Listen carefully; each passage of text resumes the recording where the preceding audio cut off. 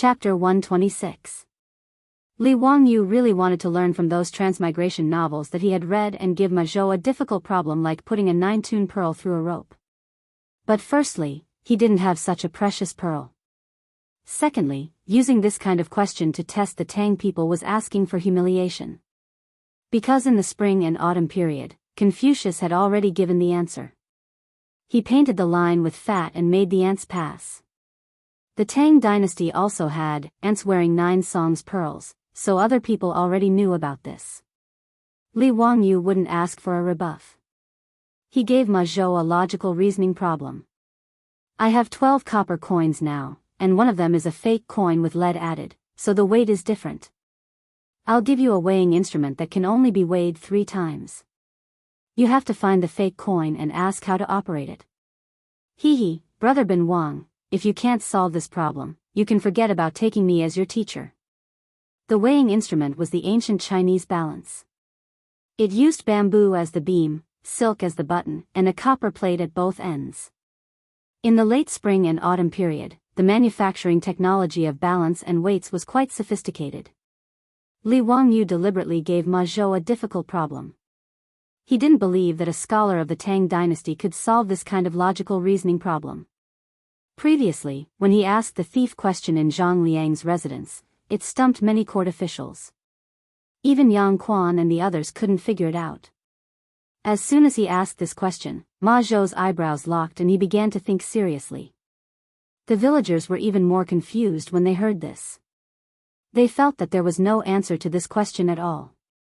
Are you purposely making things difficult for me? How can you find the fake coin with different weights from the 12 copper coins after weighing it 3 times? How about you use your hands to weigh it first? Which copper coin do you think is different and weigh it? I'm afraid this question is unsolvable. How can you give this kind of question to make things difficult? It seems that Xiao Lang doesn't want to accept Brother Ma Zhou as his disciple, so he deliberately gave this kind of unsolvable question to make things difficult. Shopkeeper Ma, who was watching from the side, was also stumped by Li Wangyu's question. He thought hard for a long time and felt that this question was unsolvable. 6 copper coins against 6 copper coins.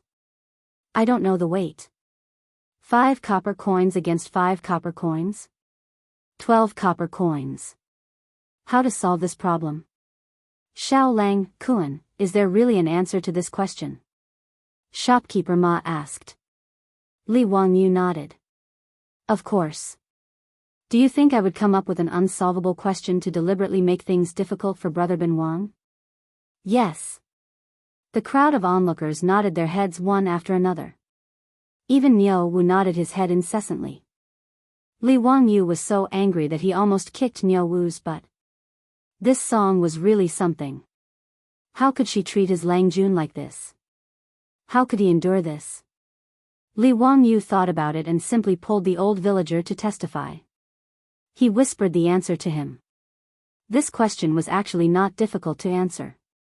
First, the 12 copper coins were divided into 3 groups of 4.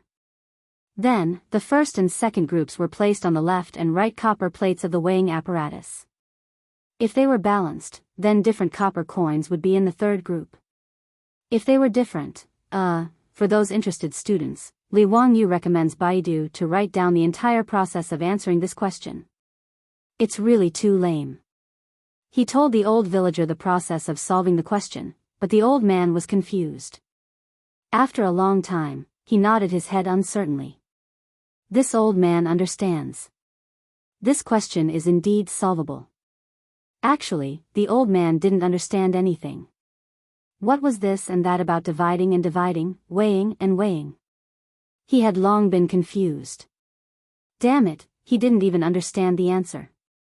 This was too embarrassing. So the old villager nodded his head again. This old man understands what Xiao Lang said. Ma Zhou, think about it carefully. The old villager was pacing to the side when he was surrounded by the villagers of Dingzhou village. Muramesa, can you tell us how to name the copper coins? Asked Wang Yao. Don't worry, we won't tell Ma Zhou. Quickly tell us the answer. Tell your sister. The old man glared at them. Have you finished your work? Have you fed the horses?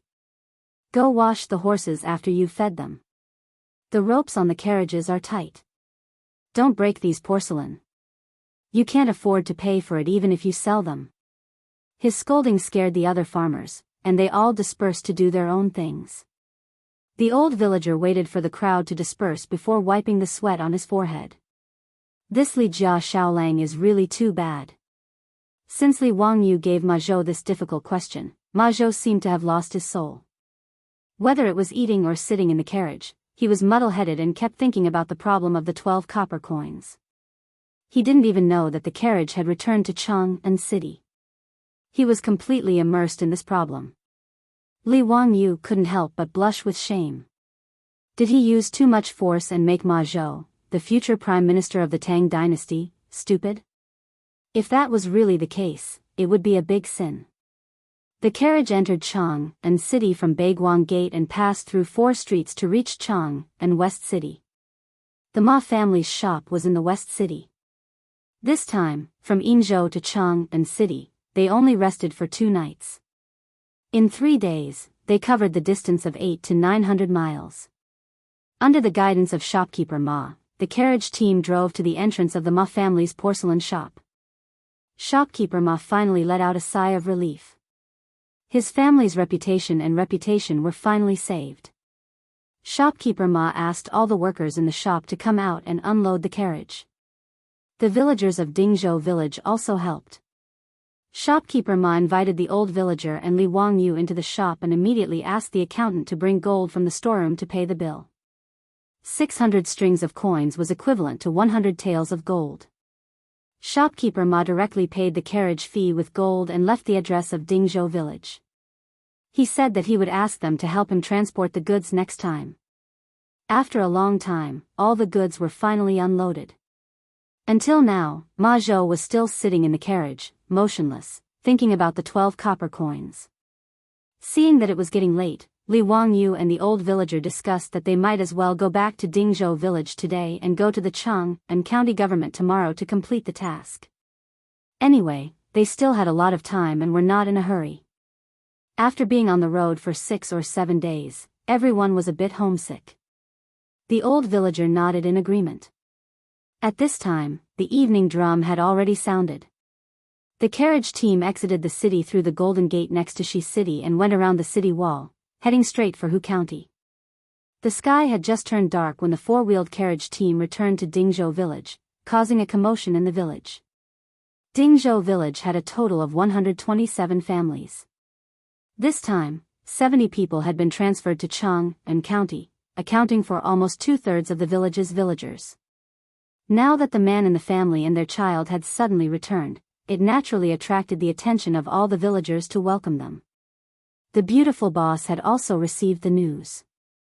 With a smile on her face, she led Perrin out to welcome Li Wangyu home. Wangyu, you've worked hard. Why are you so smelly? Go and take a bath. Su Changqing was just about to go up and talk to Li Wangyu, but he couldn't help but cover his nose with his hand as he spoke in disdain.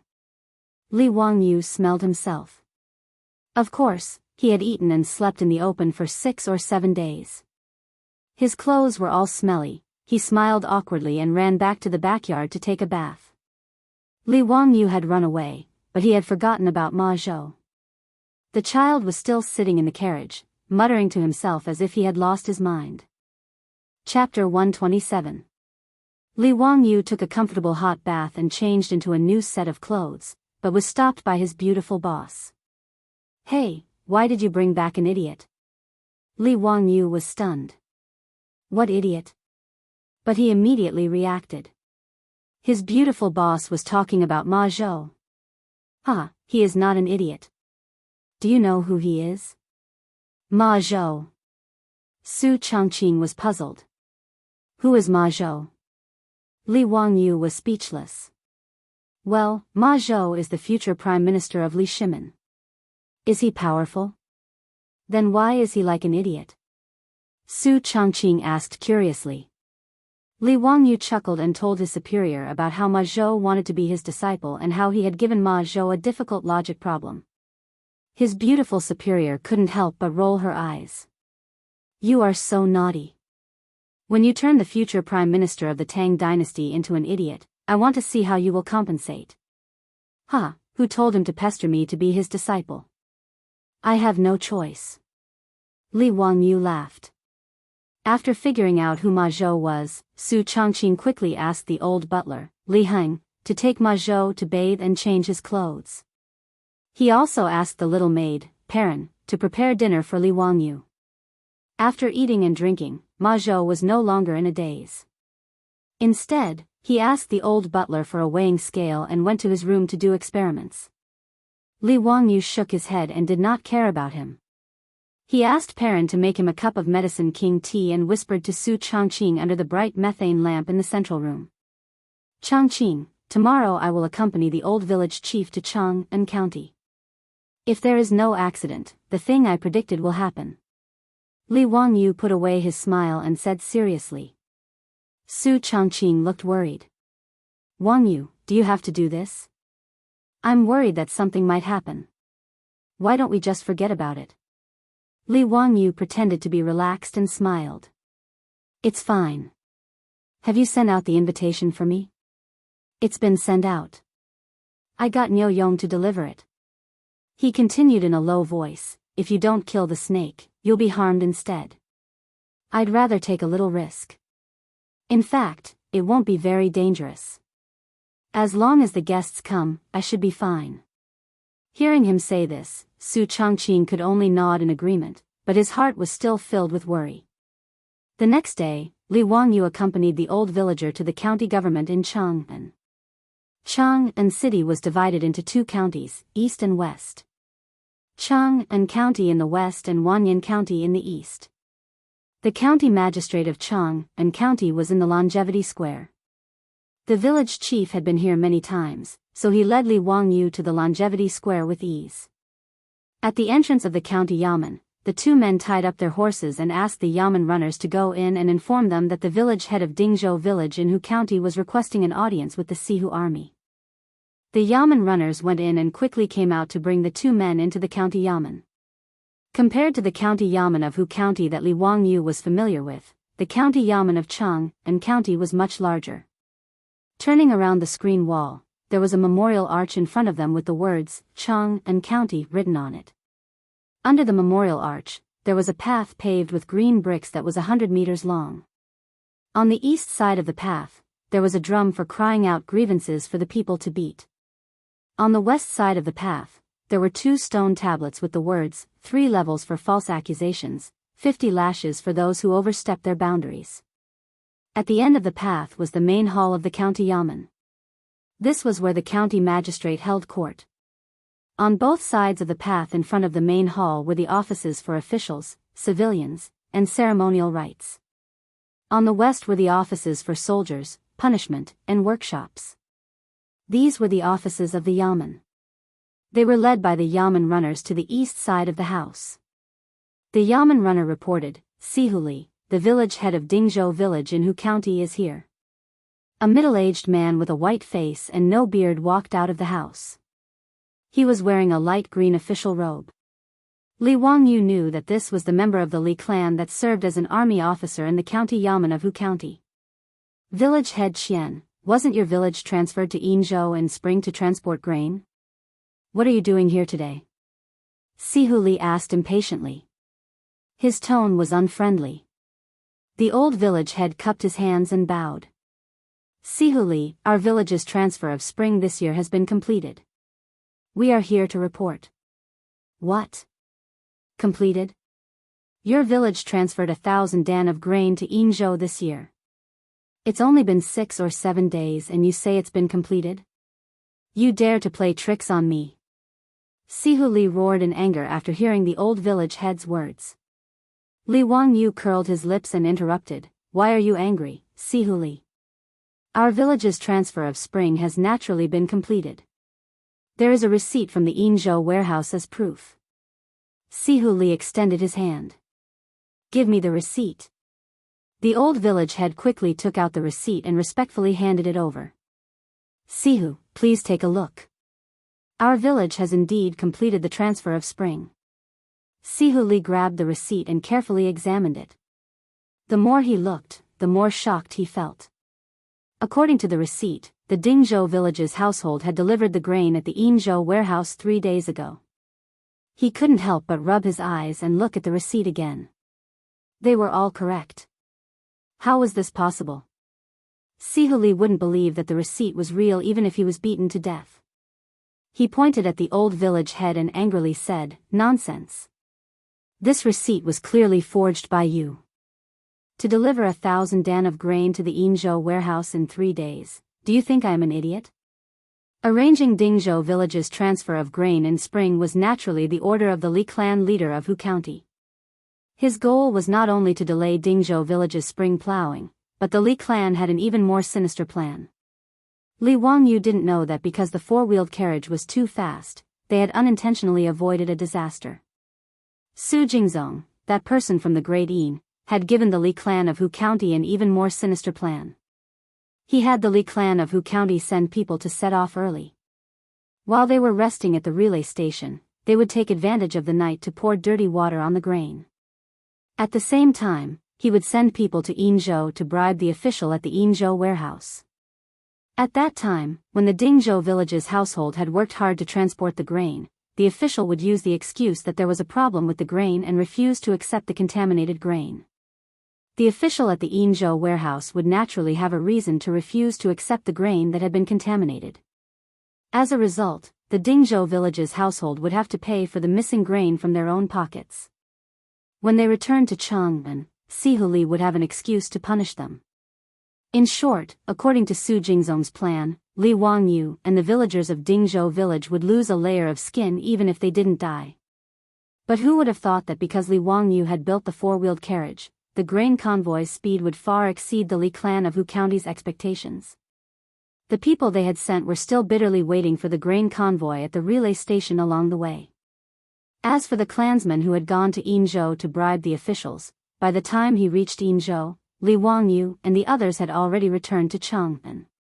Sihuli naturally knew all of this plan, but he never would have thought that the plan that the Li clan had planned for half a day would turn into a joke. This made Li Sihu feel extremely sullen and furious. Li Wangyu, however, opened his mouth to provoke Sihuli. The truth can't be faked, and the fake can't be true.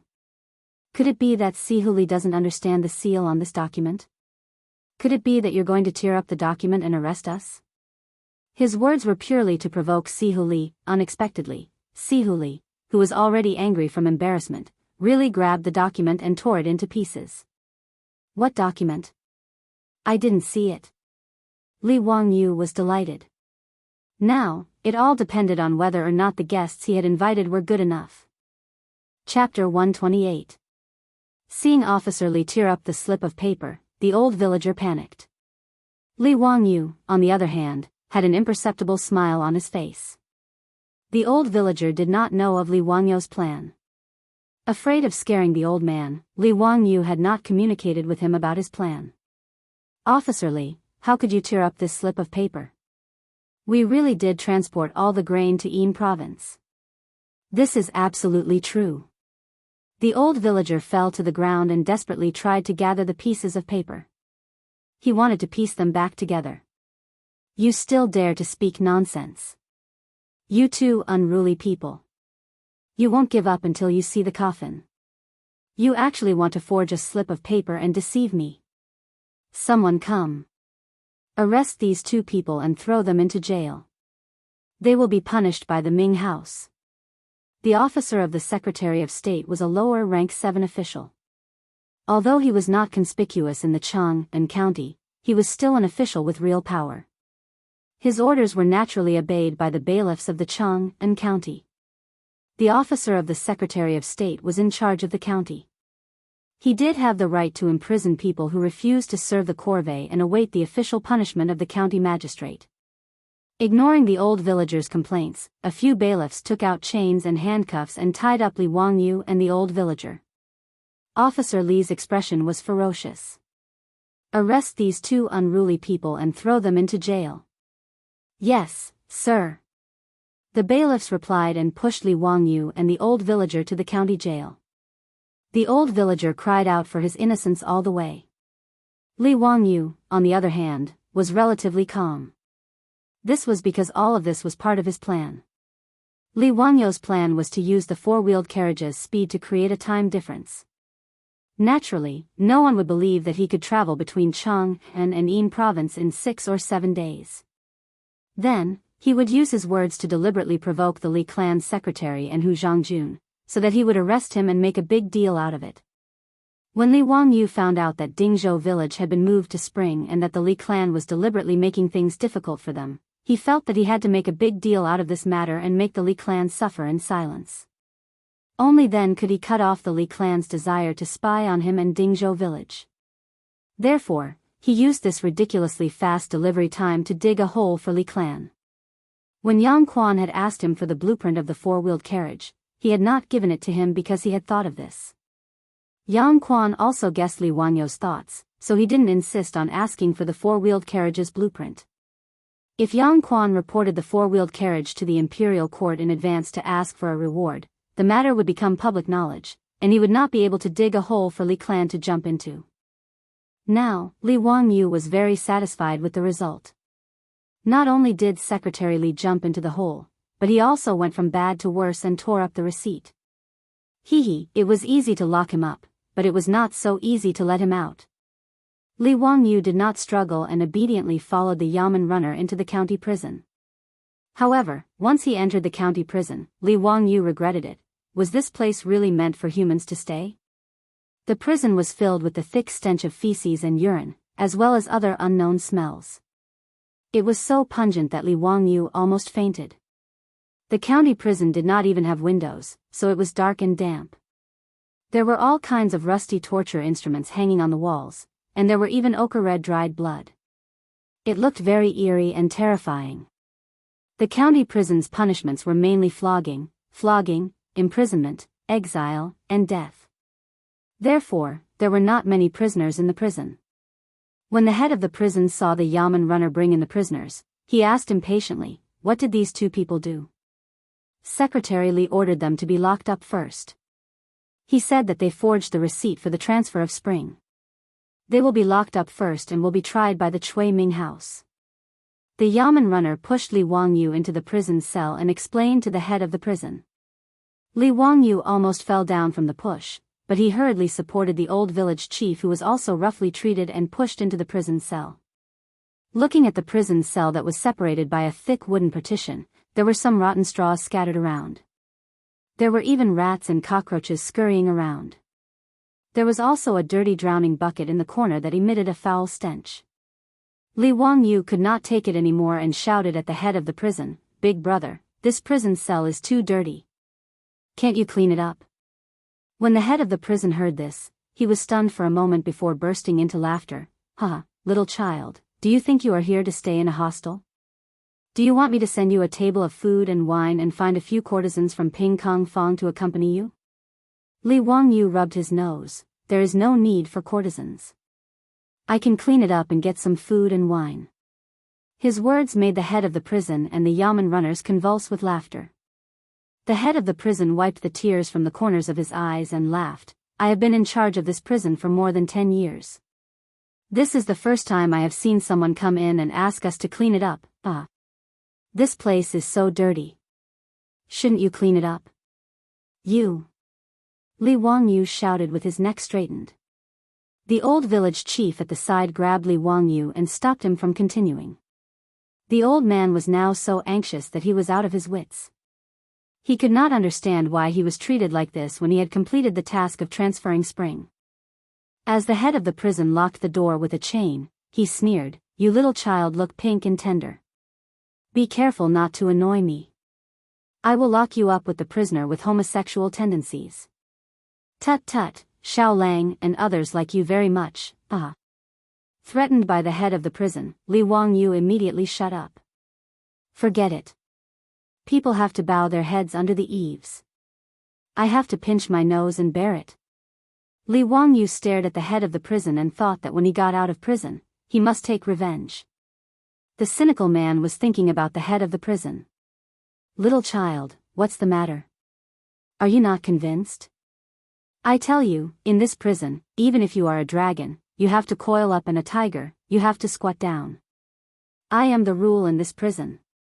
When the head of the prison saw Li Wangyu staring at him, he scolded with a grin.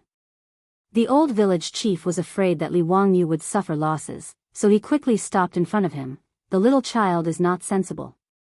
Head of the prison, don't lower yourself to his level. I am the village chief of Dingzhou village. Do me a favor. Village chief? Why is the village chief also locked in this prison? We are wronged. Our village has completed the task of transporting the official grain in spring this year. Officer Li said that we falsified it.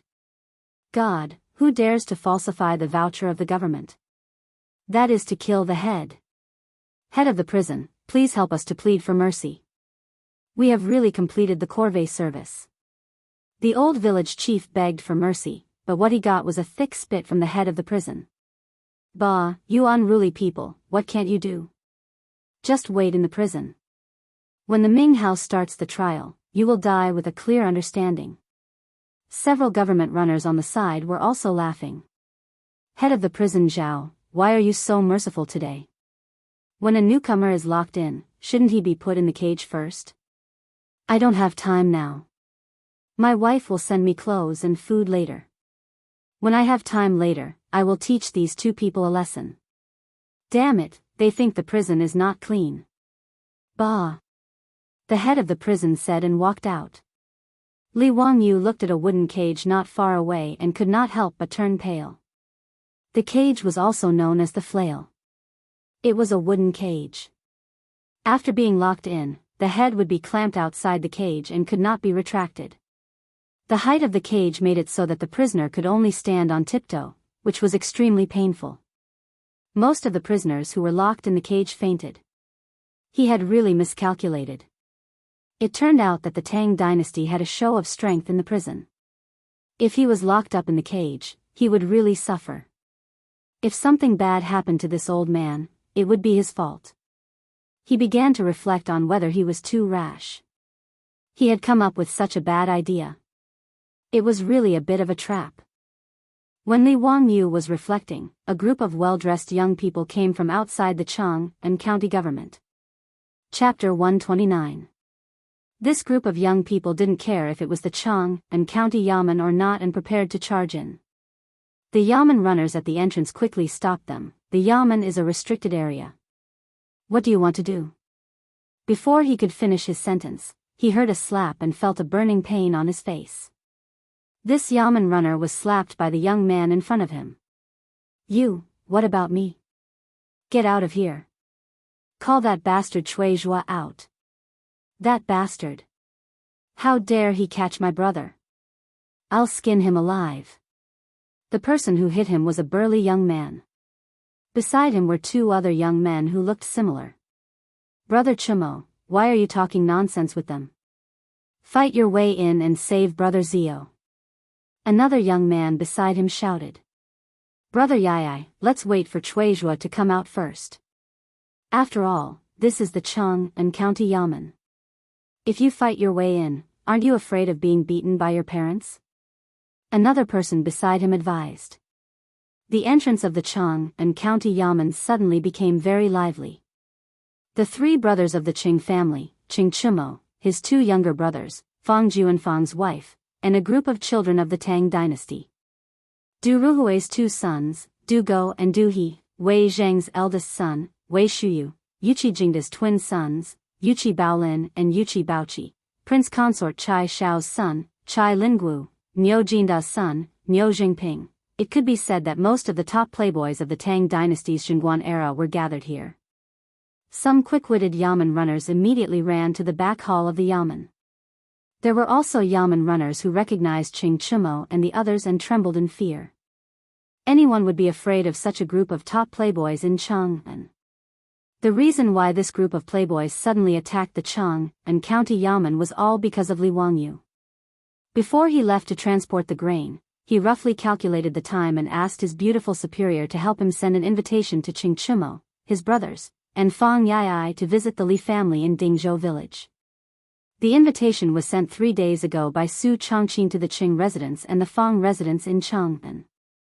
The reason why invitations had to be sent 3 days in advance was an ancient Chinese custom. 3 days for inviting and 2 days for asking. In order to show respect to the guests, invitations must be sent out at least 3 days in advance. In the invitation, Li Wangyu only said that he had come up with a novel toy and invited them to Dingzhou village to appraise it as guests. Originally, the invitation only invited the Qing brothers and Fang Yai, because in the Tang dynasty, Li Wangyu only knew these 4 foppish sons. Who would have thought that after Qing Chimo and his 2 brothers had eaten a pig slaughtering feast at Dingzhou village's Li family, they went around showing off, causing a group of dandy young masters to be very curious. In addition, Li Wangyu was now quite famous among the top nobles in Cheng and city of the Tang dynasty. His poems and the incident at Zhang Liang's birthday banquet were all spread among the nobles, which made these playboys very interested in Li Wangyu. When they found out that Li Wangyu had invited the Qing brothers and Fang Yai to a banquet, this group of dandy young masters didn't care about etiquette and came uninvited. They followed the 4 of them to Dingzhou village in a grandiose manner, preparing to eat the rich. When the group of people arrived at the Li family, they saw Su Changqing coming out with tears on her face. She told them that Li Wangyu had been arrested by the Cheng and County Yamen and was now imprisoned. It was unknown whether he was alive or dead. When Li Wangyu and the old villager went to the county Yamen to report, Niu Wu secretly followed behind them. He knew a bailiff at the county Yamen who had just received the news that Li Wangyu and the old villager had just been imprisoned by Magistrate Li. After Niu Wu confirmed that Li Wangyu had been imprisoned, he immediately rushed back to Dingzhou village on his horse. That was why Su Changqing had cried and complained. If Li Wangyu hadn't been imprisoned, they would have invited a big banquet as a way to bond. The beautiful superior's complaint was naturally an act. The reason why Li Wangyu had invited the Qing brothers and Fang Yai was to use the influence of these 4 top dandy young masters of the Tang dynasty to ferment the matter and at the same time protect himself. He and Su Changqing didn't expect that it wasn't just 4 dandy young masters who came, but a group of people. When the 3 Qing brothers and Fang Yai heard that Li Wangyu had been imprisoned, they immediately became anxious. They jumped on their horses, turned their horses around, and galloped towards Chang'an. The group of dandy young masters who came to join in the fun immediately followed. This kind of fun was what they liked the most. How could they not join in? When they arrived at the Cheng and County Yamen, the previous scene happened. Cui Zhua, who had been informed by the bailiff, didn't even have time to put on his official uniform. He hurriedly ran out from the back hall of the Yamen and bowed to this group of dandy young masters while panting. Greetings, young masters. May I ask what brings you to the Cheng and County Yamen today? In the Tang dynasty, not everyone could be called young master. Only the young nobles could be called young master. But this group of dandy young masters were all standard young masters. Although Cui Zhuo was a county magistrate above the 5th grade, he didn't have any prestige in front of this group of dandy young masters of the Tang dynasty. He even seemed a little humble. It wasn't his fault. In Noda's Cheng and city, except for these dandy young masters' fathers, who wouldn't be afraid of these dandy young masters? Qing Chimo's loud voice roared, surnamed Shui, where is my brother? Let them out quickly, or I'll smash your county Yamen today. Cui Zhuo was confused. Weren't the 3 Qing brothers in front of him? Were they the sons of Qing Yaojin's concubines? But why did they come to the Cheng and County Yamen? Child Chimo, did you make a mistake? My Cheng and County Yamen wouldn't dare to catch the young masters of the Qing family. Cui Zhuo answered carefully. Qing Chimo said angrily, it's Li Wangyu from Dingzhou village. He's my brother too. Let him out quickly, or I'll teach you a lesson. Fang Yai also stepped forward and grabbed Cui Zhuo's collar. If Brother Zio loses even a hair in your county Yamen, we'll smash your Cheng and county Yamen today. Cui Zhuo was about to cry. Damn it, he was threatened by a group of 1st and 2nd grade officials and the sons of the founding duke, and he still didn't know what was going on. He naturally knew about Li Wangyu. After returning from Dingzhou village that day, he asked around. After knowing about Li Jia Xiaolang from Dingzhou village in Hu County, Cui Zhuo had long given up on finding trouble with Li Wangyu. He even wanted to mend the relationship between them. But after meeting him that day, he hadn't seen Li Wangyu again. Now, this group of playboys came knocking on his door and asked him to let him go. Wasn't this nonsense? Cui Zhuo smiled bitterly. Mr. Fong, I haven't seen Li Xiaolang today. How can I let him go? Why did you say that he's in my Chang and County Yamen? Today, I've been handling official business in the back hall and didn't start the trial. Gentlemen, please investigate this matter clearly. Is there a mistake in this matter? Just as he was explaining that he didn't catch Li Wangyu, the Yamen runner beside him suddenly thought of something and his expression changed. The Yamen runner quickly moved to Cui Zhuo's ear and whispered a few words. However, Cui Zhuo's back was drenched in cold sweat. Damned Officer Li. Are you trying to get me killed? Chapter 130. The Yamen runner quietly informed Cui Zhuo that Chief Li had ordered them to lock up 2 people today. They seemed to be from Dingzhou village in Hu County. One of them was even the village chief of Dingzhou village. When Cui Zhuo heard this, large beads of sweat began to form on his forehead. It was almost certain that the 2 people locked up were Li Wangyu and the village chief of Dingzhou village. Nonsense. Who agreed to do this? Quickly go and ask Li Xiaolang to come out. Cui Zhuo urged. The Yamen runner received the order and immediately ran towards the county government prison. At this time, head warden Zhao had already returned from the county government prison. Because of a quarrel with his wife, head warden Zhao was in a bad mood. He wanted to teach the 2 new prisoners a lesson. Head warden Zhao led a few jailers to unlock the chains of Li Wangyu's cell and shouted at Li Wangyu, "You, come out." Li Wangyu didn't expect that his reinforcements wouldn't come, but instead, the head warden would show his strength. Hey, big brother warden, let's talk nicely. We're all civilized people, don't be rough.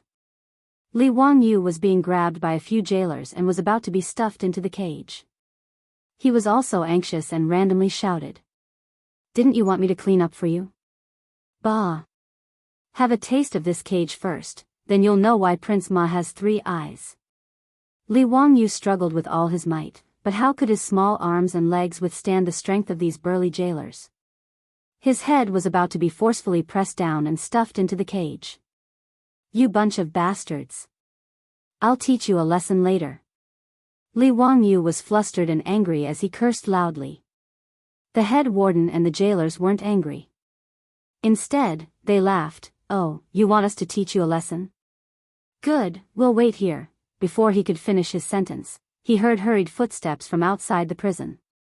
The Yamen runner rushed in and shouted, "Stop right now. The Ming House has ordered us to release Li Xiaolang immediately." After he finished shouting, the jailer were both stunned. The hand that was holding Li Wangyu down unconsciously loosened. Li Wangyu knew that the reinforcements he had invited had finally arrived. He shook off the jailer's hands and tidied up his clothes. But in the next moment, Li Wangyu's actions stunned everyone. He didn't walk toward the exit of the county government prison. Instead, he turned around and returned to the prison cell. He reached out to help the old village chief up and gently pushed him out of the prison cell.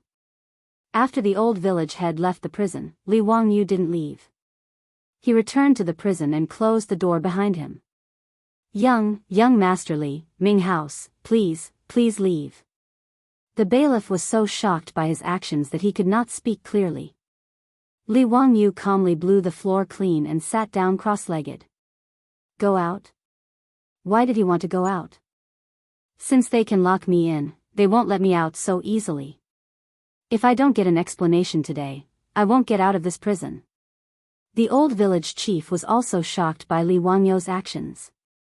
He repeatedly urged, "Xiaolang, don't make trouble. Since the Ming House let us go, let's go quickly." Old village chief, I won't go. You go back first. I'm fine. They won't dare to do anything to me. Li Wangyu smiled and waved at the old village chief. He already felt very guilty for implicating the old village chief. Now, he naturally wanted the old village chief to go back first so that the old man wouldn't be frightened. Li Wangyu's actions not only stunned the old village chief, but also the bailiff, jailer. Other people who entered the prison were afraid that they wouldn't be able to get out. But this person didn't want to go out. The bailiff cautiously persuaded again, "Xiao Lang, come out quickly. The Ming house and your group of friends are waiting for you."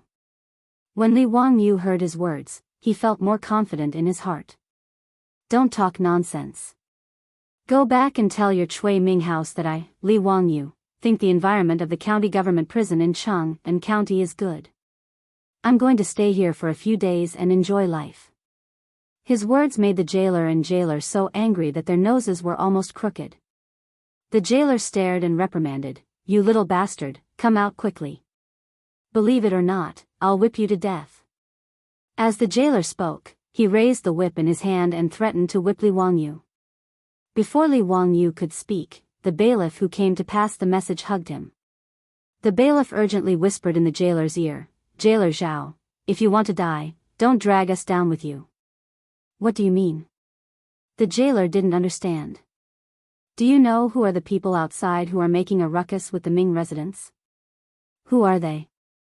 The bailiff counted with his fingers, "The 3 sons of Marquis Lu, the eldest son of Marquis Kai, the eldest son of Marquis Zheng, the second son of Marquis Liang." Before he finished counting, the jailer's legs had turned to jelly and he knelt on the ground. The names of these famous big shots in the imperial court could scare many people to death. Not to mention a jailer like him, even Chui Zhua couldn't afford to offend their sons. But the jailer actually threatened this group of top foppish friends and even wanted to put him in the cage. He was simply tired of living.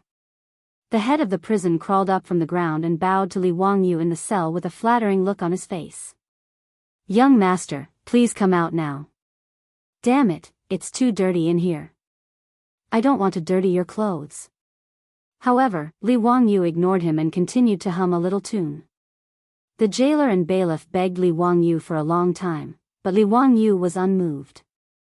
They didn't dare to use force to drag him out. In the end, the bailiff could only lead the old village chief to report to Chui Zhua. Cheng Chimo and his brother had seen the old village chief before and knew that he was the village chief of Dingzhou village. Seeing him come out with the bailiff, they immediately asked, "Old village chief, where is my brother Wangyu?" The old village chief looked at Chui Zhua and opened his mouth, not knowing what to say. The bailiff whispered back, "Young masters, Li Jia Xiaolang doesn't want to come out." "Nonsense. Who would want to stay in prison for no reason? It must be you who beat him up so he doesn't dare to see us. Surnamed Chui. Just you wait, I'll kill you today." While speaking, Fang Yai rolled up his sleeves and was about to hit him. "Wei Shuyu, do go," and he quickly held him back. They could scare Chui Zhua, but if they really beat him up, it would cause a lot of trouble. No matter what, Chui Zhua was a 5th-rank official of the Tang dynasty and represented the face of the imperial court. Chui Zhua was also about to cry. He was simply an undeserved disaster. He was sitting at home, but trouble came from the sky. Who did he offend? But he got into such trouble. "Young masters, it's better for you to persuade the Li family's young master. If he really doesn't want to come out, we don't even dare to touch him." The Yamen runner was clever and helped Chui Zhua out of his predicament. Chui Zhua gave him an encouraging look and quickly said, that's right.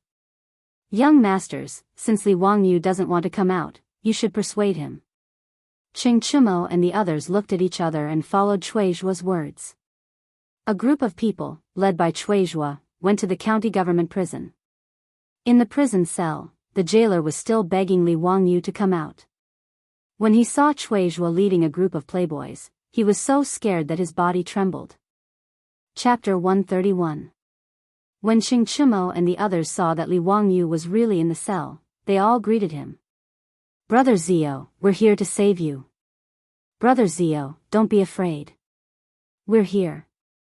"Who bullied you? Tell us, we'll help you vent your anger." When Li Wangyu saw them, he couldn't help but laugh. He quickly stood up and greeted them in a circle. "Thank you for your concern. I'm fine in this cell and don't plan to go out for the time being." His words made the group of wastrels dumbfounded. That bailiff really didn't lie? Li Wangyu really didn't want to come out? "Zio, don't make a fuss. Come out quickly. We're treating today. Let's go to Drunken Immortal Restaurant and get drunk. Come, let me introduce you. This is Duke Zheng's eldest son, Wei Shuyu. This is...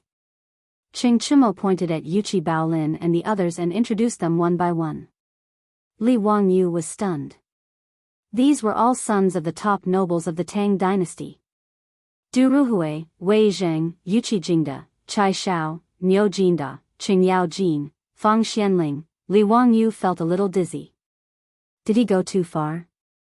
Why did he only invite the Qing brothers and Fang Yai? Why did this group of people come in the end? He quickly greeted these wastrels.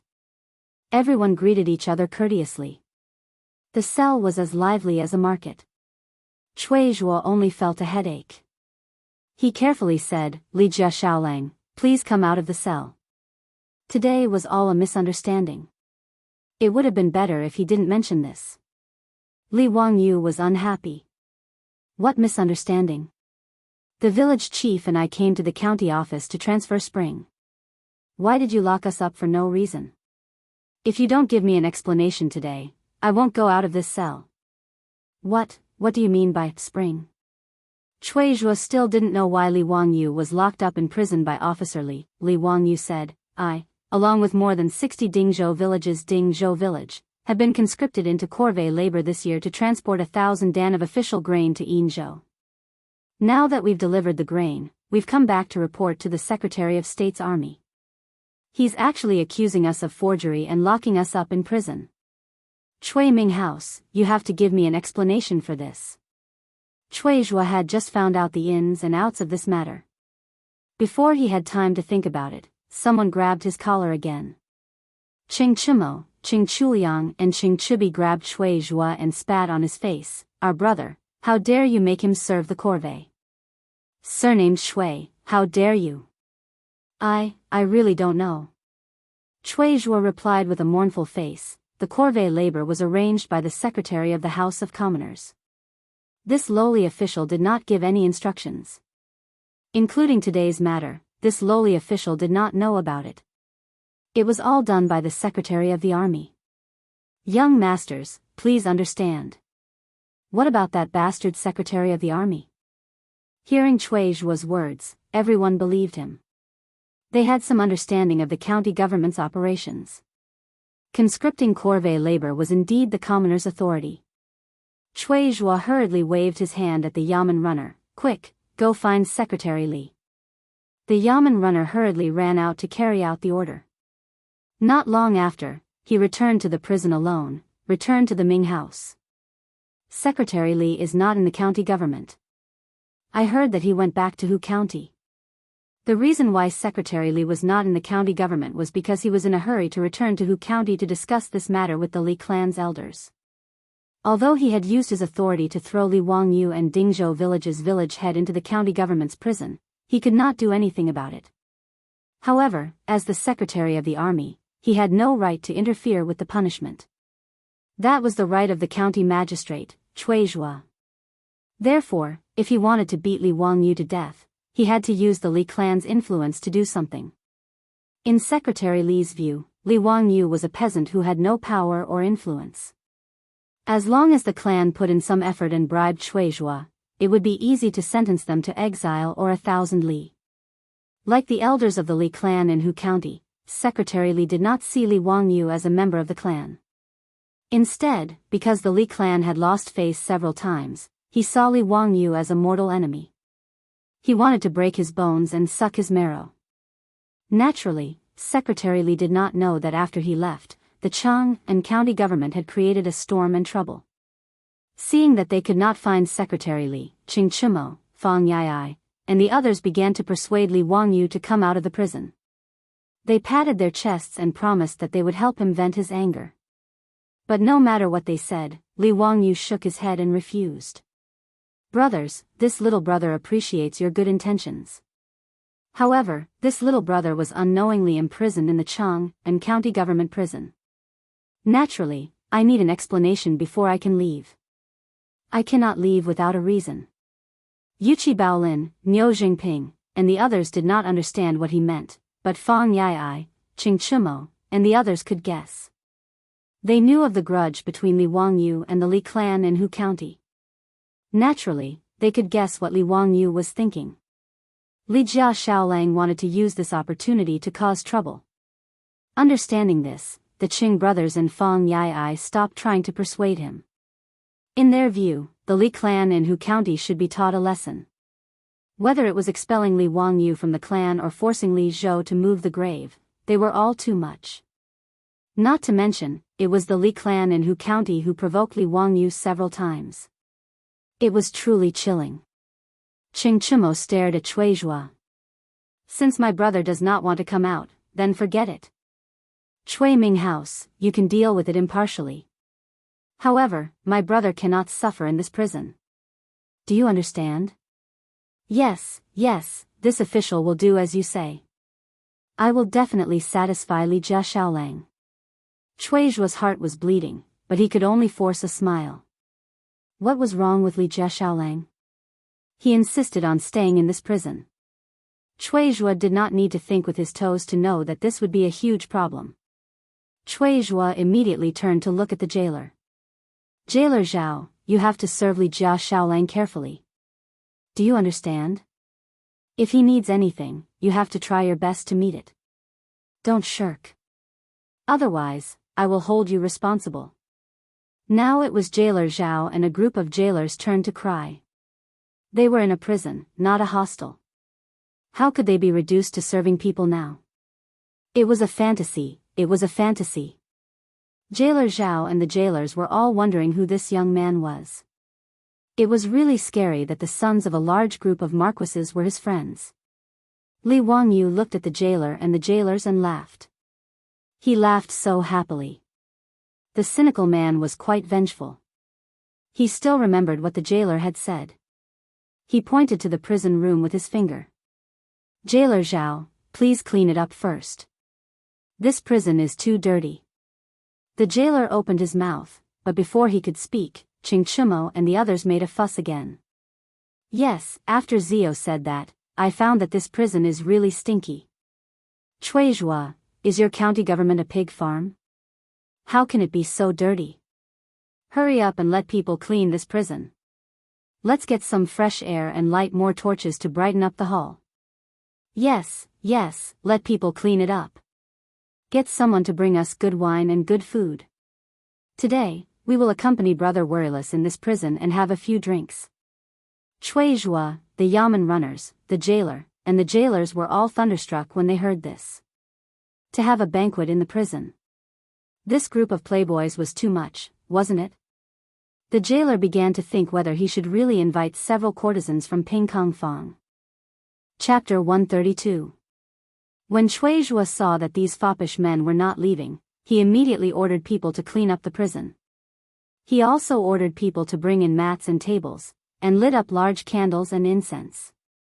The Yamen runners in the county government were all called to the prison to remove the garbage, clean the floor, wipe the dirt, and wash the floor with clean water.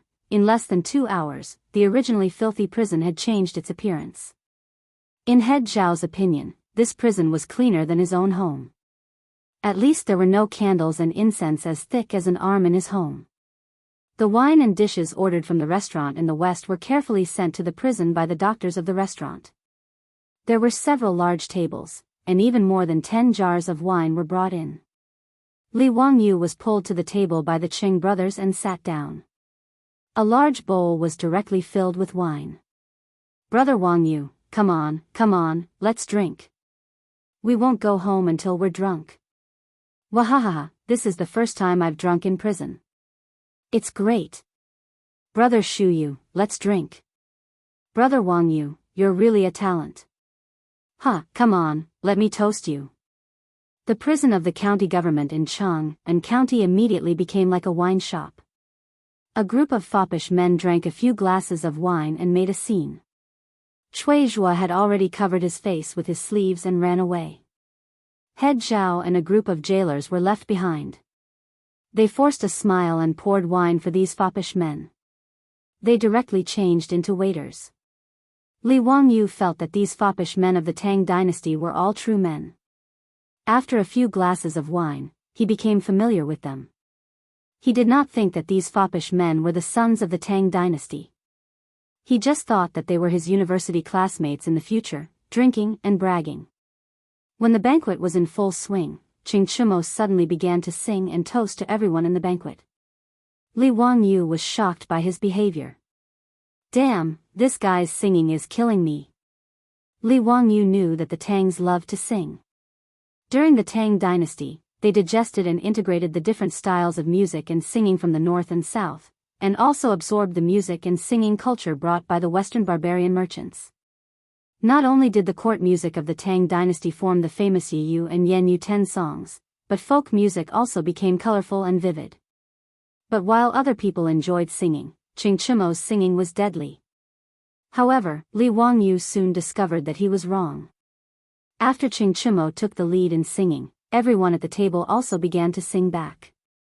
Apart from Wei Shuyu, Du Go, and Du He who were slightly better off, the others like Yuqi Baolin, Niu Jingping, and the others were the ones who were in a tragic state. Li Wangyu's face began to turn pale, and waves of nausea came from his heart. Before he could suppress the nausea caused by the ear-piercing noise, something even more shocking happened. Chai Lingwu was so happy that he pushed the table in front of him away. He stood up and started to twist his body and dance. Damn, not only was there a sound wave attack, there was also a F*King visual attack. Li Wangyu felt that his whole body was not good. Li Wangyu only felt that there were 100,000 alpacas galloping in his heart. He looked around to see if the others despised Chai Lingwu as much as he did. But he saw that this group of fops was actually watching with great interest. The Yuqi Baolin and Yuqi Baoqi brothers were all eager to have a dance competition with Chai Lingwu. Li Wangyu painfully held his forehead with his hand. These bastards, don't they have any sense of beauty? Actually, Li Wangyu was just curious because he had never seen anything like this before. The banquets of the Tang dynasty were all like this. Even when Pai Lupi hosted a banquet in the palace, it was also like this. Not only would the Pai Lupi dance in front of the crowd, but those dukes and ministers would also do the same. Under the influence of alcohol, this group of fops left the stage one after another. Niu Jinda's son, Niu Jingping, was injured when he was riding a horse in his early years. One of his legs was lame, so it was inconvenient for him to dance. He asked the jailer to find a drum so that he could play it to liven things up. Jailer Zhao's head was full of sweat. He hurriedly ran out to look for a drum, but he did not find it. So, he steeled his heart and called 2 yamen runners to bring down the grievance drum in front of the county yamen and bring it into the prison cell. When Niu Jingping saw the drum, he was so happy that his back teeth were showing. He simply took off his clothes that were in the way and began to beat the drum with his bare upper body. Li Wangyu was completely dizzy. But he had to say, Niu Jingping's drumming was really good. The grievance drum was actually played with a strong rhythm by him, very much like the drumming of the later generations. When the impassioned drumming started, this group of fops who were drunk became even more excited. They took off their robes and bare upper bodies. They twisted their bodies and raised their arms, spinning and jumping. As they danced, their mouths made roaring sounds. Li Wangyu was grinning and laughing at the fop's ugly dance when he saw Chimo flirting with him. No, he was waving at him. What does this mean? Does he want me to dance too? Help. Li Wangyu suddenly wanted to go home. He could no longer stay in the county yamen of Chang and County, being stared at by a group of fops. Li Wangyu had no choice but to brace himself and stand up. Anyway, if they were to lose face, they would all lose face together. Besides Jailer Zhao and the jailers, there was no one else in the prison. Li Wangyu could only be glad that his beautiful boss was not here. Otherwise, she would laugh at him to death. Li Wangyu did not know how to dance this kind of dance in the Tang dynasty. He simply threw caution to the wind and sang in his heart along with Niu Jingping's drumming, "My dad just killed him, just killed him." Uncle Bird's horse-riding dance crossed more than 1,300 years and arrived in the land of the Tang dynasty ahead of time. He straightened his back, leaned back slightly, spread his arms and made a walking with wind posture, crossed his arms in front of him and made a controlling the reins posture. At the same time, he got into a horse stance and began to shake his legs up and down along with the rhythm of the drumming. Li Wangyo's horse riding dance immediately attracted the attention of the group of fops in the prison. Li Xiaolang's dance seemed to be very moving. A moment later, the group of fops all changed to a horse riding dance. They shouted along with Li Wangyu, "My dad just killed him, just killed him." After the horse riding dance, Li Wangyo's drunkenness kicked in. In his excitement, he simply grabbed the drumstick in Niu Jingping's hand and beat the drum himself. As he beat, he loudly sang the song, "Loyalty to the Country." When the smoke of war rises, the mountains and rivers look to the north, the dragon rises, the horse neighs, the sword is like frost, the heart is like the yellow river, the water is boundless, who can resist 20 years of freedom? Where is the long sword of hatred? How many loyal brothers and sisters are buried in other homelands?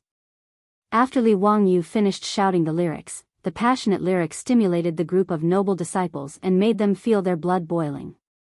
One after another, they began to shout and sing along with Li Wangyu. Li Wangyu became more and more excited and beat the drum with more and more strength. Finally, under Li Wangyu's heavy hammering, the drum could not bear the burden and broke with a crash. Chapter 133. The banquet in the prison of Chang and County finally came to an end.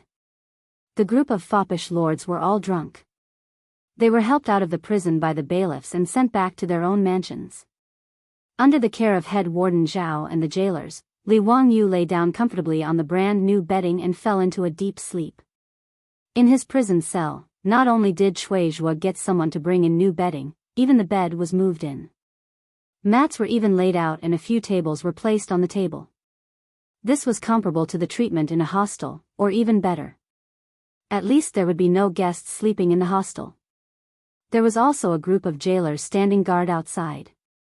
While Li Wangyu was sleeping soundly with the foppish lords, Pai Lupi was discussing state affairs with Zhang Sun Wuji, Fang Xianling, Du Ruhui, and a group of important officials in the court.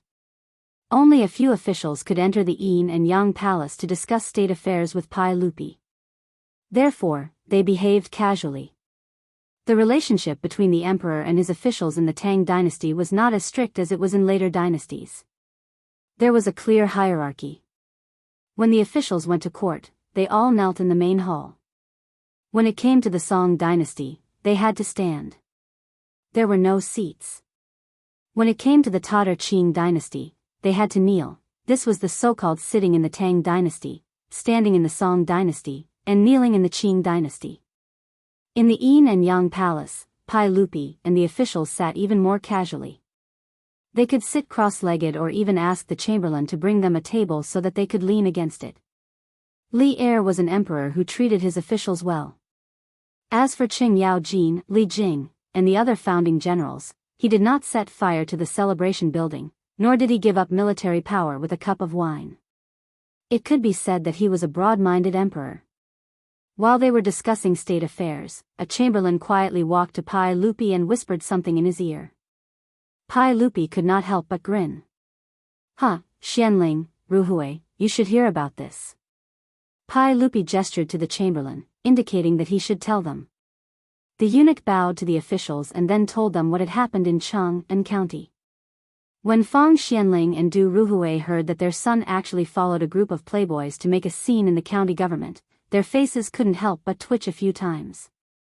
Fang Xianling and Du Ruhui hurriedly stood up and bowed to Pai Lupi. "Your Majesty, I am ashamed of my incompetence." Pai Lupi smiled and waved his hand. "They're just a bunch of young men. It's not worth getting angry over." Why did they make a scene at the Chang and County Yamen? The latter question was directed at the eunuch. The eunuch hurriedly replied, "Your Majesty, it's because Li Wangyu from Hu County was imprisoned in Chang and County. That's why they went to cause trouble and demanded Cui Ming House to release him." Fang Xianling and Du Ruhui, who were originally a little embarrassed, looked at each other when they heard the attendant's words. They were no longer anxious and sat back down. Everyone, including Zhang Sun Wuji, looked at Pai Lupi. Li Wangyu again? Why was he imprisoned in Chang and County? Pai Lupi coughed dryly and was about to ask about the situation when he heard the eunuch outside the hall announcing loudly, "Her Highness the Empress is here." The Empress of the Tang dynasty was called Her Highness, not the Empress in the later TV series. Her Highness referred to the palace. Empress Jianghu lived in the Lijiang Hall, so she was called Her Highness. Pai Lupi didn't have time to talk about this matter. He hurriedly stood up and ran to welcome his wife. The two were deeply in love and were a couple when they were young. Empress Jianghu married Pai Lupi when she was 13. She gave birth to 2 sons and 1 daughter for Pai Lupi. The eldest son, Li Qingxian, was the crown prince of the Tang dynasty. Empress Jiangxuan's position in Pai Lupi's heart was far beyond that of the concubines in the harem. Pai Lupi carefully supported Empress Jiangxu, who was 5 to 6 months pregnant, into the yin and yang palace. All the officials, including Jiangxu Wuji, bowed and greeted her. He asked the eunuch to bring a cushion and helped Empress Jiangxu to sit down. Pai Lupi then smiled and asked, "Why is Guanyin maid here?" "You are pregnant. If there is anything, just ask the eunuch to tell me." "Erlang, it's not the first time I'm pregnant. I'm not so delicate. The doctors at the Shangyao Bureau also asked me to move around more." Empress Jiangxu smiled and said, "I cooked white dragon fish. Thinking that you are all discussing state affairs, I'm afraid you are all hungry. So I brought some for you all to try." She waved her hand and the eunuchs brought a bowl of fish soup to Pai Lupi and the officials. White dragon fish soup was made with mandarin fish. It was very fresh and thick and was the favorite of the Tang people. "Thank you, Your Highness. I haven't tasted this white dragon fish soup for many years. Today, I'm basking in His Majesty's glory." Jiangxu Wuji teased. As his sister, Empress Jiangxu had a very good relationship with him. "Big brother, can't you shut your mouth with food?" Empress Jiangxu pretended to be angry. Pai Lupi didn't participate in the matters between the siblings. He only indicated for Fang Xianling and Du Ruhui to eat the fish soup. The fish soup had to be eaten while it was hot. It would be more fishy when it was cold.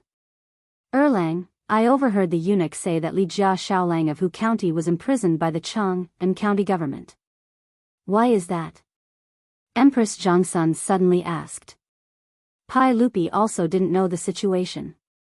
He looked at the eunuch who came to report and asked him to explain the situation to everyone. The 100 Horsemen Department reported that 12 days ago, the secretary of the Chang and county government ordered Dingzhou village of Hu County to be transferred to Yinzhou warehouse in spring. Li Wangyu was also in the list of Dingzhou village. The eunuch bowed his head and reported. The 100 Horsemen Department was an organization set up by Pai Lupi after he ascended the throne. It was used to monitor the world. The eunuch was responsible for passing on information from the 100 Horsemen Department to Pai Lupi. Pai Lupi suddenly frowned and interrupted, "Wait, that boy from the Li family, I remember that he just turned 16. Why would the secretary of the Chang and county government order him to serve in the corvée?" The eunuch hesitated and replied, "The secretary of the Chang and county government said that his nominal age was 17. Pai Lupi couldn't help but snort. Empress Jiangxu also glared at the eunuch with dissatisfaction. The eunuch broke out in a cold sweat after being stared at by the empress. It was the secretary of Chang and county who did this, not him. He was the one who took the blame for it. "Continue." Pai Lupi said coldly. "Yes, 7 days ago, Dingzhou village's grain team set off from Chang and warehouse and returned to Chang, and yesterday. Today, Li Wangyu and Dingzhou village went to Chang and county to report. The secretary of the Chang and county government didn't believe that they completed the transfer of grain, so he tore up the receipt and locked them up in the county jail." The eunuch quickly recounted the matter. Pai Lupi and Jiangxu Wuji were stunned. In 7 days, they went back and forth between Chang and Yinzhou, and they even transported 1,000 stones of grain. Hearing this, it seemed that the secretary of the Chang and county government didn't do anything wrong. If someone reported back to them like this, they wouldn't believe it either. Pai Lupi coughed lightly and asked, "Can you confirm that the boy from the Li family is telling the truth?" The 100 Horsemen Department has already sent people to Yinzhou to investigate. They should be able to reply the day after tomorrow. It would take about 3 days to travel to and from Yinzhou. Pai Lupi heard this and nodded, then let the boy from the Li family stay in the county jail of Cheng and County. It's good to learn a lesson.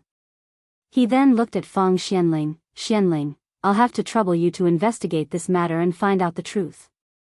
Feng Xianling stood up and cupped his hands. I'll do my best. Empress Zhongsun said with dissatisfaction, Erlang, no matter what, Li Jia Shaolang is only 16 and hasn't turned 20.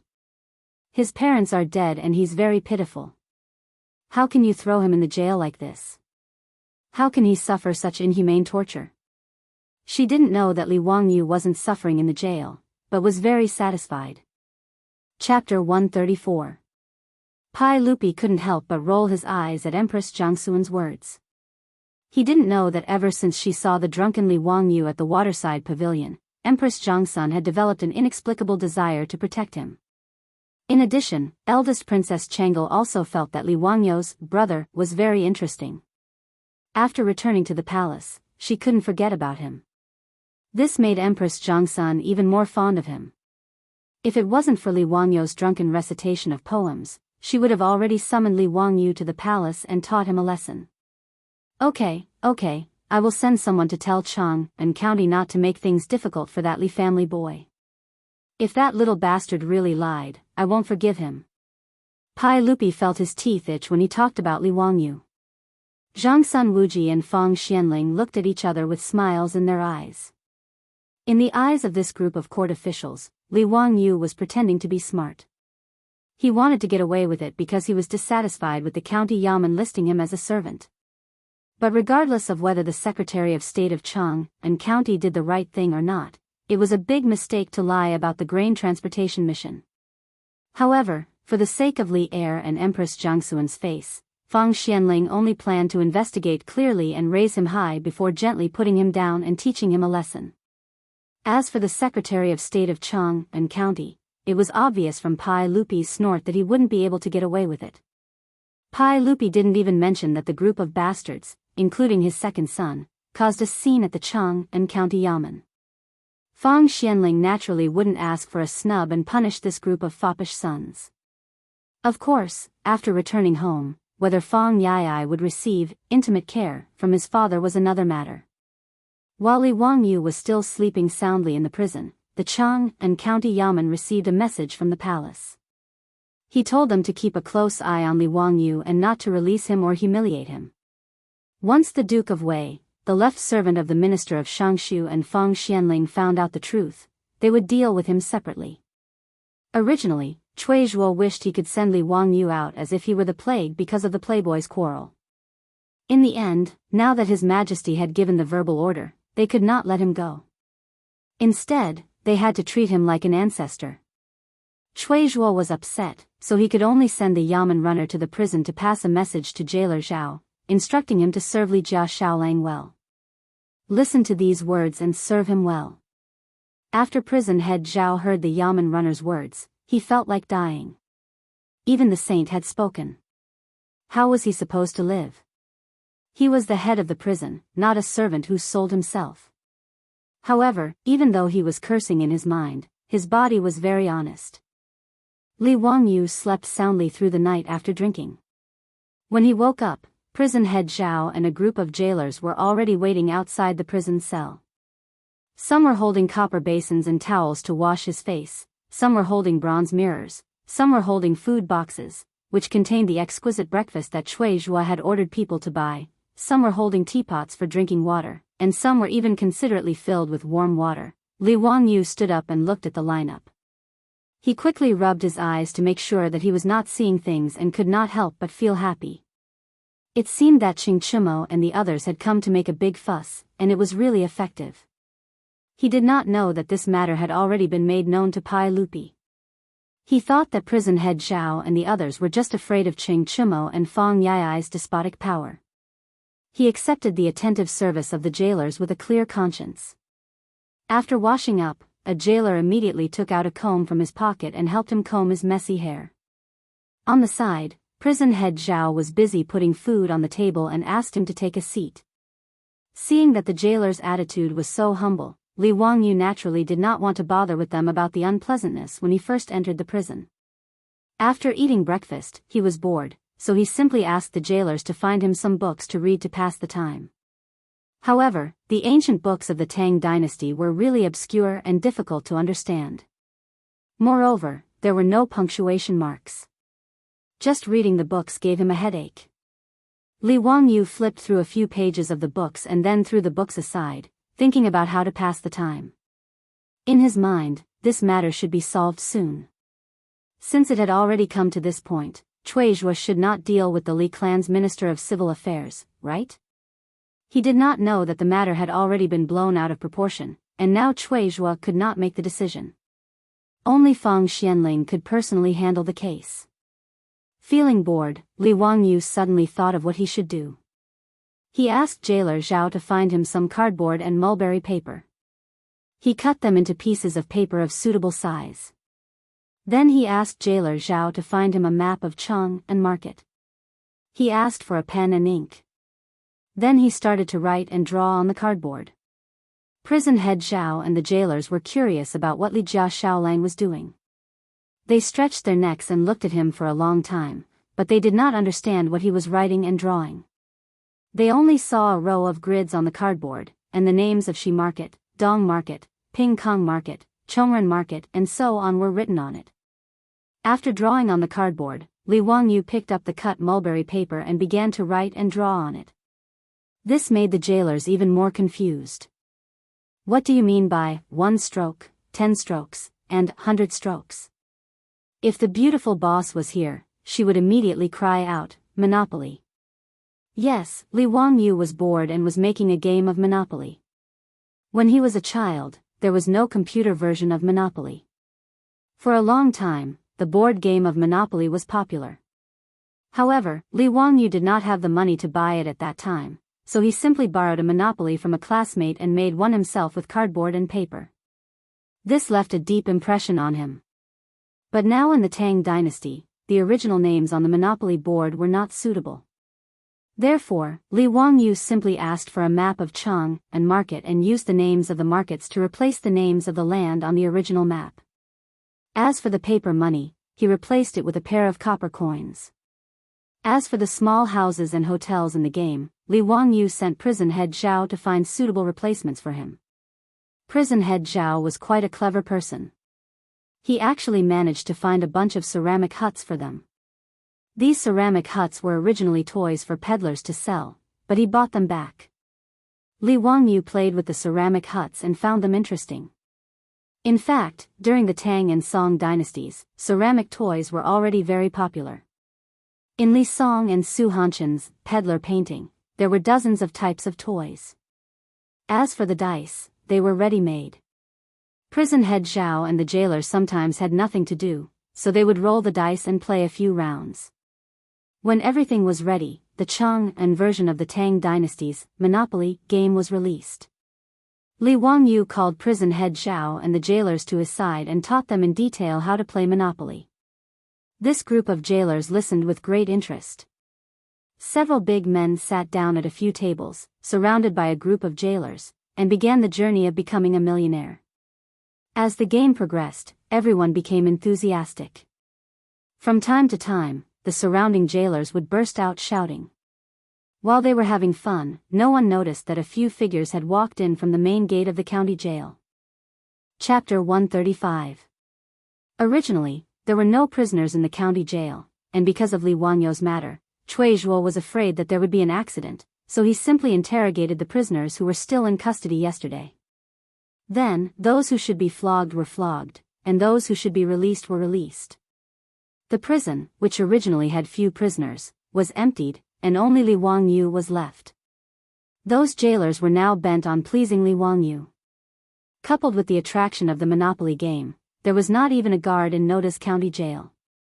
Everyone crowded in Li Wangyu's cell to watch the game. Everyone was concentrating on the Monopoly game. From time to time, one could hear the crowd saying, "I'll buy Shi City. Here's 500 strings of coins. Give me the title deed, Ping Kong Fong is mine. Give me the toll, 20 strings of coins. Several people came in through the open door of the county jail. When they saw the situation in the jail, they could not help but frown. One of them was about to speak, but was stopped by the leader. The few of them quietly walked into the prison cell and gathered around the prison guard to look inside. Li Wangyu grabbed the dice in one hand, shook it a few times in his palm, and threw it on the table. Unit 11. Xiao Lang, you go to Unit 11 and draw an opportunity card. Huh, Xiao Lang, you're unlucky. You're locked in the county jail for a day and can't move. Jailer Zhao's voice came. Li Wangyu angrily patted his thigh, feeling that his luck was too bad.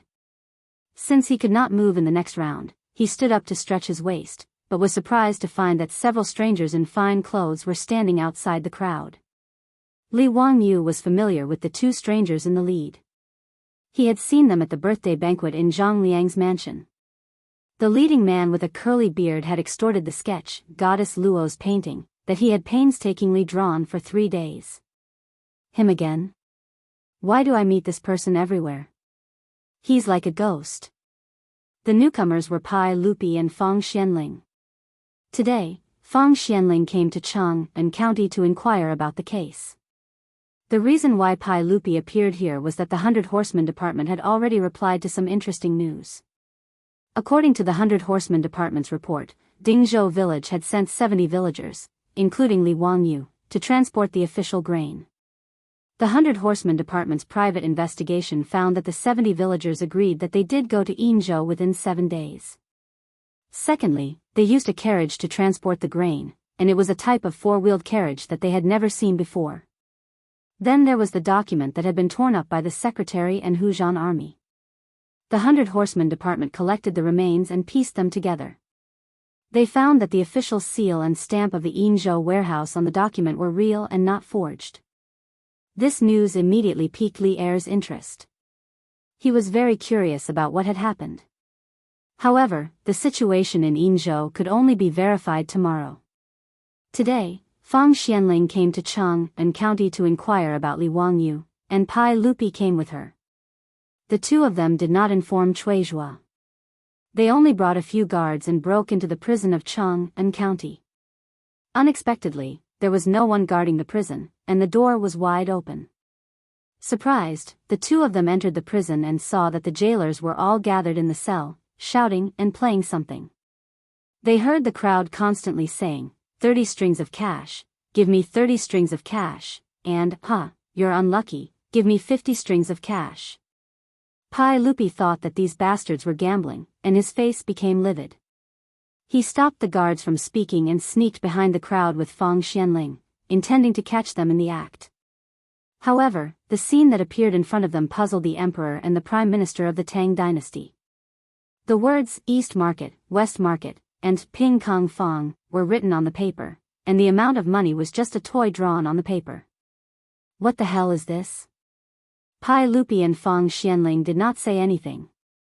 They stood silently outside the crowd and watched. After watching for a while, the two of them roughly understood that this was a game, and it seemed to be very interesting. The two of them also watched with great interest. At this time, Li Wangyu suddenly stood up and moved his body. He accidentally found Pai Lupi. Li Wangyu stared blankly at Pai Lupi, and Pai Lupi also looked at Li Wangyu. The two of them stared at each other in silence for a long time. Xiao Lang, it's your turn. Prison head Zhao reached out and gently pulled Li Wangyu, which made Li Wangyu come back to his senses. He coughed softly and kicked the prison head, indicating that someone was coming. Prison head Zhao was so excited that he did not notice this. After being kicked several times by Li Wangyu, he came back to his senses and stood up blankly. Then he saw Pai Lupi and Fang Xianling, as well as the guards behind them. Although he did not know Pai Lupi and Fang Xianling, he was quite discerning. When he saw their luxurious clothes and the guards behind them, he knew that these two were important people. Prison head Zhao hurriedly pulled over the jailers who were still staring at the tabletop games and bowed to them. Langjuns, may I ask what business you have in the county prison? Pai Lupi did not know whether to laugh or cry at the scene in front of him. I told Cheng and County not to mistreat this bastard, but you treat him like an ancestor? Not only was the cell clean, but the candles and incense were used. There were even beds and mats. Was this still a damn prison? And these jailers, they actually opened the prison door wide and ran in to play games with this bastard. It was ridiculous to the extreme.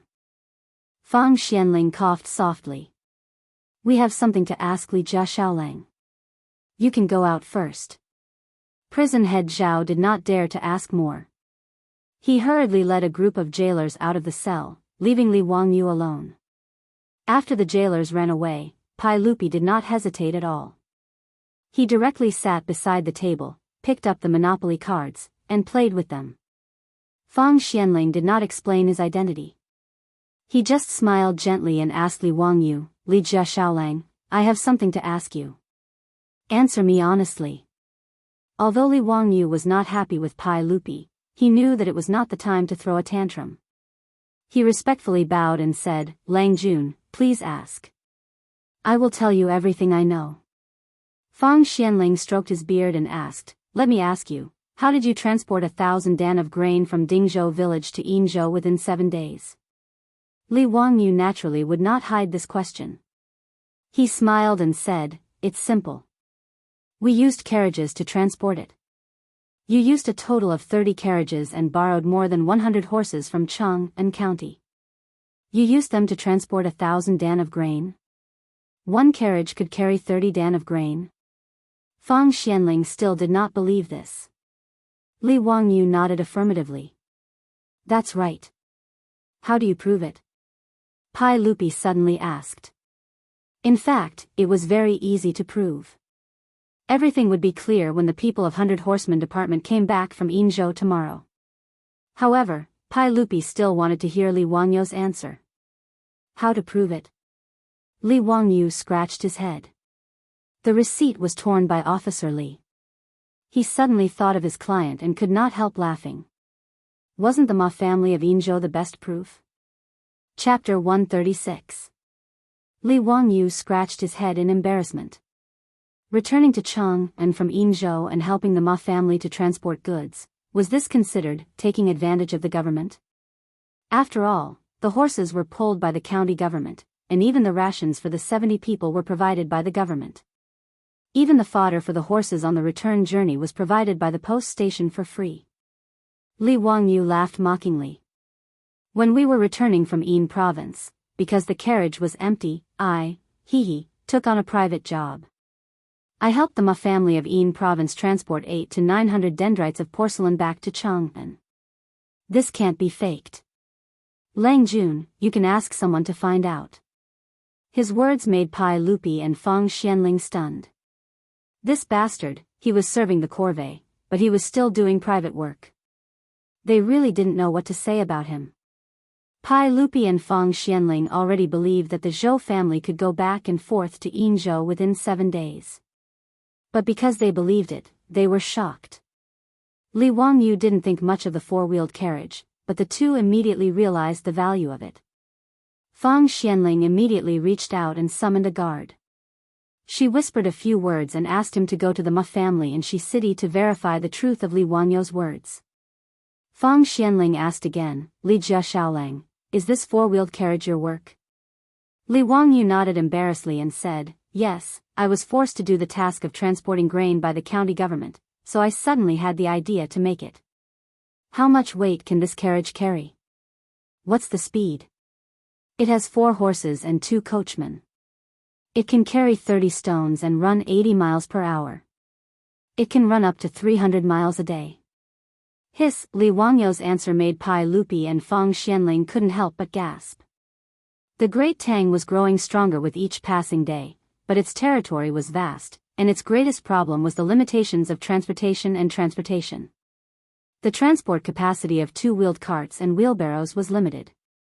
That was why there was a saying that grain could not be transported for thousands of miles. Putting aside the distant matters, in order to go on an expedition to the Eastern Turks, they had to transport enough supplies for the army, which was the biggest headache for the Tang dynasty's imperial court. It wasn't that they didn't have food, weapons, and armor, but they were difficult to transport, making it difficult for the army to resupply. Moreover, as the Tang dynasty gained more and more land, the transportation difficulties also led to a decline in the actual ruling power. For example, in Longyu, the actual area of control of the Tang army was actually very limited. This was caused by the lack of military power. If this four-wheeled carriage could carry so much weight and travel so fast, it would not only play a role in the military, but also bring about earth-shaking changes in all aspects of the Tang dynasty. Pai Lupi suddenly stood up and glared at Li Wangyu. "You little bastard, you're just messing around. Quickly hand over the blueprint of the four-wheeled carriage." His words made Li Wangyu roll his eyes. The bearded man was at it again. Why did the officials of the Tang dynasty want to rob him of all the good things he had? Didn't they have any awareness of copyright and business? Or had they been infected by Qing Yaojin? He was a bandit from Wagong village. Li Wangyu cupped his hands and said, "I can give the blueprint of the four-wheeled carriage to the imperial court, but I have a condition. I hope you two Langjuns can agree to it." Pai Lupi rolled up his sleeves and was about to hit him. He really didn't treat Li Wangyu as an outsider now. This tired guy was simply a treasure given to the Li clan by God. Therefore, the more he didn't treat Li Wangyu as an outsider, the more impolite he was and directly put on the attitude of an elder. He was ready to learn from Qing Yaojin and teach this bastard a lesson with a slap so that he dared to negotiate with him. Seeing that the bearded man was about to hit him, Li Wangyu quickly hid behind Fang Xianling and shouted, "A gentleman uses his mouth, not his fists. Let's talk nicely." Fang Xianling didn't know whether to laugh or cry at this uncle and nephew pair. Speaking of which, Pai Lupi should be regarded as Li Wangyu's distant uncle. Their relationship hadn't gone beyond the 5 generations. The 5 generations included the male descendants and their spouses from the great ancestor to the great ancestor. The 9 generations from the great ancestor to the great ancestor were usually called the 9 clans of the clan. Li Wangyu's father, Li Zhou, and Pai Lupi were cousins. Pai Lupi was Li Wangyu's 4th uncle, and Li Wangyu was Pai Lupi's 2nd nephew. As the saying goes, relatives don't go beyond the 5 generations. If they went beyond the 5 generations, they really weren't relatives. However, Pai Lupi knew this, but Li Wangyu didn't know that the bearded man in front of him was his uncle, Li Shimen, the emperor of the Tang dynasty. Fang Xianling grabbed Li Wangyu and said, "Xiao Lang, tell us, what are your conditions?" Li Wangyu confirmed that Pai Lupi wouldn't hit him for the time being, so he replied carefully, "Hey, I don't ask for much. Just give me Chang and city."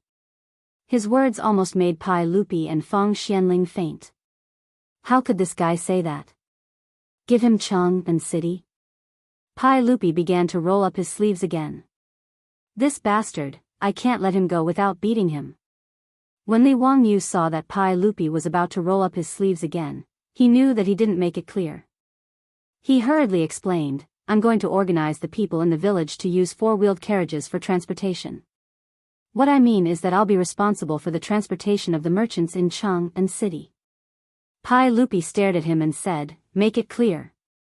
I'll use the blueprint of the 4-wheeled carriage in exchange for the concession in Chang and city.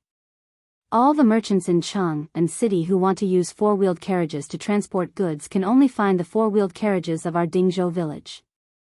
What do you think?" Li Wangyu asked carefully. Chang and city was the most prosperous and affluent place in the Tang dynasty. As long as the 4-wheeled carriage transportation business in Chang and city belonged to him, wouldn't he make a lot of money? Pai Lupi understood his plan and his expression eased a little. However, he still snorted coldly and said, "Humph, you don't want to make progress. Since you're so talented, why don't you take the exam and become a scholar? You think about these merchants every day. You're really a disgrace to your parents." His words made Li Wangyu dislike him even more. "Who are you?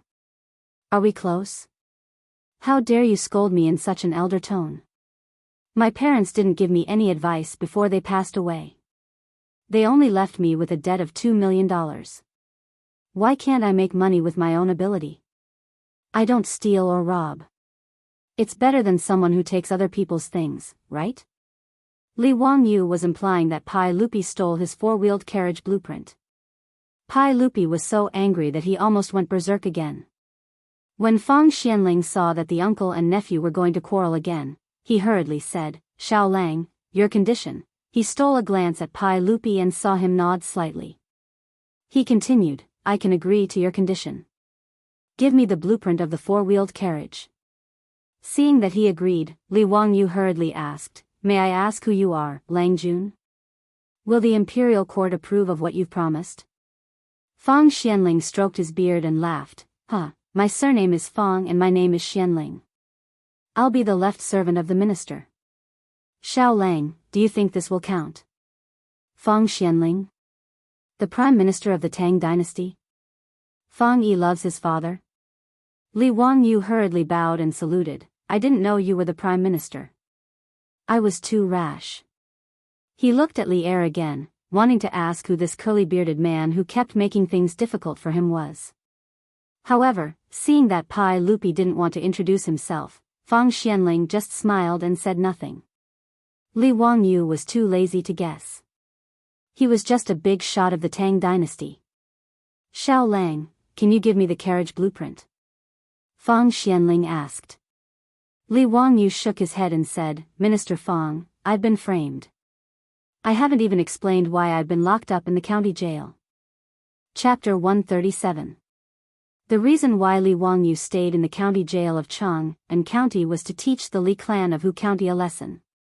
The sudden appearance of Fang Xianling and the bearded man gave Li Wangyu a clear signal that his matter had been known by the officials of the imperial court. Although Li Wangyu didn't know why such a small matter would alarm Fang Xianling, he had to seize this rare opportunity. He did so many things just to make a big deal out of it. Even the prime minister of the Tang dynasty came out. This matter was big enough. When Li Wangyu mentioned that he was wrongly imprisoned, Fang Xianling hesitated a little. He had a general understanding of this matter. It was basically certain that the Li clan of Hu County was behind it. They wanted to frame Li Wangyu and the villagers of Dingzhou village. He and Pai Lupi also knew the cause of this matter through the report of the 100 Horsemen Department. Fang Xianling gnashed his teeth when he thought that the Li clan of Hu County wanted to dig up the grave of his old friend Li Zhou. If possible, Fang Xianling didn't mind teaching the Li clan of Hu County a lesson. But this matter involved the royal family, so he was a little embarrassed. Pai Lupi suddenly said, "Prime Minister Fang, as the saying goes, if a prince commits a crime, a commoner will be punished. Since the secretary of the army of Chang and County framed a loyal person, how should he be punished?" Li Wangyu couldn't help but give Pai Lupi a thumbs up. This bearded man finally said something with conscience. When Fang Xianling heard Li Er's words, how could he not understand his meaning? He smiled and nodded, "That's natural. Since you have made a mistake, you should be punished. This old man will give you justice. Li Xiaolang, can you give me the four-wheeled carriage blueprint now?" Li Wangyu didn't talk nonsense. He took out the blueprint of the four-wheeled carriage and handed it to Fang Xianling with both hands. Fang Xianling couldn't wait to unfold the blueprint. Pai Lupi also stood aside to watch. The four-wheeled carriage's structure wasn't complicated. The key was the steering mechanism. They looked at it for a long time and finally sighed, "Li Wangyu, you are really smart. It's hard for you to think of such a wonderful thing." Li Wangyu blushed. He was a little ashamed that he copied the four-wheeled carriage from the West. But he thought that the West didn't give him a penny for using the four great Wuxia inventions. Thinking of this, Li Wangyu did not feel ashamed. Instead, he felt that it was only natural. Fang Xianling was a bit like Ma Zhou, who wanted to get to the bottom of the matter. She pointed to the drawing and asked, "Xiaolang, why can the carriage's load increase so much with 2 more wheels?" How to answer this question? It seemed to involve the problem of physical pressure. 4 wheels were more uniform than 2 wheels, so the pressure on the ground was less, so it was easier for the horse to drag it. In addition, the load of the wheels was not borne by the horse. The horse could pull the carriage with all its strength. It seemed to be the truth. Li Wangyu, a second-rate liberal arts student, could only explain it in this way. But how could he explain to Fang Xianling what pressure was? Li Wangyu blinked for a long time and finally said, "A horse has 4 legs, and it runs faster than a man with 2 legs. It's the same principle." He was being unreasonable. Why didn't he say that a turtle also had 4 legs? Fortunately, Fang Xianling didn't really want to do scientific research, so she didn't continue to ask this question. "Alright, Li family's young man, you should go home now. Minister Fang, when will you give me the Chang and 4-wheeled carriage franchise?" Li Wangyu didn't hurry to leave and asked hesitantly. Pai Lupi's eyes widened again. Fang Xianling quickly replied, "Are you still worried that I won't keep my word? Tomorrow I will ask someone to send you the documents. You can rest assured now, right?" "Thank you, Minister Fang." "Hee, I thank you on behalf of the 127 villagers of Zhou village." Li Wangyu bowed deeply again. "Well, you exchanged this with the blueprint. There's no need to thank me. I should thank you on behalf of the people of the Tang dynasty." Fang Xianling patted the blueprint in his hand and sighed with emotion. With this 4-wheeled carriage, the Tang dynasty could reduce the number of villagers and save a lot of food and horses. This was a great contribution for 1,000 years. Li Wangyu saw that he had achieved his goal. He was afraid that Su Changqing would worry about him at home, so he bowed to Fang Xianling and Pai Lupi and left the county jail. Seeing that Li Wangyu was finally leaving, Head Zhao and the jailers almost burst into tears. This ancestor was finally leaving. Head Zhao decided that after today's shift, he would go to the temple to burn incense and thank Buddha for his blessings. Li Wangyu just walked 2 steps out of the county office when he unexpectedly saw Niu Wu squatting in front of the county office. "Erlang, why are you here?" Li Wangyu asked curiously. Did Niu Wu know that he was going home today? Niu Wu was overjoyed when he saw him coming out of the county office. He quickly ran to him and said, "Madame Su was worried about you, so she asked me to wait for you outside the county office." "Lang Jun, has everything been settled?" "Yes, everything is done. This time there was an unexpected gain. Let's go home and talk about it." Niu Wu brought 2 horses from home. They mounted the horses and slowly went to the illustrious Virtue Gate. Pai Lupi and Fang Xianling appeared in front of the county office. Looking at Li Wangyu's back, Fang Xianling suddenly said in a low voice, "Your Majesty, we owe this child a lot." The emperor of the Tang dynasty had a complicated look on his face, but he nodded silently and did not say anything. As for Li Wangyu and Niu Wu, after exiting the city gate, they rode their horses and rushed back to Dingzhou village in 2 hours. When they just entered the village, a sharp-eyed villager saw Li Wangyu on horseback and immediately shouted, Li Xiaolang is back. Muramesa, come quickly, Li Xiaolang is back." More and more villagers gathered around and bowed to Li Wangyu. Some excited villagers even knelt down and kowtowed to Li Wangyu. The villagers of Dingzhou village all knew in their hearts why Li Wangyu was arrested and thrown into the county Yamen prison. Now that they saw him out of prison, they were truly grateful for everything Li Wangyu had done for the village. Li Wangyu also felt a fire burning in his heart and was very touched to be remembered by the villagers like this. However, Li Wangyu also felt embarrassed that so many people knelt to him. He quickly jumped off the horse and helped the villagers up. "What are you doing? You're too kind. Please get up, get up." The old Muramesa also rushed over when he heard the news. He excitedly grabbed Li Wangyu and said, "Xiaolang, it's good that you're back. It's good that you're back. If you didn't come back, I was going to take everyone to beat the drum." The villagers surrounded Li Wangyu for a long time before they finally let him go home. Li Wangyu remembered what Fang Xianling had promised him today. He quickly grabbed the old Muramesa and said, "Muramesa, come to my house. I have something to discuss with you." Chapter 138. Li Wangyu's return also made the beautiful boss breathe a sigh of relief. She looked at Li Wangyu with eyes full of joy and nostalgia. In fact, Li Wangyu had never understood. He was a country boy who grew up in the countryside. Although he went to a second-rate university, what attracted the turtle white-bone fairy?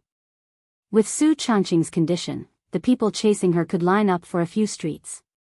But after transmigrating to the Tang dynasty, Li Wangyu knew that the beautiful boss also had a good impression of him, which was really strange. He originally kept a respectful distance from Su Changqing, the beautiful boss, in the company. The so-called kidney function was proportional to the thickness of the wallet. Li Wangyu did not dare to think about marrying a beautiful woman and walking to the peak of life. However, he was too embarrassed to ask Su Changqing about this matter. He could only temporarily suppress the doubts in his heart. As soon as Li Wangyu returned home, Su Changqing drove him to the bathhouse to take a bath. In the hot water that had already been prepared, she also put grapefruit leaves. She wanted him to get rid of the bad luck. He could not help but feel funny, but he could not bear to reject Su Changqing's kindness. This woman, did she really think that he was going to jail? After a comfortable hot bath, he changed into the clean clothes that Perrin had already prepared. In the living room, Su Changqing had already prepared a table of food. Li Wangyu quickly asked the old villager who had been waiting for a long time to sit down together. They chatted while eating. Changqing, old villager, guess who I saw in the county prison today? Who? He, the Prime Minister, Minister-left servant, Fang Xianling. Li Wangyu picked up a chopstick and said while eating. Su Changqing could not help but exclaim softly, "Ah, Fang Xianling? That's a famous person in the Tang dynasty." As soon as she said this, she suddenly felt that something was wrong. The old villager was still there, so she quickly covered her cherry mouth with her hand. The old villager did not notice that she had mentioned some famous people of the Tang dynasty. The old man was also shocked by Li Wangyu's words. After a long time, he asked, "Xiao Lang, does Prime Minister Fang want to see you for something?" "Heh, you can say that. Today, I made a deal with Minister Fang," Li Wangyu said proudly.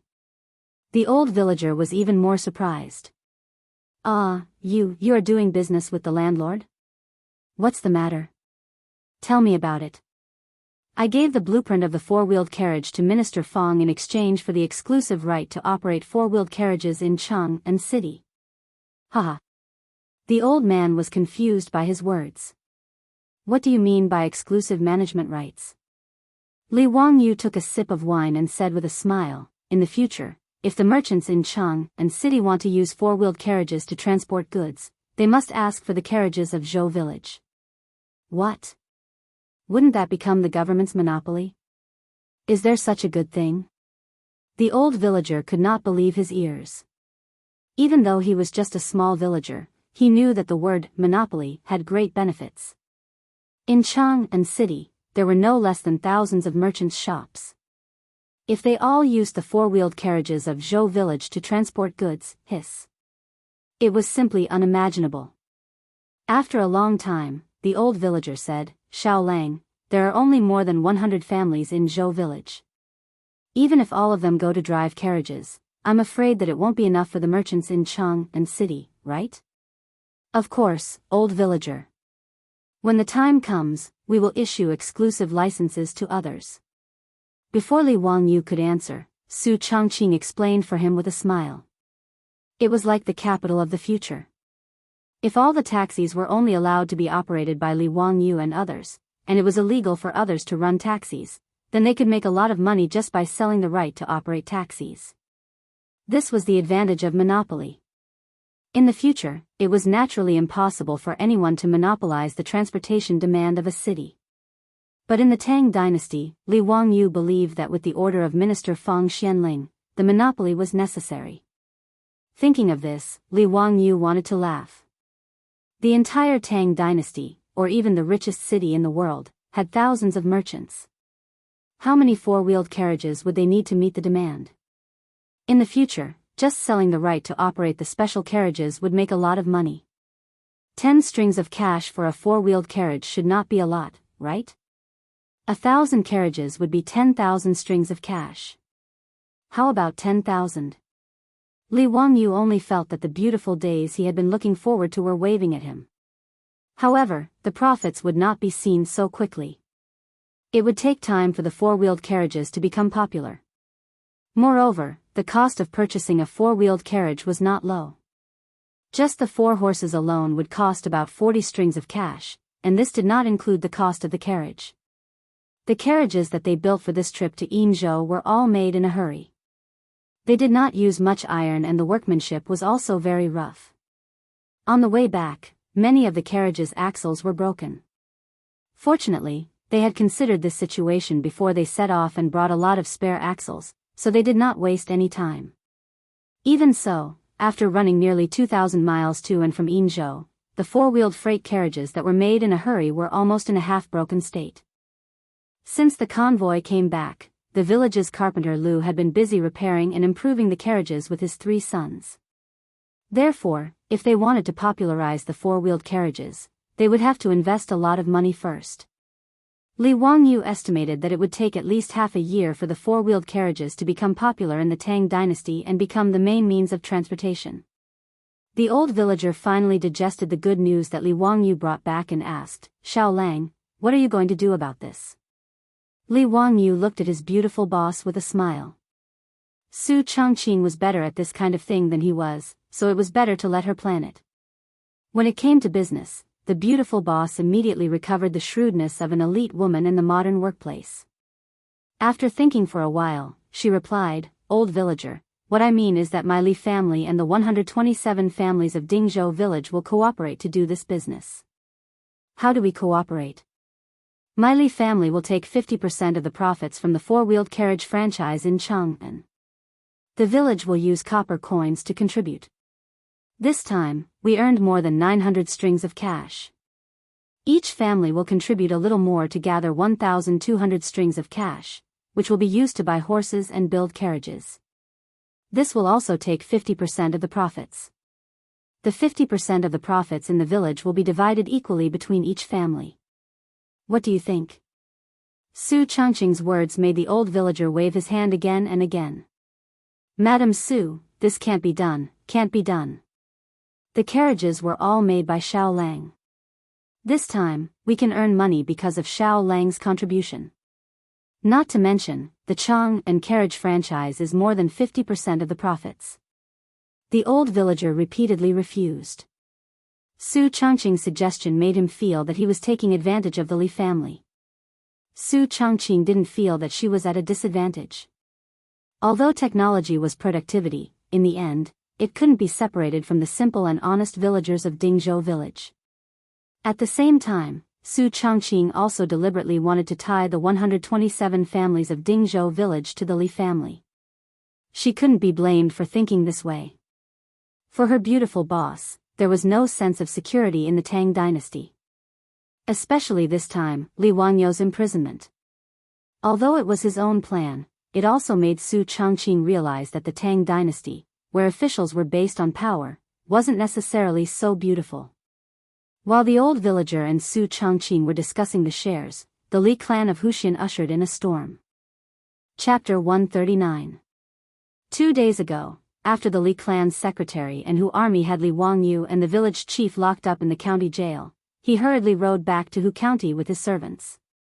He found the clan elder and the clan elder to discuss how to use this opportunity to kill Li Wangyu. The group of people discussed in the clan leader's house for an entire night. Everyone felt that Li Wangyu would not be able to escape this time, so they ordered people to set up a banquet. They toasted each other and drank to their heart's content. The next day, when Sihuli woke up, he felt a bit unwell. He was too lazy to go back to the county office for roll call, so he sent his servants back to the county office to ask for leave while he prepared to stay at his home in Hu County for 2 days. After all, County Magistrate Cui Zhuan knew that he was a member of the Li clan, so he was usually very polite to him. In his opinion, if Li Wangyu was locked up in the county jail, he would not be able to call out to the heavens and the earth. He would just let him suffer in the jail for now. After resting for 2 nights, Sihuli planned to return to the county office to make some connections and kill Li Wangyu. However, an uninvited guest arrived at his home. An 8th-rank supervisory censor of the censorate, dressed in dark green official robes, led a group of bearers and rushed into Li family's residence in Hu County. The censorate of the Tang dynasty did not only hear about reports, but it also had the power to supervise officials. It was similar to the procuratorate of the modern era and the Commission for Discipline Inspection. The censorate of the Zhenguan dynasty not only had a prison, but it also handled special cases. For major cases, the censorate, the Ministry of Justice, and the Supreme Court formed 3 divisions to try them. The Supreme Court was in charge of interrogating criminals and drafting sentences. The Ministry of Justice was in charge of reviewing the cases and reporting them to the censorate. Although these censors were of low ranks, they had the power to supervise hundreds of officials. They were the most feared and unpopular officials of the Tang dynasty. Before Sihu Li could react, he was forcefully taken away from the house of the Li clan by the censor, leaving behind a group of crying women and children. When the Li clan leader and clan elders heard the report, they all felt as if they had been struck by lightning on a sunny day. Everyone was at a loss as to what to do. This time the imperial censorate's punishment was very fast. The Li clan's 7th-rank official joined the army. Several days later he was demoted and removed from his post, and sent to exile 3,000 li away, under the pretext of double public service for personal gain. After this incident, no one else from the Li clan of Hu County became an official. After the censorate took Sihu Li away, the Li clan leader and clan elders were still at a loss as they gathered in the ancestral hall to discuss countermeasures. Then, another group of people rushed out of Chang and headed straight for the Li clan in Hu County. This time, it was the people of the Zongjing Temple who brought along the reprimand and punishment of Temple head Li Shaogong for not caring about the truth for 10,000 years. The Li clan of Huxian, who does not practice personal morals, is to reflect on his mistakes behind closed doors. He is to be grounded, and his imperial family's salary will be halved. In other words, the Li clan was prohibited from leaving the county where they had opened their accounts. They were not even allowed to go to Chang and city. Having the imperial family's salary was a heavy blow. The Tang dynasty still treated their relatives well. Even distant relatives like the Li clan of Hu County were not given titles, but they were still given a generous amount of money every year. For the Li clan leader, his annual salary was the same as that of the founding county magistrate, which was equivalent to the salary of a 5th-rank official. Now that half of their salary was deducted, how could they not feel as if they had lost their parents? Deputy Chow, may I ask why this is? The Li clan leader asked the deputy of the Zongjing Temple with a trembling voice, his face full of disbelief. Deputy Chow had a good temper. He just laughed and cupped his hands, saying, "Mr. Li, you have offended someone you should not have offended. Do you still not understand? The Li clan of Hu County has always been law-abiding. When did we offend anyone?" The Li clan leader still did not understand. In his opinion, his clan had never offended the nobles in Chang and city. "Fool, you have offended a saint." "Saint? What? What have we done? Please enlighten us, Deputy Chow." The Li clan leader was confused. How did they offend Pai Lupi for no reason? He did not have time to wail. He reached out and grabbed the deputy's sleeve, secretly stuffing a gold ingot into his hand. The deputy weighed the 5 taels of gold ingot and laughed. "Mr. Li, do you know Li Wangyu from Dingzhou village?" The Li clan leader was stunned. "Of course I know him." "Why? Does it have something to do with him?" The deputy nodded. "Li Wangyu is now very famous in Chang and city. He is in the emperor's heart. You actually wanted to dig up Li Zhou's grave. Your Li clan even imprisoned him in the Chang and county. Aren't you just looking for trouble?" The Li clan leader muttered, "How? How is this possible? He is only a 16-year-old kid. How can he do this?" The deputy glanced at him. He felt that this kind of person who did not have foresight and only cared about small benefits was a disgrace to the imperial court. However, he still patiently told him what he knew. What happened at the poetry gathering in Sujiang Lake and Zhang Liang's birthday banquet spread out through various channels. Although the deputy was an official of the Zongjing Temple, he also had a few good friends who were officials in Chang and city. Li Wangyu from Huxian had offended Pai Lupi several times, but nothing had happened. This kind of news had already spread among the nobles of the Tang dynasty. Li Wangyu's poems were loved by the scholars and Confucians in Chang and city. Even the most popular songs sung by the prostitutes in Pingkong Square were Li Wangyu's poems. Early this morning, the deputy of the Zongjing Temple, Li Shaogong, was summoned to the palace by the sage. After returning to the Zongjing Temple, Li Shaogong angrily called Deputy Chao over and asked him to go to the Li clan in Huxian to reprimand this group of bastards. Hearing the deputy say these things in a low voice, the Li clan leader was so shocked that his scalp went numb.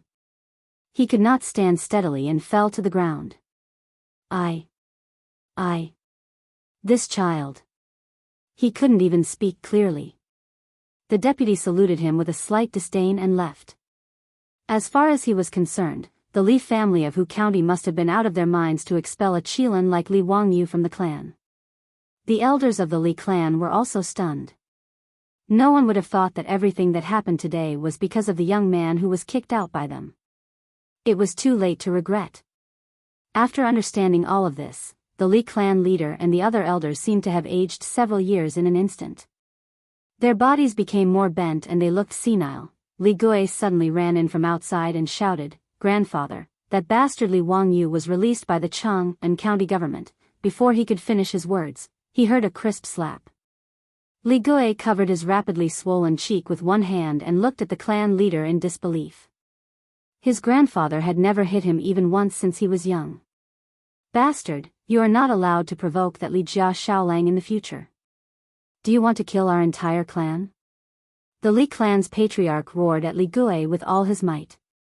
He used so much force that even his face turned red. Li Gui covered his burning face and cried in grievance. He didn't even understand why he was being beaten. While the Li clan was bustling, Li Wangyu's home was even more bustling. And this bustling was the trouble that Li Wangyu found himself. He had given Ma Zhou a question and Ma Zhou had solved it. Chapter 140.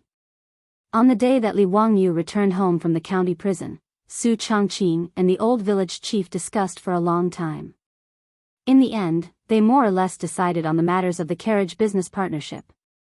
Dingzhou village would invest 1,200 strings of copper coins, 40% of the shares, and the Li family 60%. The 1,200 strings of copper coins would be used to build sturdier and more durable freight carriages, as well as to purchase horses. As for the specific operation of the carriage business, the beautiful boss naturally wouldn't let them have the management rights. Regarding this, neither the old village chief nor Li Wangyu had any objections. In the old village chief's opinion, Miss Su's business methods were simply like Fan Li's reincarnation.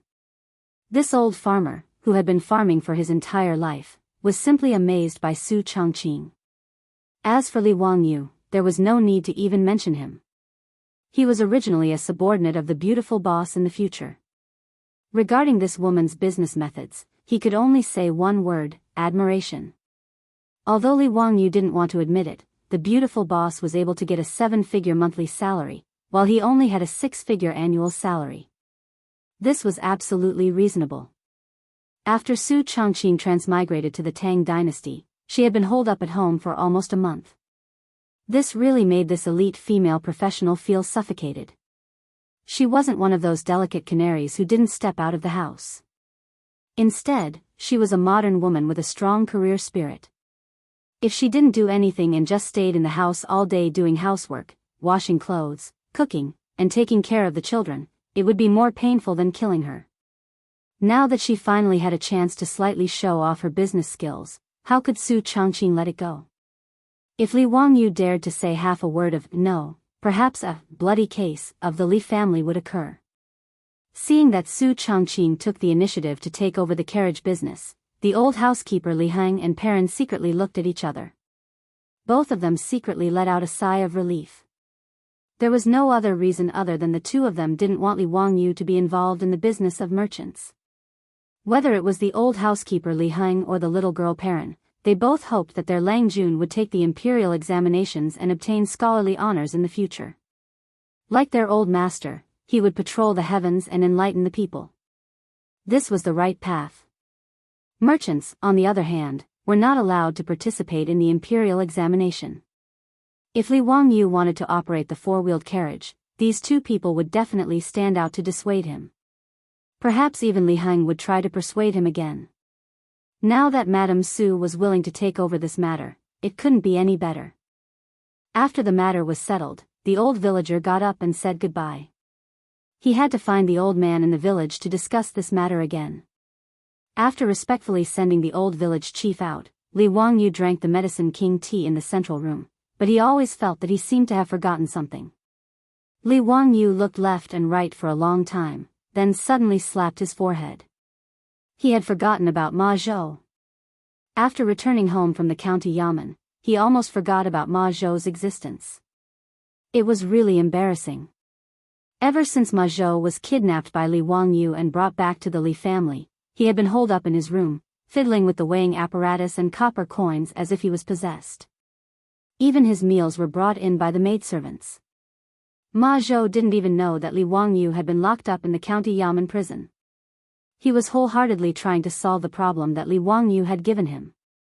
The beautiful superior was also helpless against Ma Zhou's desperate spirit. She could only instruct the maidservants to take good care of him and let him be. Changqing, is Ma Zhou okay? The beautiful superior was speechless and rolled her eyes. You finally remembered that there is still someone in the family? You are really good. After bringing Ma Zhou back, you didn't care about him at all. He is fine. Every day, he will be in his room calculating the 12 copper coins. You are so wicked. Let's see how you will explain if Ma Zhou gets sick. Li Wangyu smiled sheepishly and said, Hee, I was also forced into a corner. Who asked him to suddenly think of taking someone as his master? Before he finished his words, he heard a figure running in from outside the central room. As he ran, he shouted, Teacher, teacher. I calculated it. I calculated it. This voice involuntarily caused Li Wangyu's face to turn white. Su Changqing, who was at the side, lightly covered his red lips with his hand, smiling until his eyes were curved. This person, he really couldn't be nagged. Li Wangyu's face was bitter. He looked at Ma Zhou, whose eyes were red and hair was messy. Brother Bin Wang, don't worry about that problem. Come, try the Medicine King tea. This is made by the old immortal Sun Simiao himself. It is very rare. He wanted to change the topic, but before he could finish, Ma Zhou rushed to the table, grabbed the teacup and drank it in one gulp. Ma Zhou put the empty teacup on the table and wiped his mouth with his sleeve. He didn't care what he had just drunk and put a piece of paper in front of Li Wangyu. Teacher, please take a look. You only need to divide the 12 copper coins into 3 groups. Ma Zhou explained the correct answer that he had finally figured out after thinking hard for a few days. The solution to this problem was so difficult, but it made Ma Zhou even more determined to take Li Wangyu as his teacher. Li Wangyu really didn't expect that Ma Zhou could really solve this logical reasoning problem. This made him feel a little awkward. Brother Bin Wang, this problem, yes, your answer is correct. Come, have some tea, have some tea. Li Wangyu wanted to change the topic again. Ma Zhou didn't give him the chance. He stared at Li Wangyu seriously and asked, Teacher, can you accept a disciple now? Hearing Ma Zhou's words, Li Wangyu felt a headache coming on. He looked at Su Changqing for help, hoping that she could help him say a few words to resolve the situation. The current situation was too awkward. Su Changqing smiled sweetly and said to Ma Zhou, Wangyu will keep his word. How can a man not keep his word? A gentleman keeps his word, What the hell? Surnamed Su. Don't think that you can hit someone when they're down just because you're good looking. Li Wangyu almost choked to death by Su Changqing's words. Was that what he meant? He looked at Ma Zhou with a bitter face. Brother Bin Wang, let's discuss this matter again. However, Ma Zhou replied firmly, Teacher, Lady Su said that a gentleman's word cannot be taken back. Is there really no room for discussion? No room for discussion. You forced me to do this. Li Wangyu suddenly stood up, scaring Su Changqing and Ma Zhou. What was he doing? He suddenly touched his stomach with his hand and said with an exaggerated expression, Ouch, my stomach hurts. Brother Bin Wang, I have to go to the toilet. I'll be back soon. As soon as he finished speaking, Li Wangyu turned around and ran to the backyard. His speed was as fast as lightning. Even Niu Yong felt that his Lang Jun was agile and had a good talent for martial arts. Seeing Li Wangyu shamelessly use the defecation escape, the beautiful superior blushed. It wasn't because she was shy, but because she was angry at this lazy guy. She asked you to accept a disciple, not to commit crimes. Was it so difficult? Su Changqing said to the dumbstruck Ma Zhou, you wait a moment, I will go and catch him. After saying that, he stood up, his small waist swaying as he walked towards the rear courtyard. Li Wangyu hid in the bathroom in the backyard for a while. He felt that he could hide for a while. Just as he opened the bathroom door sneakily and was about to sneak back to his room, a slender hand reached out from behind the door. Before Li Wangyu could react, the hand grabbed his ear and twisted it gently. Above Dingzhou village, there was a mournful howl that made those who heard it cry and those who heard it cry. Chapter 141. The beautiful boss grabbed Li Wangyu's ear and laughed happily. Changqing, let go. My ear is going to fall off. Su Changqing glared at him angrily and let go. Are you going to run or not? No, I'm not going to run. Changqing, what are you doing? Don't you know what I majored in college? If I become Ma Zhou's teacher, what can I teach him? Li Wangyu rubbed his red ear speechlessly. This little girl really hit him hard. Su Changqing stroked her hair. Since you promised him, there's no reason to go back on your word now. As for what to teach, isn't it simple? Astronomy, geography, physics, and mathematics are all fine. In fact, Su Changqing also had her own thoughts. Since she knew that Ma Zhou's future was limitless, Su Changqing was naturally willing to play matchmaker if he wanted to worship Li Wangyu as his teacher. Since ancient times, the relationship between master and disciple was second only to that between father and son. As the saying went, my parents gave birth to me, and my master taught me. If Ma Zhou worshipped Li Wangyu as his teacher, when he entered the imperial court of the Tang dynasty in the future, would the Li family still be afraid of being bullied? Su Changqing knew that Li Wangyu had no intention of pursuing an official career, and she also didn't want Li Wangyu to be an official.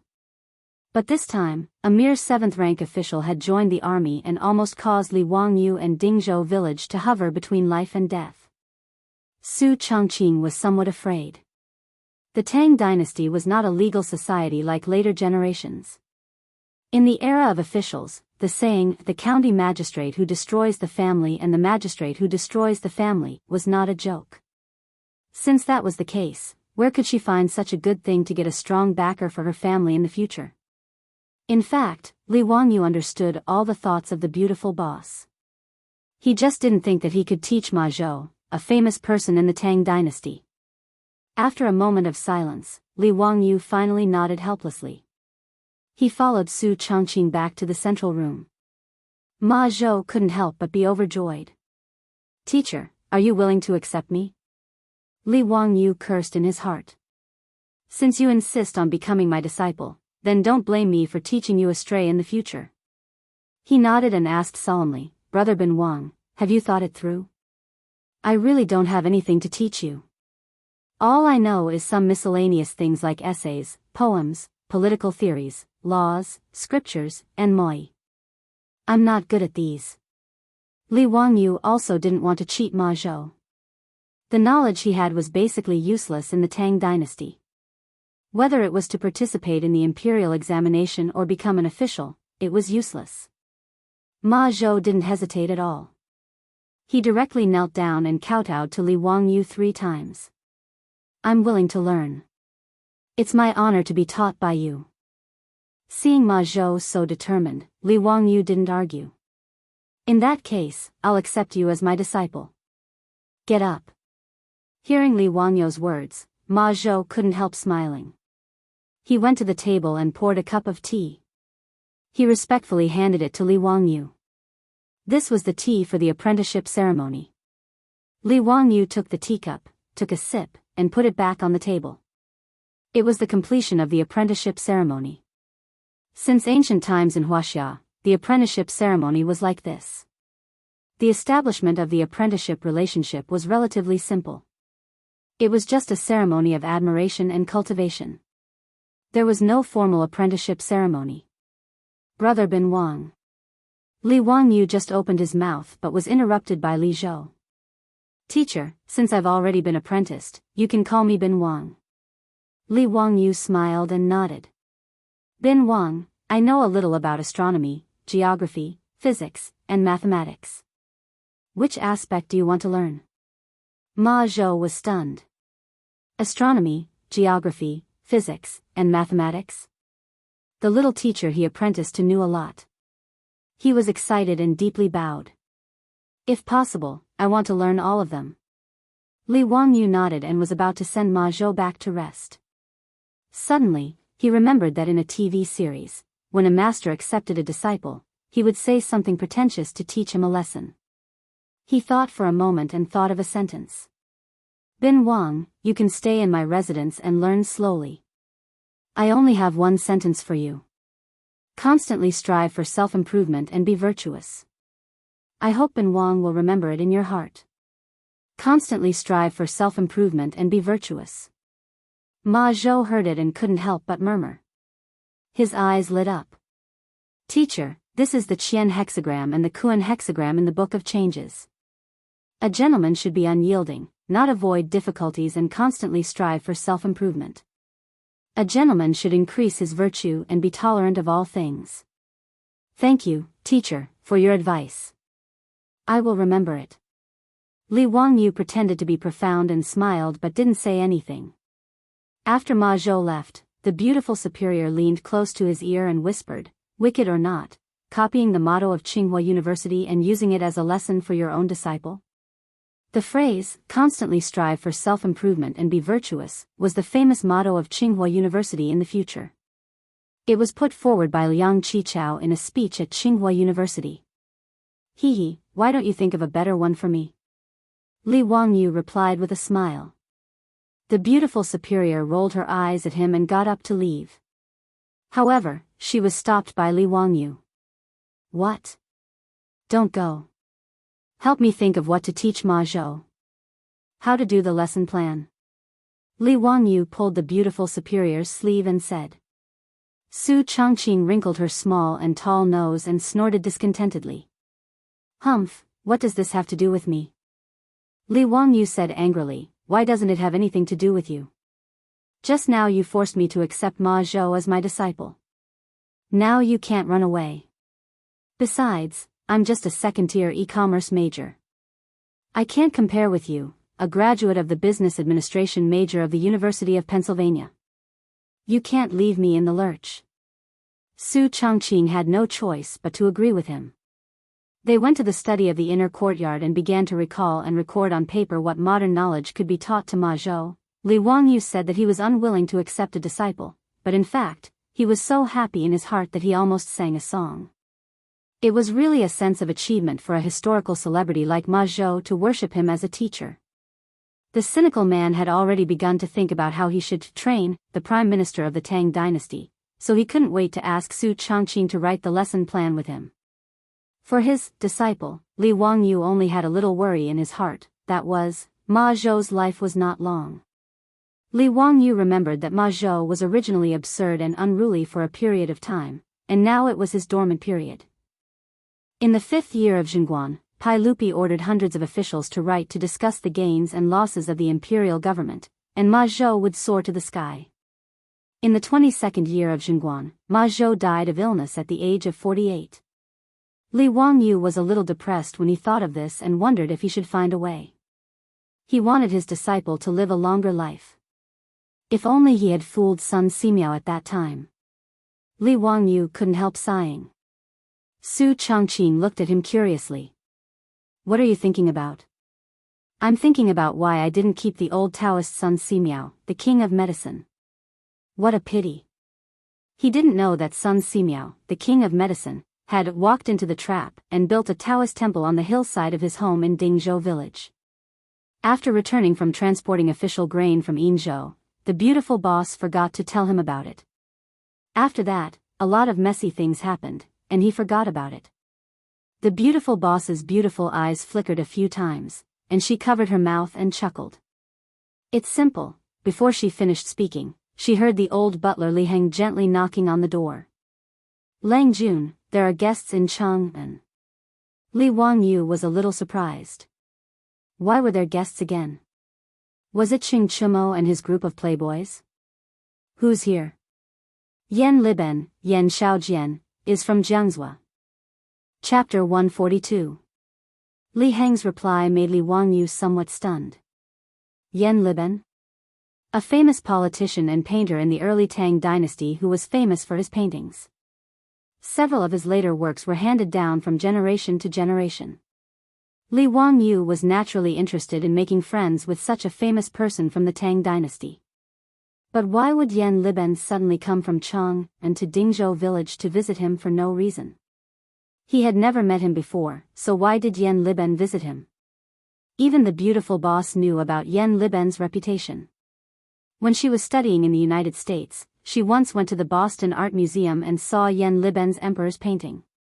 Hearing that Yan Liben was visiting, the beautiful boss also got up and followed him out, wanting to see the style of a famous person. In the central room, a young man in a scholar's robe was sitting beside a few tables. Li Wangyu felt that he looked familiar at first sight. After thinking for a while, he recalled that this young man was the one who commented on his sketch, Goddess Luo's painting, in Zhang Liang's mansion that day. It turned out that he was Yan Liben. So it's Junior Supervisor Yan. Zio didn't go out to meet you. I hope Junior Supervisor Yan can forgive me. Li Wangyu cupped his hands and greeted Yan Liben. After both sides greeted each other, Li Wangyu introduced Su Changqing to Yan Liben. After some formalities, Li Wangyu curiously asked. Junior Supervisor Yan, what's the matter today? Yan Liben straightened his clothes and directly knelt down to Li Wangyu. Liben came uninvited today. I'm here to take you as my master. His words were like a thunderclap, shocking Li Wangyu and Su Changqing to the point that they were both stunned. You also want to take him as your master? What's wrong with you today? Ma Zhou just took him as his master. Why is this Yan Liben, who I don't know, also like this? Are you all bewitched? Li Wangyu twisted his stiff neck and looked at the beautiful boss beside him. The meaning in his eyes was, did I hear it wrong? Su Changqing was also speechless. He carefully sized up Li Wangyu. He was still that delicate and pretty 16-year-old youth. He didn't exude any aura of a bastard. Why do you say that, young Master Yan? What can I teach you? Li Wangyu felt a little dizzy. Yan Liben, however, bowed respectfully. Liben wishes to be Xiao Lang's disciple. I wish to learn how to paint. His words stunned Li Wangyu and Su Changqing even more. Yan Liben went to Li Wangyu to learn painting? It felt as if Messi and Cristiano Ronaldo had come to him to learn how to play football, or Michael Schumacher had come to him to learn how to drive. Who was Yan Liben? Not only was he a famous painter in the early Tang dynasty, but even in the history of Wuxia, Yan Liben was not in the top 3, but he was in the top 10. He was like a god of painting. And such a great Yan Liben went to Li Wangyu's house and told him, a 16-year-old youth, that he wanted to learn painting from him. Wasn't this an international joke? For a moment, Li Wangyu had several thoughts in his mind. Was this Yan Liben a fake? But he did see this man in Zhang Liang's mansion. He was obviously a nobleman of the Tang dynasty. Did Yan Liben drink too much today? He sniffed carefully and didn't seem to smell of alcohol. Did he have a fever or was he confused? It seemed that Yan Liben was full of energy and had no illness or disaster. Li Wangyu couldn't figure out what was wrong with Yan Liben. He could only ask helplessly, Yan Xiaojian, don't make trouble. I still want to learn painting from you. Are you kidding me? Yan Liben didn't seem to be joking at all. Instead, he bowed again very seriously, Xiao Lang, Kuan, Liben isn't kidding. I sincerely want to be your disciple and learn painting from you. Li Wangyu was speechless. What can I teach you? Yan Liben immediately took out a scroll from his chest. He opened it carefully as if it was a rare treasure. Seeing the picture on the scroll, the beautiful boss couldn't help but exclaim softly. Then her face turned crimson. She secretly stretched out 2 slender fingers and pinched the soft flesh on Li Wangyu's waist. Li Wangyu also cried out. It was not because of anything else, but because he was really in pain from the pinch. Where did this little girl learn such a sinister trick? On the scroll, there was a framed portrait of a naked woman. This was one of the 2 naked sketches that Li Wangyu drew when he went to Chang and to earn money to buy food. At that time, one of the 2 sketches was sold to the fatty Cho Kuan. The other one was not sold. Later, Li Wangyu gave it to Cho Kuan. And this naked sketch, the beautiful boss knew at a glance that it was drawn by Li Wangyu. In the Tang dynasty, and even in the whole world, at this time, no one except Li Wangyu would draw this sketch. She fiercely glared at Li Wangyu. Stinky hooligan, he actually drew a naked woman. Li Wangyu also felt his face burning. How could this thing he did be exposed by Yen Liben? How could he endure this? Cough, Yen Xiaojian, what do you mean by this drawing? Li Wangyu pretended to cough lightly. Yen Liben acted as if he had seen a priceless treasure. His fingers lightly stroked the scroll. Xiao Lang, Kuan, this drawing was made by you, right? Li Ben wants to learn this unique painting technique. I hope Mr. can teach me. Li Wangyu subconsciously prepared to refuse. In front of the beautiful boss, no matter what, he could not admit that this drawing of a naked woman was drawn by him. Although everyone was well aware, he did not intend to admit it. Yen Xiaojian, why do you say this? This drawing is very unique. This is also the first time I've seen it. How can I teach you any drawing technique?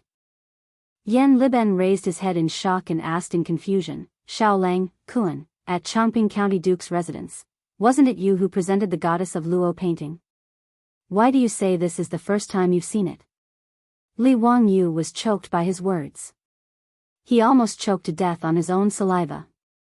*CK, I forgot about this, cough, cough, cough, this is the second time I've seen it. But I went to the Cho residence. Duke Cho admitted that this drawing was made by Xiao Lang, Kuan and gave it to me. Yen Liben said with a smile, his eyes revealing a trace of craftiness. Li Wangyu was speechless.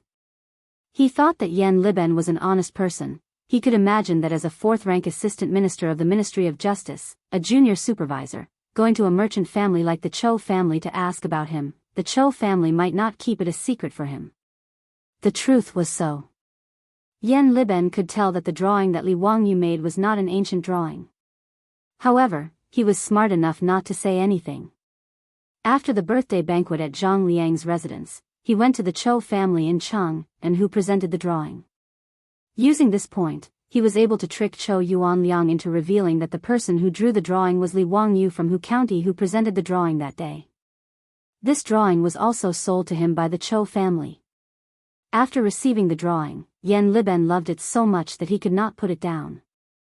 He framed it and studied it every day. He also tried to copy it, but he could not get the hang of it.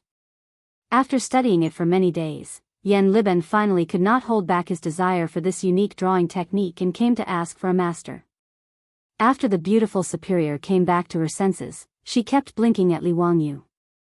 There was only one meaning: quickly accept this disciple. Chapter 143. In the eyes of the beautiful superior, one sheep was the same as herding a flock of sheep. Ma Zhou was just a potential stock, while Yen Liben was a blue chip. A 4th-rank official wanted to be Li Wangyu's disciple. Where else could you find such a good deal? Li Wangyu hesitated. It wasn't that he didn't want to teach him sketching skills, but he suddenly thought of a sentence that Yen Liben once said to his descendants in history. Old Tang Dynasty, the biography of Yen Liben, recorded, "When I was young, I was fond of reading. Fortunately, I was spared from facing the wall. But with my insight, there is no greater humiliation than being a servant. You should be warned not to learn this." This was what Yen Liben said himself. He meant that he had read books and poems since he was a child. Whether it was writing or discussing policy, he was definitely not inferior to his colleagues. Now, he also held an important position, but because he was good at drawing, he was called a painter, and was ordered around like a lowly servant. He felt deeply humiliated by this, and they should also learn from it. Don't let this small trick bring shame to them. Li Wangyu once saw Yan Liben say this in a history book. He deeply sighed about the low status of painters in the Tang dynasty. Even Yan Liben, who used to be a prime minister, felt that being a painter was a disgrace, let alone other people. So when he heard that Yan Liben wanted to learn sketching skills from him, Li Wangyu was very hesitant. He felt that he should persuade Yan Liben not to be obsessed with this small trick, so that he wouldn't regret it in the future. Young Master Yan, drawing is just a small trick. Why be obsessed with it? It's fine if you're bored. If young Master Yan is really interested, we can exchange ideas. There's no need to be a disciple. In response to Li Wangyu's sincere persuasion, Yan Liben was silent for a moment before he said in a deep voice, I appreciate Mr. Xiao Lang's kindness. Although drawing is just a small trick, I love it deeply and have never thought of giving it up. So, please accept me as your disciple and teach me drawing skills, Mr. Xiao Lang. Young Master Yan, I'm just a commoner, and I'm only 16 years old. If you want to take me as your master, it won't be good for your reputation, Li Wangyu persuaded again. Don't worry about it. Confucius said, among the three of us, there is bound to be a teacher. Choose the good one and follow him. Xiao Lang, Kuan is skilled in martial arts. Since I am your disciple, it has nothing to do with age or official position. Please grant my wish, Xiao Lang, Kuan. Fine, it's this sentence again. Why is it the same emphasis as Ma Zhou? In the face of such a stubborn artist, Li Wangyu had nothing to say. Gritting his teeth, Zhang Xian nodded in agreement. Damn it, isn't it just accepting a disciple? Since I have already accepted Ma Zhou, I don't mind accepting another Yan Liben. Seeing that Li Wangyu really agreed, Yan Liben couldn't help but be overjoyed. Ignoring his age and official position, he immediately knelt down respectfully and kowtowed to Li Wangyu. Then, he poured tea for Yan Liben, completing the ceremony. Within a day, their Lang Jun had accepted 2 disciples. This made the old housekeeper and the others smile so widely that they couldn't close their mouths. For them, Ma Zhou wasn't a big deal, but Yan Liben was a 4th-rank official. For such a person to become their Langjuan's disciple, Li Heng and the Niu brothers couldn't help but straighten their backs. Especially Niu Wu, his admiration for his elder brother was unparalleled. No wonder his elder brother wanted to become a member of the Li family. His foresight, tsk, there was nothing to say. Previously, the county magistrate of Chang and County was only a 6th-rank official, but he dared to order people around. Now that a 4th-rank official had become his Langjuan's disciple, let's see who would dare to cause trouble for the Li family in Dingzhou village. Li Wangyu found Ma Zhou and introduced him to Yan Liben. Hearing that the other party had become Li Wangyu's disciple, Xiao Lang's disciple, Ma Zhou and Yan Liben both felt a sense of closeness. Student Ma Zhou, courtesy name Bin Wang, greets brother Liben. Student Yan Liben greets brother Bin Wang. The 2 of them were the same age and had become Li Wangyu's disciple on the same day. This made the 2 of them feel like they hit it off. However, the way the 2 of them addressed each other made the beautiful superior open her mouth wide and look at Li Wangyu in disbelief. Student? Why don't you just say hello? You also transmigrated? What are the 2 of them talking about? Student? Su Changqing bit Li Wangyu's ear and asked softly. Li Wangyu was stunned for a moment and then laughed loudly. After a long time, he explained in a low voice, student isn't something that only exists in the future. It's in the Book of Han. People who are under the same teacher can be called students. Su Changqing knew that she had made a mistake again. Her face turned slightly red and her fingers secretly pinched Li Wangyu's waist. Li Wangyu wanted to slap himself. How could a beautiful woman be made fun of so casually? This was retribution. After Yan Liben became his disciple, Li Wangyu didn't hide anything and introduced him to the basics of sketching. Ma Zhou also listened with great interest. Although he wasn't good at painting, he knew how to play the zither, go, calligraphy, and painting. Naturally, he wasn't unfamiliar with painting. After seeing the sketch of a naked woman brought by Yan Liben, Ma Zhou was once again amazed by Li Wangyu. He even asked Yan Liben for the sketch shamelessly, but was mercilessly rejected by Yan Liben. Therefore, Li Wangyu taught Yan Liben the skills of sketching and painting. Ma Zhou also listened and learned from him. He felt more and more that his decision to become Li Wangyu's disciple today was very correct. Sure enough, there were still many things in this little teacher's mind that were worth learning. After Yan Liben and Ma Zhou heard about three-dimensional perspective, light and shadow projection, and other sketching techniques, their eyes lit up. These were things that they had never learned or touched before when they were learning to paint. Teacher, how long do you think you can teach me these? Yan Liben rubbed his hands excitedly and said. Li Wangyu was speechless. He was really a painting addict. He couldn't wait to learn new skills. Seeing that it was still early, he simply asked Li Heng to get charcoal and paper and started the first painting lesson in the history of the Tang dynasty. When the sun set in the west, Yan Liben reluctantly said goodbye and left. Because the civil servants of the Tang dynasty had to go to bed every 10 days, Yan Liben could only come to Dingzhou village once every 10 days to learn sketching from Li Wangyu. This made him very annoyed that he had too little time. Ma Zhou was very proud of this. He lived in the teacher's house and could ask for advice at any time. After Yan Liben left, Li Wangyu looked at Ma Zhou, who was packing up his painting tools, and then remembered what Su Changqing wanted to say in the study. Changqing, what were you talking about in the study room earlier? What is simple? The beautiful boss smiled and said, Oh, I forgot to tell you before. I gave away the hillside land at home. What? Gave it away? Who did you give it to? Li Wangyu was shocked. This prodigal woman, he couldn't keep it anymore. She actually gave away a piece of land that was worth 1,000 strings of coins. King of Medicine, Sun Simiao. As soon as Su Changqing said this, Li Wangyu immediately froze for a few seconds.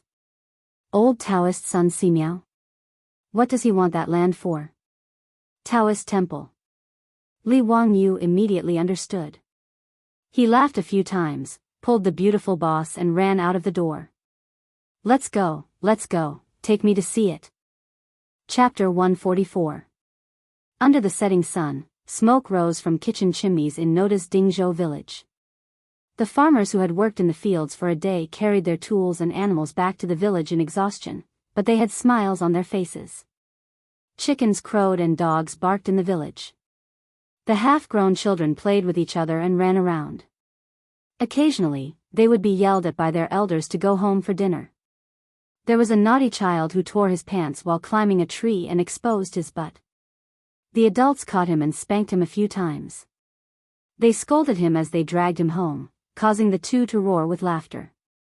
When the farmers saw Li Wangyu and Su Changqing, they all showed bright smiles and warmly greeted them.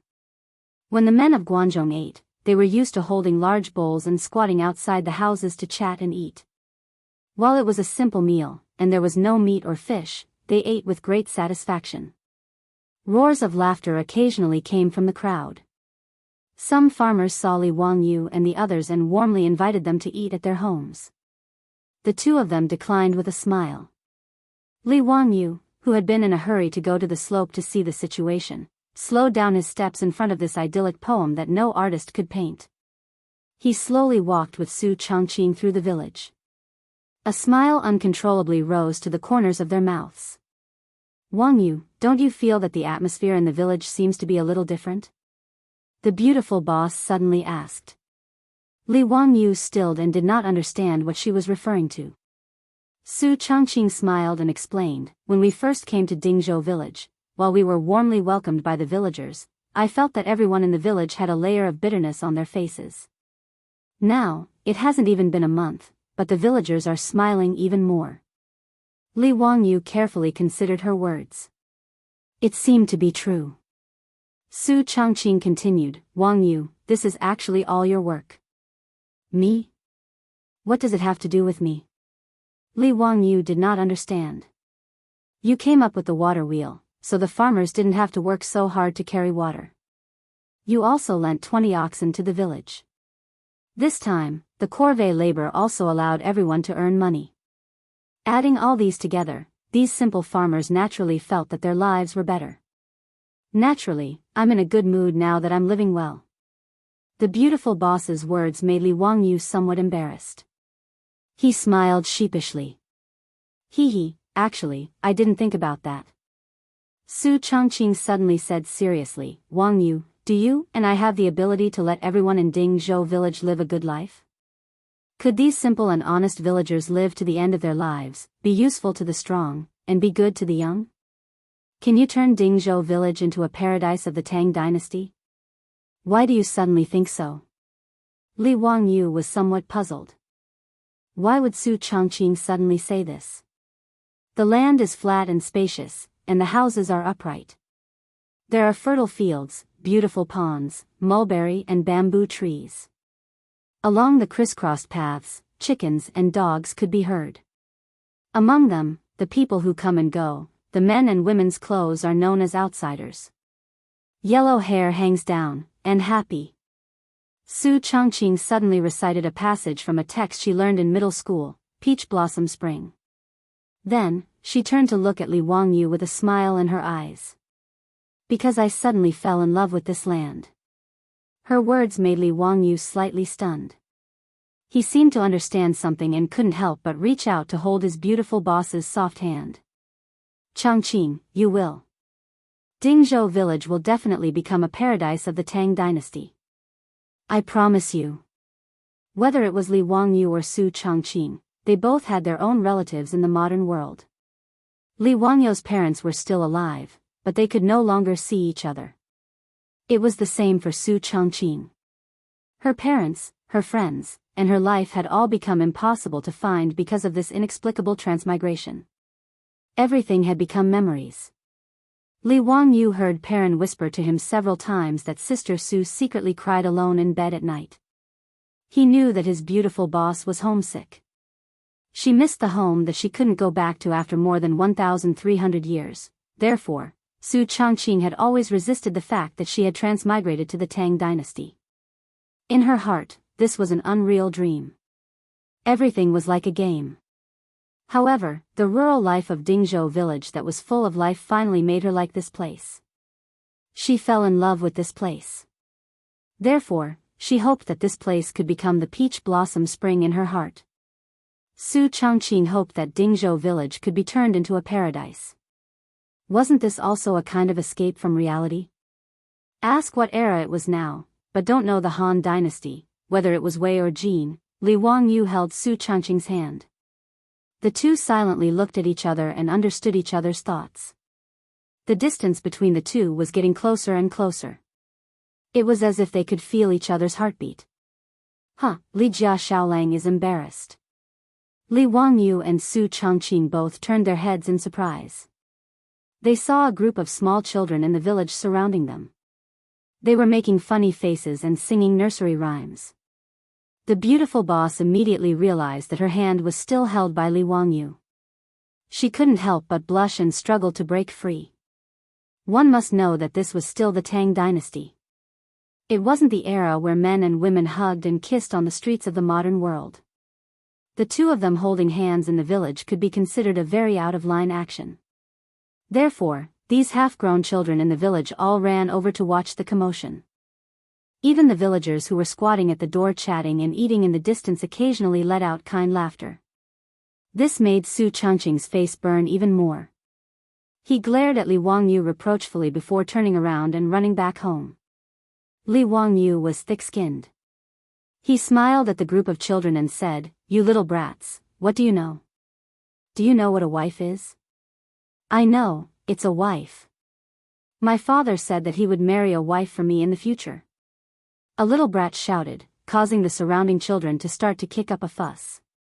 Li Wangyu smiled and patted their heads intimately. Then, he turned around and chased after the beautiful boss. In front of a beautiful woman, there was no need to look at the old Taoist's lousy temple. "Changqing, wait for me." "Hee, why are you running?" Li Wangyu shouted shamelessly, but it made Su Changqing walk faster. The beautiful boss let go of the knot in her heart, and the relationship between Li Wangyu and her quickly warmed up. When no one was around, Li Wangyu had already touched first base. From time to time, he could hold the beautiful boss's smooth and tender hand. However, it was limited to this. Although Su Chongqing studied in the United States, her thoughts were quite traditional. Li Wangyu wanted to go one step further and hit second base, but he didn't succeed. This made him feel very regretful. A home run was far away in the future. Su Chongqing began to busy herself with the four-wheeled carriage company of Dingzhou village. She put in a lot of enthusiasm for this matter. The Li family and Dingzhou village's partnership to open a four-wheeled carriage company had been unanimously agreed by the villagers. Many villagers were even grateful for the Li family's decision. They thought that the Li family was benevolent and wanted to make the whole village rich together. Recently, the beautiful boss would lead Miao Yong and the old village to Chang'an City at dawn. They would only come back at sunset. They were very busy. Li Wangyu, on the other hand, was very idle every day. Other than taking some time to teach Ma Zhou, he would ride around the village on his horse. He also went to the construction site of Sun Simiao's Taoist temple on his own hillside. He also met Lu Shenwei, which made him very surprised. Li Wangyu also patted his chest and promised Lu Shenwei that after the Taoist temple was completed, he would let Yan Liben paint the murals for the temple. This made Lu Shenwei have a good impression of Li Wangyu. The two of them felt like old friends at first sight. They regretted not knowing each other earlier. In his spare time, Li Wangyu either went fishing by the Gan River or played mahjong with Ma Zhou and Lu Shenwei at home. His days were very comfortable. However, after a few days of leisure, a group of troubles came to his door. Chapter 145. They were called a group of troublemakers because they came in groups. The Qing brothers, the Du brothers, the Yuqi twins, Fang Yai, Wei Shuyu, Chai Linggu, Niu Jingping. A large group of the top playboys of the Tang dynasty came to Dingzhou village and captured Li Wangyu alive. "Ha, Zio, you brat. Why didn't you go to Chang'an to find your brothers after being released from prison in Chang'an? You deserve a beating. Let's go to Chang'an and drink. We're not going home until we're drunk."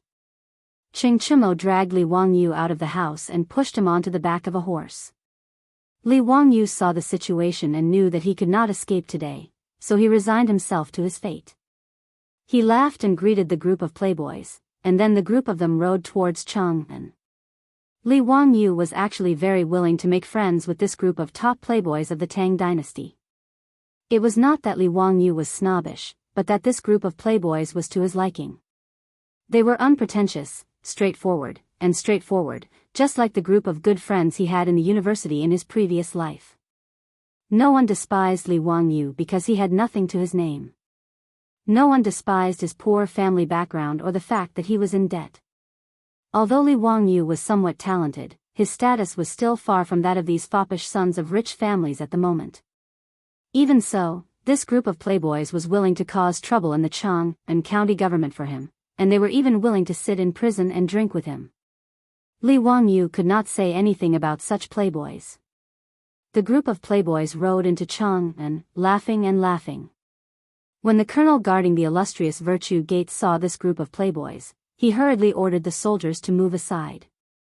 He even chased away the caravans that were queuing to pass the customs to make way for them. This was the first time Li Wangyu entered Chang'an without going through the public inspection, and he also enjoyed the treatment of a privileged class.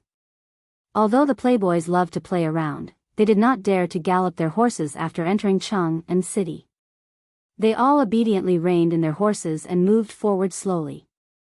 In Chang'an City, no one dared to gallop on horseback except to deliver urgent official documents. If they were caught by the patrolling marquis, he would not let them go just because they were the sons of important ministers of the marquis. They might even be beaten. Li Wangyu thought that they were going to the restaurant in the East City to drink, but he didn't expect that they would lead him to the West City. When the group of wastrels dismounted in front of a Hu wine shop, Li Wangyu suddenly thought of something. His face couldn't help but flush, his heart beating wildly. He was here to drink wine with girls. Li Wangyu wasn't a pure and innocent virgin in his previous life. When he was running errands for clients, he often went to all kinds of nightclubs.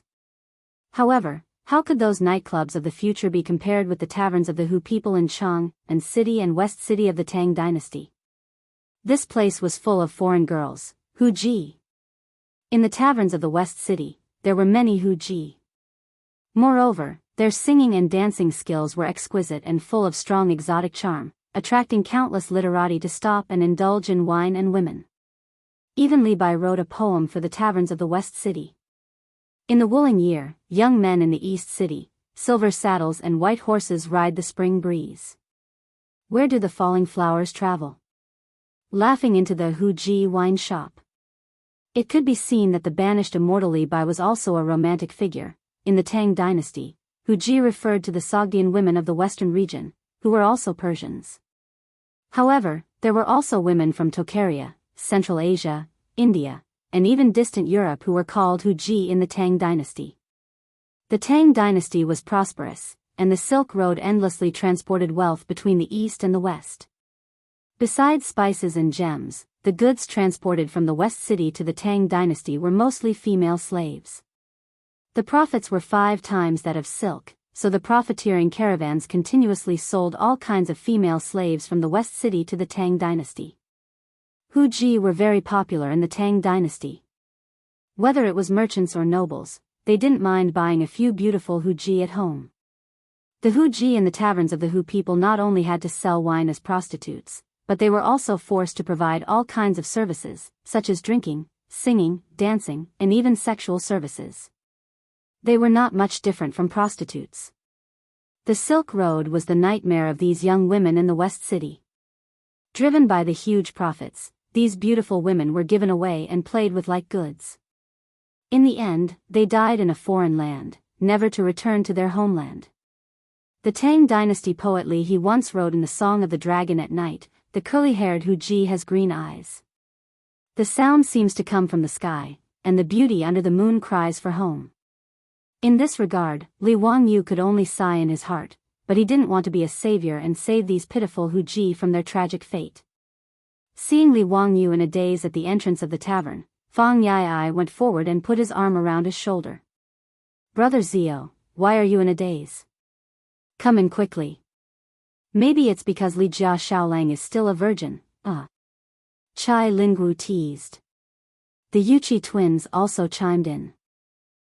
That should be the case.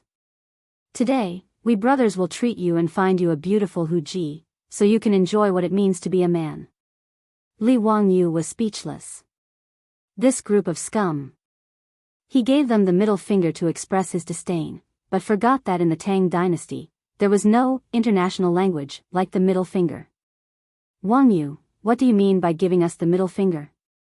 Wei Shuyu asked curiously.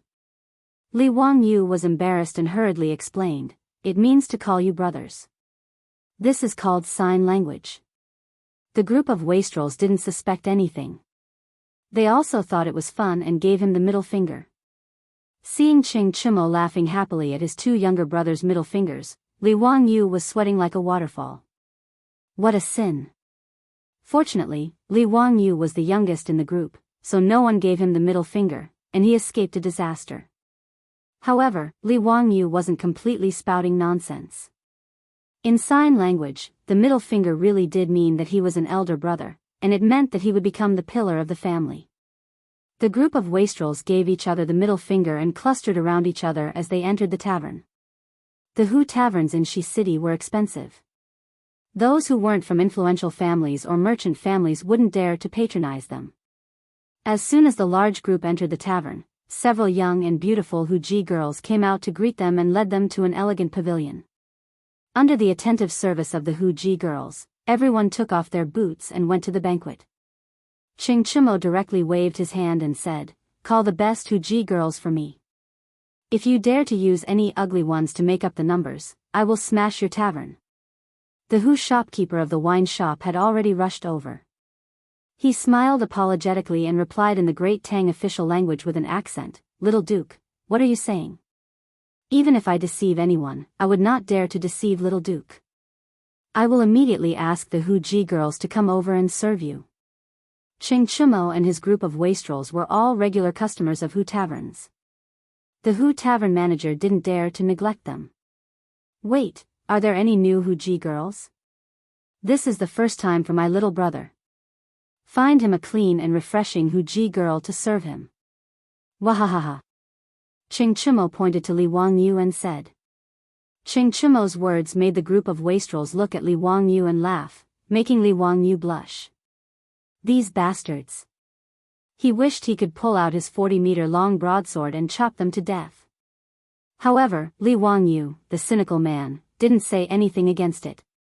Instead, he was a little expectant. It was wise not to take Niu Wu out today. No one would tell the beautiful boss, right? Chapter 146. As a healthy man with a normal mind, Li Wangyu would be lying if he said that he was untainted by the mud and that he wanted to learn from Liu Xiahui. Although there was an ambiguous relationship between him and his beautiful superior, it did not affect the uncontrollable ripples in his heart. Ching Chumo's words made him look forward to it even more, but he heard the Hu shopkeeper reply hesitantly, replying to the young duke, "There is a new Hu concubine in the inn. She is also very beautiful. But her temper is fierce and she has not been trained well. I am afraid that she will spoil the young duke's mood." She is just a Hu concubine, how fierce can she be? Just call her over, my little brother can handle her. Ching Chumo waved his hand without a care, indicating for him to call the Hu concubines over. The Hu shopkeeper did not dare to say anything else and turned to leave, arranging for the Hu concubines to accompany them. Not long after, a group of young and beautiful Hu concubines dressed in foreign attire entered the courtyard. They were dressed to the nines, each with a different style. For a moment, the courtyard became enchanting and charming. It was very tempting. The group of debauches each chose a pleasing Hu concubine to accompany them, but did not let the rest go. They had them play music and dance to entertain them. Li Wangyu sat on his seat and saw the debauches and Hu concubines on his left and right, making him feel dry in the mouth. These bastards, they are too indulgent. TSK, Fang Eai, this bastard, where did your hand go? Yuchi Bao Lin, can you be any more vulgar? This group of Hu concubines, they are too lacking in self-respect. Being taken advantage of like this by this group of debauches, they were just short of doing that kind of thing, yet they were all smiling so seductively. In broad daylight, under the clear sky, they actually did such a thing. It really made Li Wangyu angry. He really wanted to say loudly, "I don't want any chicks, give me a dozen of these unrestrained Hu concubines." However, for the sake of his own face, Li Wangyu could only act like a gentleman. He sat in the pavilion and waited for the arrival of his Huji. Suddenly, a commotion could be heard outside the pavilion. Everyone looked over and saw two maids dragging a blonde girl with a Chinese hairstyle walking over. The girl struggled with all her might, but her slender body was no match for the two burly women. After struggling for a while, she was still dragged into the pavilion. However, that Hu Ji girl was very unyielding. She actually opened her mouth and bit one of the maids. Under the sudden pain, that maid slapped her, causing that Hu Ji girl to fall to the ground. The blonde, blue-eyed Hu Ji girl was also tenacious. Seeing that she was being hit, she only covered her face and stared at the two maids without saying a word. Enraged, one of the maids raised the whip in her hand and was about to lash out. Li Wangyu's sense of justice rose again. He pushed the table and stood up, shouting, "Stop!" Seeing that the guest in the pavilion had spoken, the two maids didn't dare to act rashly and quickly retreated to the side. Li Wangyu took a few steps forward, wanting to see if the Hu Ji girl was badly beaten. He was almost shocked when he saw it. Oh my god! Angelina Jolie also transmigrated? Is this AF** King movie? The girl in front of him looked younger, at most 14 or 15 years old, but her appearance was almost exactly the same as Angelina Jolie's. One of Li Wangyu's favorite Hollywood actresses was Angelina Jolie, the female lead of the movie Tomb Raider. He would never admit that he was attracted to Angelina because of her devilish figure, although she was indeed very attractive. After a long time, Li Wangyu finally calmed down. He swallowed his saliva and asked the Hu Ji girl in a gentle tone, "Are you okay?"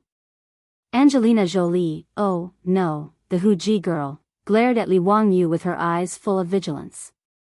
She crossed her arms in front of her chest, frightened but stubborn.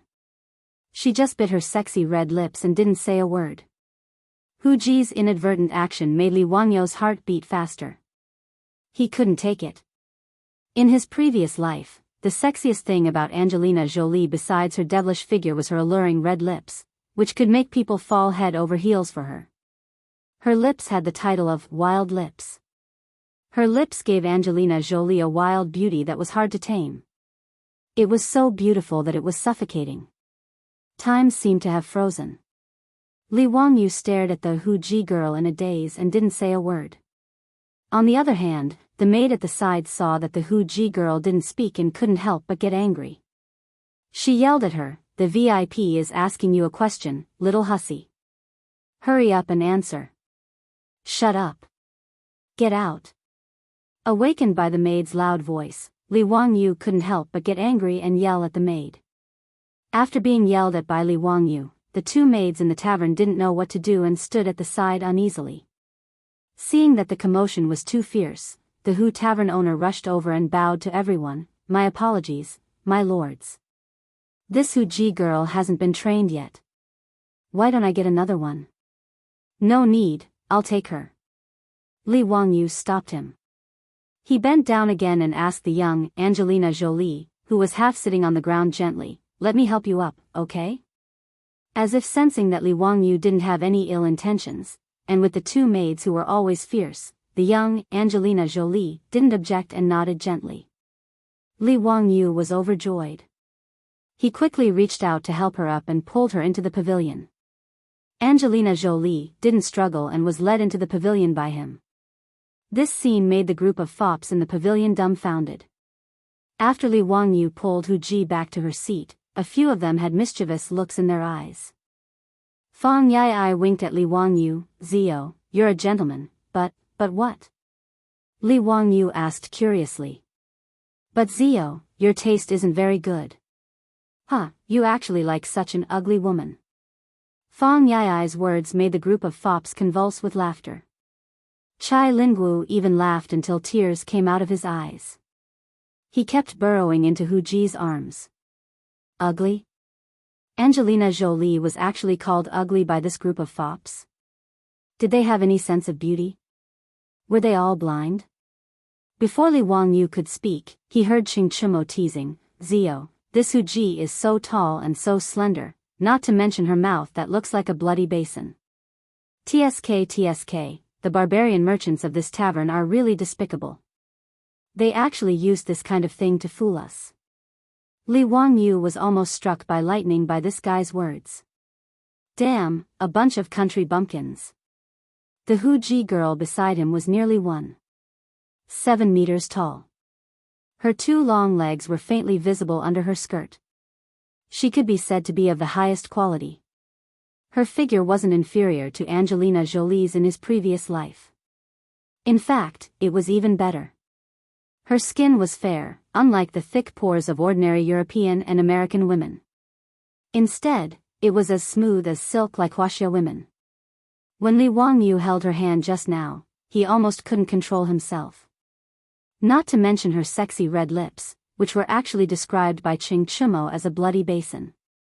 Li Wangyu despised this guy's sense of beauty. Chapter 147. The words of the group of playboys made the face of the Hu girl beside Li Wangyu turn gloomy. Although she didn't want to be a slave or a hostess, as a girl who loved to look pretty, who would want to be called ugly in front of others? In the pavilion, not only were the group of silk pants rocking back and forth with laughter, even the Hu courtesans were covering their mouths and snickering. In their eyes, the young Hu courtesan beside Li Wangyu was indeed very ugly. Li Wangyu rolled his eyes speechlessly. He couldn't be bothered to correct the aesthetic standards of these country bumpkins. Thinking about it secretly, Li Wangyu felt a little happy in his heart. Angelina Jolie was such a great beauty, yet no one could recognize her. The feeling of a bright pearl being covered in dust and being able to recognize the pearl with his discerning eyes felt pretty good. Li Wangyu ignored the group of playboys and turned to look at the beautiful teenage version of Angelina Jolie beside him. He subconsciously compared her with his beautiful boss. In the end, they were neck and neck. His beautiful boss had the typical temperament of an Oriental beauty. Whether it was her appearance or figure, she didn't lose to the teenage version of Angelina Jolie at all. Li Wangyu stopped his fantasies and started chatting with the Hu Ji girl in a low voice. Can you tell me your name? Li Wangyu's tone was gentle, like a weird uncle who was about to trick a little loli into looking at goldfish. The girl hesitated for a moment, but still answered, Aphrodite. Her accent was a little strange, but Li Wangyu could still understand it. Hearing her answer, Li Wangyu's eyes lit up. The ancient Greek goddess of love? The girl was stunned. She looked up and stared into Li Wangyu's eyes. You know about the goddess of love? You know about ancient Greek mythology? She had been sold from faraway Europe to the Tang dynasty for a few months. Whether it was the barbarian merchants or the people of the Tang dynasty, she had never seen anyone who knew about ancient Greek mythology. Li Wangyu shrugged. He had only read about ancient Greek myths and was not proficient in them. However, he did remember the names of the goddesses. He was especially impressed by Aphrodite, the goddess of love, whose Roman name was Venus.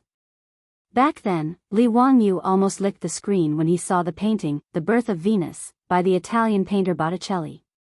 In the oil painting, the young girl Aphrodite had just jumped out of the water and was standing naked on a lotus leaf-like shell. Her figure was slender and fit, her figure was slim and full, and her posture was graceful.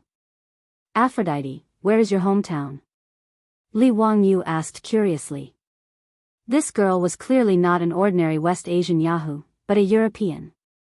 Byzantine, I'm from the Byzantine Empire. Aphrodite replied in a low voice, but her tone was obviously depressed. Byzantium? Li Wangyu used his limited knowledge of the history of the world to recall. It seemed to be the Eastern Roman Empire, and the Tang dynasty called them the Great Qin. It was really a long distance. Li Wangyu remembered reading about it in the future. It was about 10,000 kilometers from Rome to Chang'an, and a caravan would need to spend about a year and a half on the journey. It was a long and suffocating journey. Li Wangyu could not imagine spending a year and a half on horseback or camelback. It was simply driving people crazy. And this girl in front of him obviously would not have the chance to complete such a journey again in her life. She would have to spend the rest of her life in the Tang dynasty, which was 10,000 kilometers away from her hometown. Li Wangyu could only sigh with emotion. The temptation of money was indeed incomparably great. It could prompt those merchants to spend 2 to 3 years on the road just to earn incomparably generous returns. Li Wangyu looked at Aphrodite sympathetically. He did not know how to comfort this slightly sad girl. Li Wangyu did not want to make this girl version of Angelina Jolie sad, so he quickly changed the topic. Aphrodite, your Tang dynasty language is pretty good. Did you learn it for a long time? Aphrodite nodded. On the way to the Tang dynasty, someone in the caravan had been teaching me. We walked on the road for a year and a half, and I only learned it. Your Tang dynasty language is really difficult. Speaking of this, Aphrodite patted her chest, indicating that she had learned it really hard. However, the trembling of the mountains in front of her chest almost caused Li Wangyu to have a nosebleed. This European girl's development is too good. She's only 15 or 16 years old and she's already this big? From this point of view, Aphrodite had completely won over his beautiful boss. Li Wangyu smiled and said, "You're already very talented to be able to learn this in a year and a half. The Tang dynasty language is the most difficult language in the world." Aphrodite stuck out her tongue. Hee, I can also speak Greek, Persian, and Roman. Damn, she's actually a language genius. This made Li Wangyu feel a little ashamed. When he was in college, he barely passed the English test band 4. The two ignored the group of foppish young masters in the pavilion and chatted with each other. They soon became familiar with each other. Although Aphrodite was forced to accompany them to drink, she did not expect to meet such a humorous young man like Li Wangyu, who even knew a lot about the customs of her hometown. Moreover, Li Wangyu did not touch her like other men, which made Aphrodite have a good impression of Li Wangyu. In the few months since she came to the Tang dynasty, she didn't even have time to take a closer look at Jianghu, the greatest city in the world, before she was locked in the tavern.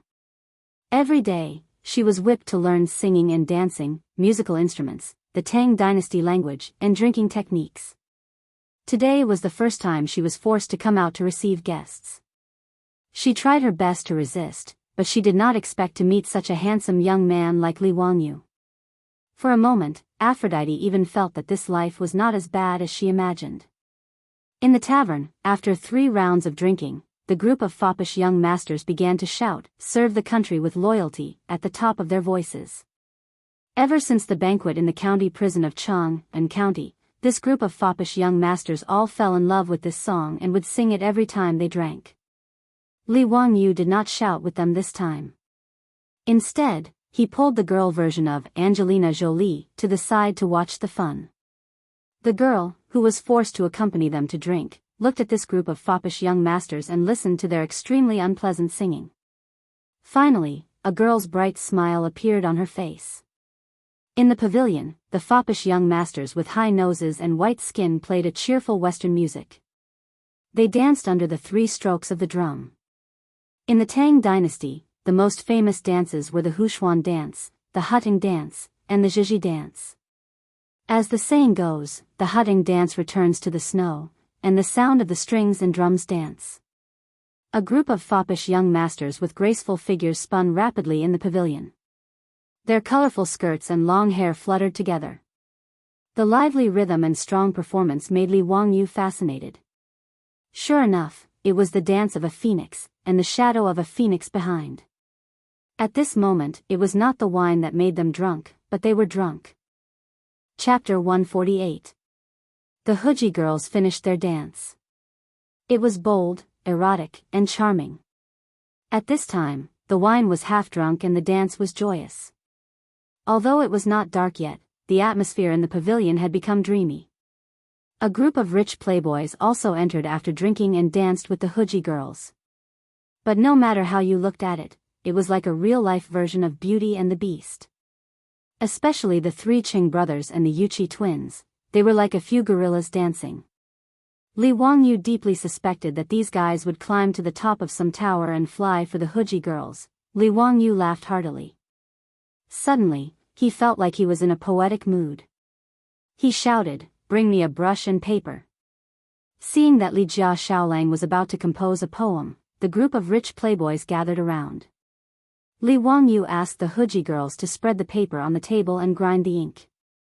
He held a wine cup in his left hand and a pen in his right hand. He recited and wrote on the paper with his thin muscles. Before a bottle of wine. Li Wangyu wrote down the title of the poem. This guy was drunk and started to copy Li Bai's poem again. The spring breeze comes from the east and passes by suddenly, the golden bottle of wine ripples. The falling flowers feel a little too much, the beauty is drunk and the beauty is drunk. When the poem was copied to this point, Li Wangyu suddenly felt that something was wrong. This poem seemed to be lamenting the passing of time, right? The last line, "How many peach blossoms can there be? The flowing light deceives people and wastes time," seemed to be not for a young man like him to say. Li Wangyu's brain worked very quickly. He might as well give Li Bai's poem a shortened version. He would remove the lines in the middle that set off the sadness and hinted at people's declining years. He paused for a moment, drank a mouthful of wine, and continued to write. The lute plays the dragon gate's green tree, the jade pot of wine is clear as the sky. Urging the string and brushing the column to drink with the gentleman, looking at Zhu Cheng's face redden. The Huji girls are as beautiful as flowers, smiling in the spring breeze. Smiling in the spring breeze, dancing in gauze clothes, the gentleman will not be drunk today and will return in peace. The shortened version of Before a Bottle of Wine became a poem of Carpe Diem, which made the rich playboys applaud. Especially that last sentence, "If you are not drunk today, you will return in peace." It was even more to the liking of a group of profligate sons. What she meant was that she was laughing in the spring breeze while dancing in her silk dress. In front of this beautiful scenery, if you don't get drunk today, you're a fool. What's there to talk about? Huh, Zio is indeed a genius. How are you going to return home in peace if you don't get drunk? Huh, this is delightful. Come, everyone, let's drink. If we don't get drunk, shall we return peacefully? Cheers. In the pavilion, Hu Ji, who was good at playing and singing, immediately began to play and sing Li Wangyo's "There's a Bottle of Wine in Front." Unlike the poems of later generations, since ancient times, poems were actually meant to be sung. As the saying goes, 300 hymns, 300 string poems, 300 song poems, and 300 dance poems. Every poem in the Book of Songs can be played, sung, and danced with musical instruments. Tang poetry was naturally the same. A large portion of poems were spread through the singing of prostitutes. For example, now in Chang'an City, in the Ping Kong Square, the most popular poem was Li Wangyo's plagiarized poems. In the pavilion, Hu Ji, who was holding a pipa, plucked the strings. Other Hu Ji, who were holding musical instruments such as ivory boards and dutan drums, also played the accompaniment to the tune of the pipa. A clear and beautiful female voice came out from Hu Ji's red lips. The group of rich playboys, including the sons of the martial artists, were all intoxicated by the music and could not extricate themselves. The poem was repeated 3 times before it ended. The beautiful poem was like rich wine, intoxicating and intoxicating. In the pavilion, there was a fight again. The cause was to snatch the manuscript of "There's a Bottle of Wine in Front," written by Li Wangyu. Wei Shuyu quietly reached out to the manuscript on the table. He gently pulled but did not move it. He looked up and saw that Du He's hand also grabbed the other end of the rice paper. The two of them stared at each other for a while. Du He suddenly shouted, "Brother, come and help me." Du Go was his brother. Since his brother asked for help, he would naturally help. He immediately rushed to Wei Shuyu. Chai Lingwu saw the commotion and also ran up to help. The group of rich playboys fought over Li Wangyo's manuscript and made a mess in the pavilion. Only the 3 Qing brothers and the Yuqi twins were not interested in the manuscript. In the end, it was the Du brothers who overpowered Wei Shuyu and snatched the manuscript. Wei Shuyu was so angry that he cursed loudly. After the laughter, the atmosphere in the pavilion was even more intense. Wine was poured into everyone's mouths like water. Li Wangyu was already intoxicated by the music and wine. He did not notice that Aphrodite, who was beside him, had left at some point. When she came back, she had already changed into a special dance costume. She wore a tomato hat decorated with golden bells, thin and narrow sleeves, a purple gown embroidered with golden silk, red brocade boots, and a colorful belt around her waist. The teenage version of Angelina Jolie smiled sweetly at Li Wangyu. She began to dance with the beating of the drums. The drumming became more and more urgent. The frequency of Aphrodite's waist also became faster and faster. Her soft and boneless waist danced in a circle. Li Wangyu was so captivated that he could not bear to blink. Her red brocade boots kicked and curled according to the rhythm. When the music ended, Aphrodite gently took off her gown, revealing her beautiful shoulders. She looked at Li Wangyu with her watery eyes. At this moment, she was extremely shy and full of tenderness. Li Wangyu's heart palpitated. This temptress. Aphrodite had already drunk several cups of wine. Her face was flushed red. At this moment, she seemed to have thought things through. It was difficult to return to her homeland. Perhaps in this life, she could only helplessly stay in this wine shop and become someone's plaything. No matter how much she resisted, she could not resist the whips of the barbarian merchants. In the end, she would fall into a boundless sea of suffering. Since that was the case, she might as well give her first night to a handsome young man like Li Wangyu. The group of wastrels had already seen Aphrodite's soul-stirring gaze.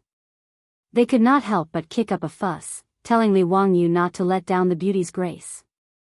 Although these wastrels felt that this barbarian was ugly, they did not care about that. They only treated it as watching Li Jia Shaolang make a scene. After the dance, Aphrodite sat back down beside Li Wangyu. She began to raise her cup and urge him to drink. Li Wangyu did not refuse and drank all the wine. The group of wastrels drank from the afternoon until the evening drum sounded and the sun set. However, no one prepared to leave. They stumbled and hugged the barbarians they had chosen and prepared to stay in this wine shop. In the barbarian wine shop, not only did they provide drinking and entertainment, these barbarians also provided special services. Naturally, there were enough rooms for guests to rest and enjoy the night. The wastrels giggled and left with the barbarians in their arms. Aphrodite's face was flushed red. She looked at Li Wangyu, who was already drunk. She bit her sexy red lips and bent down to help him up. Then, they walked towards the room in the backyard of the wine shop. The door of the room slammed shut. The red candles in the room flickered, and the rings on the red gauze gown made light sounds.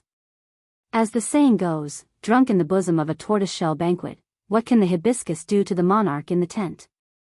Chapter 149. In the tavern, Aphrodite struggled to help the drunk Li Wangyu onto the bed and put down the red gauze curtain. Her face was flushed red. After hesitating for a long time, she finally made up her mind and began to undress the gauze skirt while trembling. On the ground, the gauze clothes slipped off one by one, revealing Aphrodite's flawless white body that was full of fatal temptation. Her eyes were twinkling, her breasts were bouncing, and her cheeks were flushed red. She was as beautiful as a Daoist cicada. At this moment, Aphrodite's beauty could cause the downfall of a country. Her skin was as smooth as milk. Her long blonde hair was scattered on her bare shoulders. Her beautiful face showed a faint sense of confusion. Her pair of innocent eyes were shrouded in melancholy and resentment. It was as if she was blaming the unfair fate that sent her to the distant east to become someone's plaything. If Li Wangyu was not drunk, he would definitely feel that the Italian painters were reliable. The Aphrodite in front of him was far more captivating than Venus in the oil painting. In the tavern, a gentle breeze blew, causing the red candles to flicker. Aphrodite's bare skin was stirred up a series of small bumps.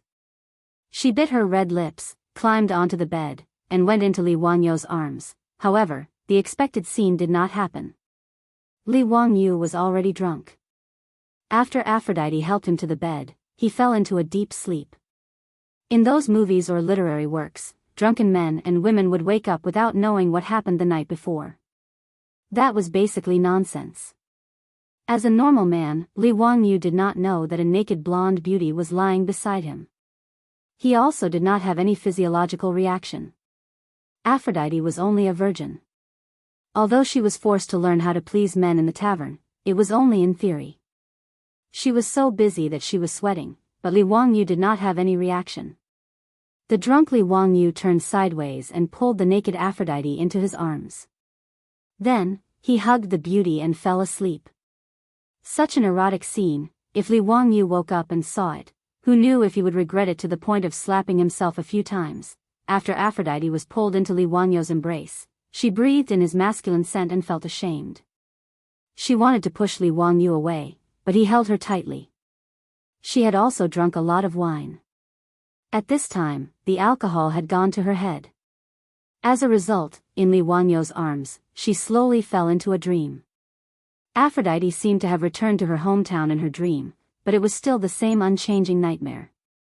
Amidst the sound of the Persians' iron hooves, the castle in her hometown was set ablaze. She could still clearly remember the pungent smell of smoke and dust. She suddenly woke up from her sleep. The air was still filled with the smell of smoke and dust. The tavern was bright and orange light was reflected from the window. Before Aphrodite could distinguish whether this was a dream or reality, she heard a terrifying shout from outside, "Fire! Someone come quickly! Fire!" The night watchman and Wu Ho also struck the gong, clanging loudly. Aphrodite suddenly reacted. The smell of smoke and dust was not a dream, but a fire in the tavern. Aphrodite could not help but cry out in alarm. She quickly broke free from Li Wangyu's arms. She hastily grabbed her clothes and put them on while shaking the sleeping Li Wangyu with all her might. Wake up, there's a fire. Wake up. She did not even know Li Wanyo's name. She only heard those debauches call him Ziyu at the banquet. But at this time, Li Wangyu was drunk and was sleeping soundly. No matter how Aphrodite pushed and shouted, she could not wake him up. Aphrodite rushed out of the room in panic, wanting to call someone to take Li Wangyu away. But as soon as she opened the door, a thick smoke hit her face and almost suffocated her. She hurriedly covered her mouth and nose with her hand and looked up. The tavern in the backyard of the tavern was already ablaze with smoke everywhere. There were disheveled and panicked figures running around everywhere. The flames emitted crackling sounds of explosions, and the momentum was terrifying. She tried to shout a few times, but not only did she not attract the rescue personnel, she was choked by the smoke and coughed. The buildings of the Tang dynasty were all made of wood. In addition, the tavern's backyard was covered with flammable gauze curtains. The fire spread even faster. Anyone with a little knowledge of fire safety knew that the most terrifying thing in a fire was not the flames themselves, but the billowing smoke brought by the flames. Most of the people who died in the fire were suffocated by the thick smoke instead of being burned to death. Aphrodite panicked and almost rushed out of the door to avoid the fire. But just as she stepped out of the door, she suddenly stopped and turned to look at Li Wangyu, who was still unconscious on the bed. This Tang dynasty youth looked very handsome and warm when he smiled at her. If Aphrodite left, Li Wangyu, who was still unconscious in the red gauze tent, would undoubtedly die. She hesitated for a moment, but in the end, she retracted her foot. Aphrodite ran to the bed and used all her strength to pull up Li Wangyu, who was in a drunken stupor. Fortunately, although Li Wangyu was a man, he was only 16 years old and his body was thin and weak. He was less than 1.65 meters tall, half a head shorter than Aphrodite's 1.70 meters long legs. Aphrodite barely managed to lift Li Wangyu up and dragged him out with great effort. In the billowing smoke, she covered her mouth and nose with one hand, coughing while dragging the man beside her. The flames roared and jumped on the roof not far away, destroying everything with tyrannical power. Dark red sparks floated in the air, even burning a few strands of Aphrodite's golden hair. Her originally gorgeous clothes had long been splashed with holes by the sparks. The raging fire seemed to have gone crazy, flying everywhere with the wind, unscrupulously swallowing everything. The red flames were like a tyrannical king, destroying all obstacles in front of it. Aphrodite used all her strength to drag Li Wangyu, but the smoke was everywhere, and she almost couldn't tell the direction of escape. After all, she was only a 15 or 16-year-old girl, and her strength was not that great. Soon, under the roasting of the flames, her body was sore and weak, and she fell to the ground. But even so, she still hugged Li Wangyu's body tightly, lying on top of him, trying to resist the coming erosion of the flames for him.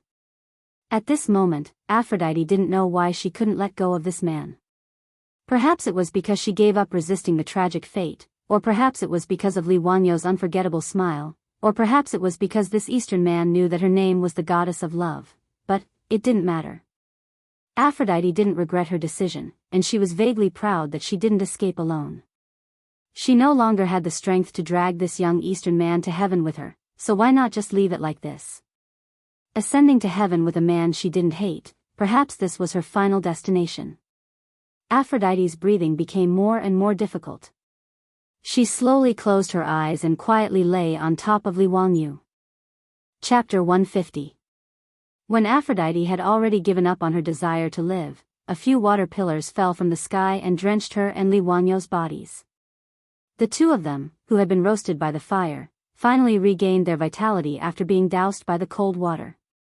Li Wangyu, who had been unconscious due to his drunken stupor, finally woke up under the stimulation of the cold water. He opened his eyes in a daze and saw Aphrodite's alluring face, which was covered in soot. At this moment, Aphrodite was still lying on Li Wanyu's body, the two of them hugging each other tightly. What happened? Li Wanyu's throat was hoarse and painful as if it was on fire. Aphrodite's face was full of water droplets. It was unknown whether it was from the water droplets or tears of joy. There's a fire. You didn't wake up. I wanted to drag you and run. Li Wangyu struggled to sit up.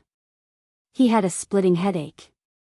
Looking up, half of the originally exquisite Hu wine shop's backyard had been engulfed by the fire. But at this moment, water pillars continued to spray out from the sky. Streams of water began to suppress the fiercely burning house.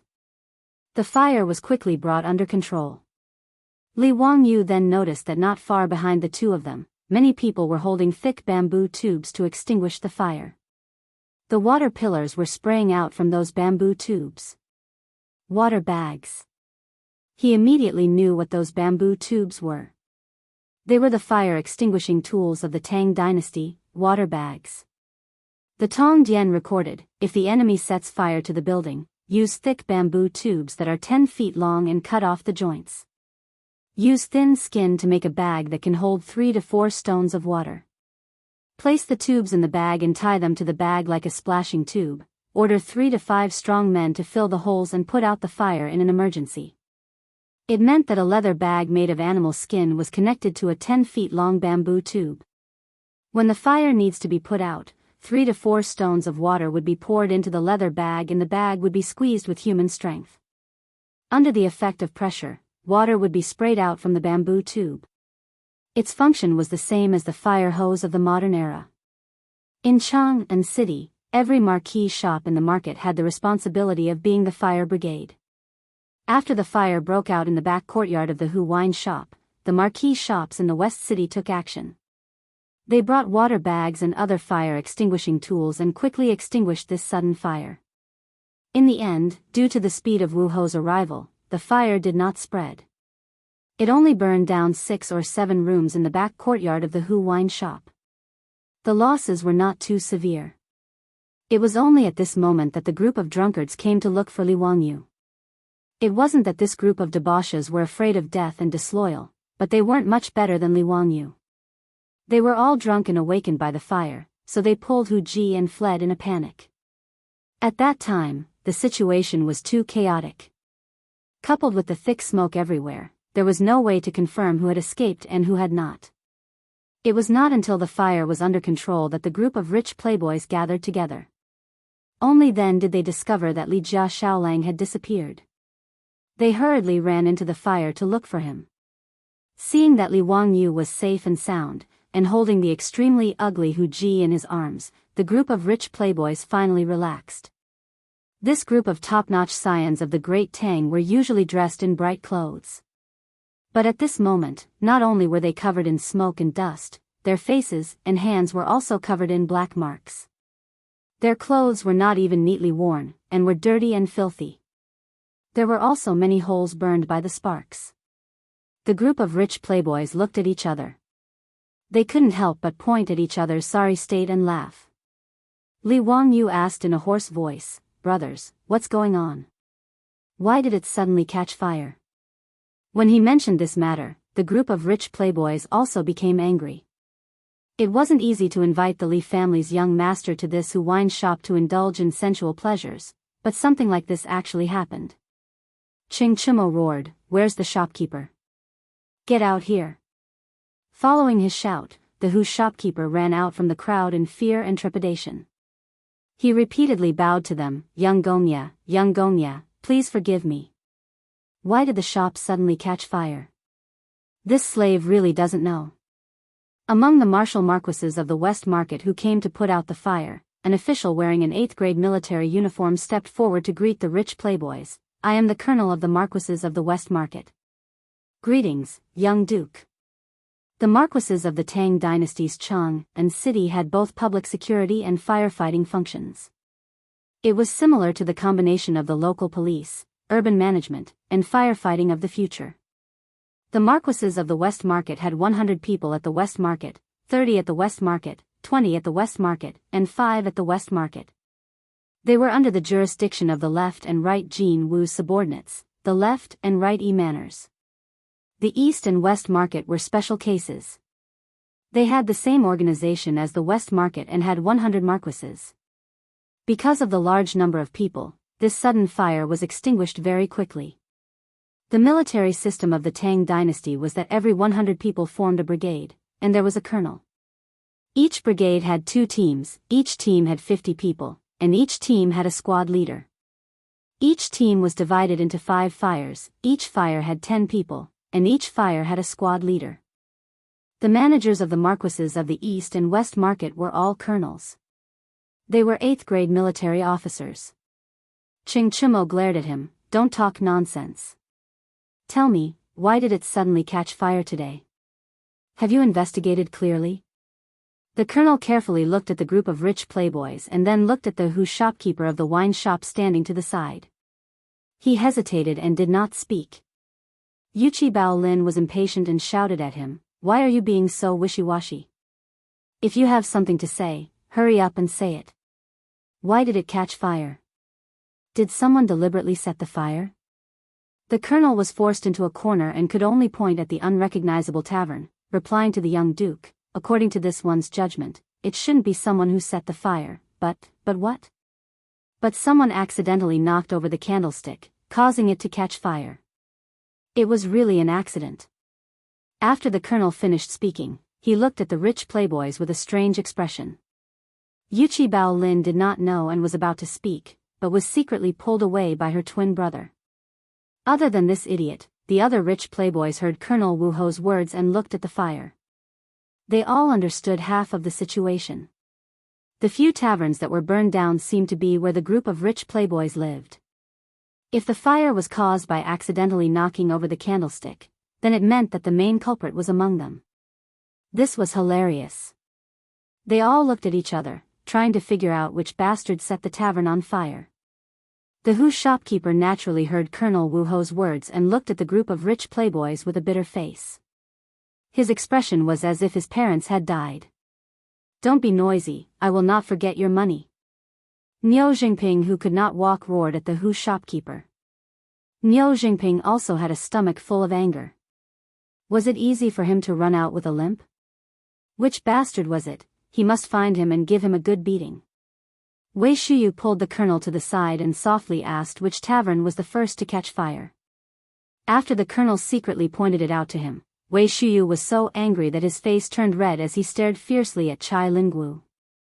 That's right, the first tavern that caught fire was Chai Lingwu's room. Without a doubt, the fire was caused by this bastard. Including Li Wangyu, the group of people all looked at Chai Lingwu. Fang Yi suddenly shouted, "Beat him! Let him set the tavern on fire!" All the rich playboys rushed up, even Li Wangyu did not hesitate. The group of people rushed up and trampled on Chai Lingwu, who was holding his head and squatting on the ground. Chapter 151. Chai Lingwu, who was originally in a rather sorry state because of the fire, was beaten to the ground by a group of playboys. His clothes became as filthy as a beggar's. With a long face, he cupped his hands and bowed to the playboys. "Brothers, I really don't know what's going on. I'm also drunk and don't know how the fire started." Ching Chimo and the others called Hu Ji, who was with Chai Lingwu last night. After asking her, they found out the whole story and didn't know whether to laugh or cry. It turned out that after Chai Lingwu entered the tavern last night, he and Hu Ji made love before falling into a deep sleep. In the middle of the night, he probably got up to drink water because he was thirsty and accidentally knocked over the candlestick on the table. He didn't realize it and continued to climb back to the bed to sleep. Hu Ji, who was with him, was awakened by the fire and the smell of smoke. She quickly woke Chai Lingwu up and escaped. The fire spread very quickly. By the time Hu Ji called for someone to put out the fire, it had already spread. Li Wangyu heard this and was so angry that his nose almost crooked. He had finally transmigrated to the Tang dynasty. If Chai Lingwu accidentally set a fire and burned him to death, where would he go to complain? Could it be that his soul could transmigrate again? Thinking of this, Li Wangyu looked gratefully at the young version of Angelina Jolie next to him. If it wasn't for the Italian girl risking her life to save him, his soul would probably have been scattered. Li Wangyu tenderly stroked the girl's golden hair. Looking at the girl's pure yet sorrowful eyes, Li Wangyu's heart throbbed. 6 or 7 taverns of the Hu Tavern were burned down, and the loss was about 700 to 800 strings of copper coins. The reason why it was worth so much money was not because of the houses themselves. It was said before that houses in the Tang dynasty were not worth much. Although houses in Chang'an were very expensive, it was not easy to live in Chang'an. Houses in good locations sold for at least 500 strings of copper coins. However, that was mainly because the land was expensive. It would only take a few dozen strings of copper coins to demolish and rebuild the tavern. But what was even more ridiculous was that in order to provide a better consumption experience for these high-end customers, the Hu Tavern's furniture, displays, paintings, and antiques in the tavern were all very valuable. 700 to 800 strings of cash was already taking into account the status and face of the rich playboys. What he wanted was only the cost price. Naturally, the money had to be paid to the barbarian merchants. Chai Lingwu had a bitter expression on his face as he looked at the group of silk pants. Brothers, I don't have the copper coins with me right now. Please help me. Although they were the top hedonistic sons of the Tang dynasty and spent money like water, they were not ordinary people. In fact, most people could only get 100 strings of cash from their families every month. This was already a lot. It was equivalent to more than 400,000 yuan of pocket money in the future. It was really corrupt. The more he took from his family, the more he spent. At most, Chai Lingwu could take out 200 or 300 strings of copper coins.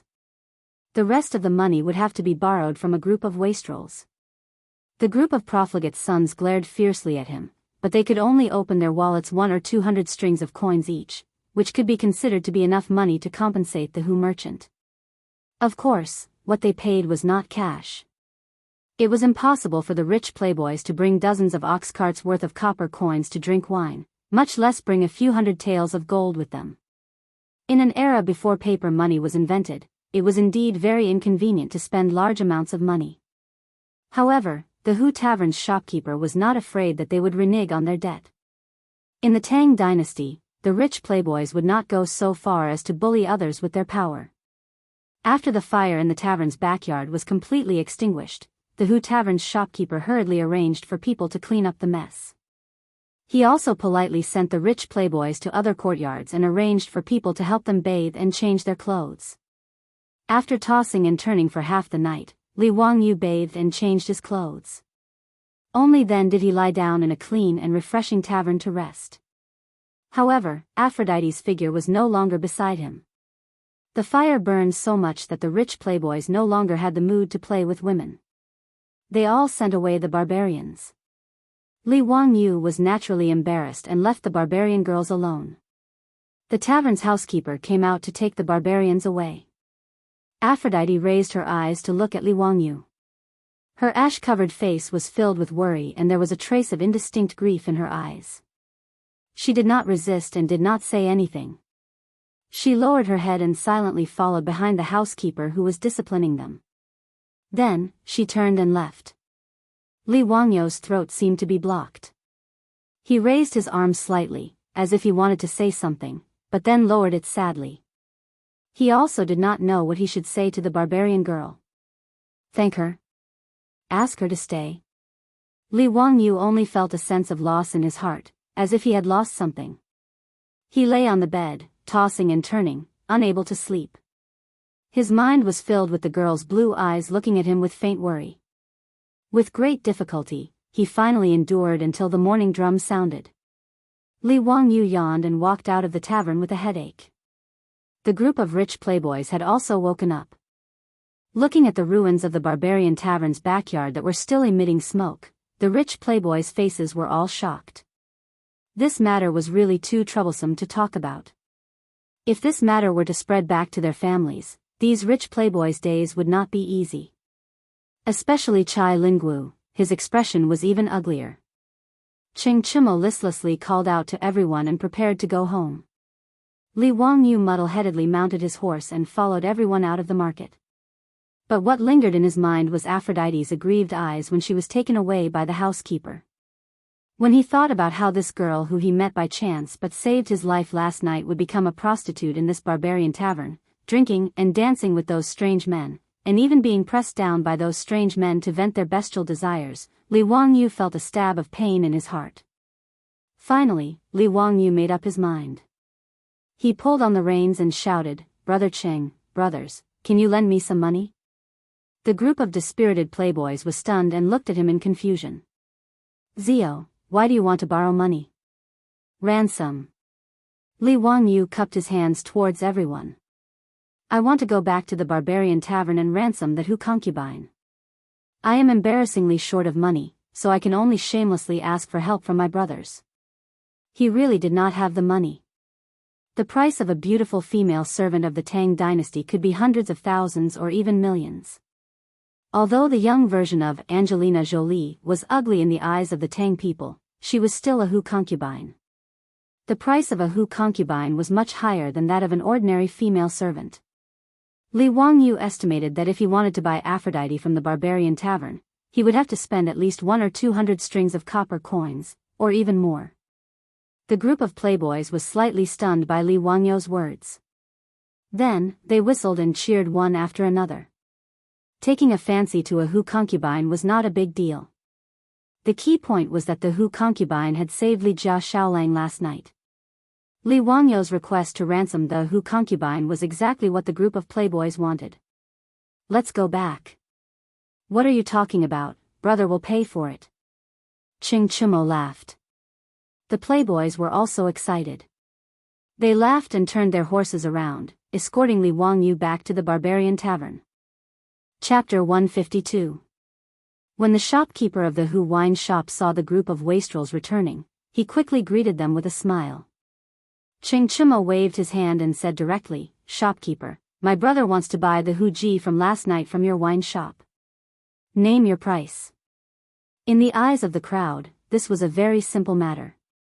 It was just a matter of paying more copper coins. If the Hu wine shop needed Hu Ji, there were many people selling them in the West City.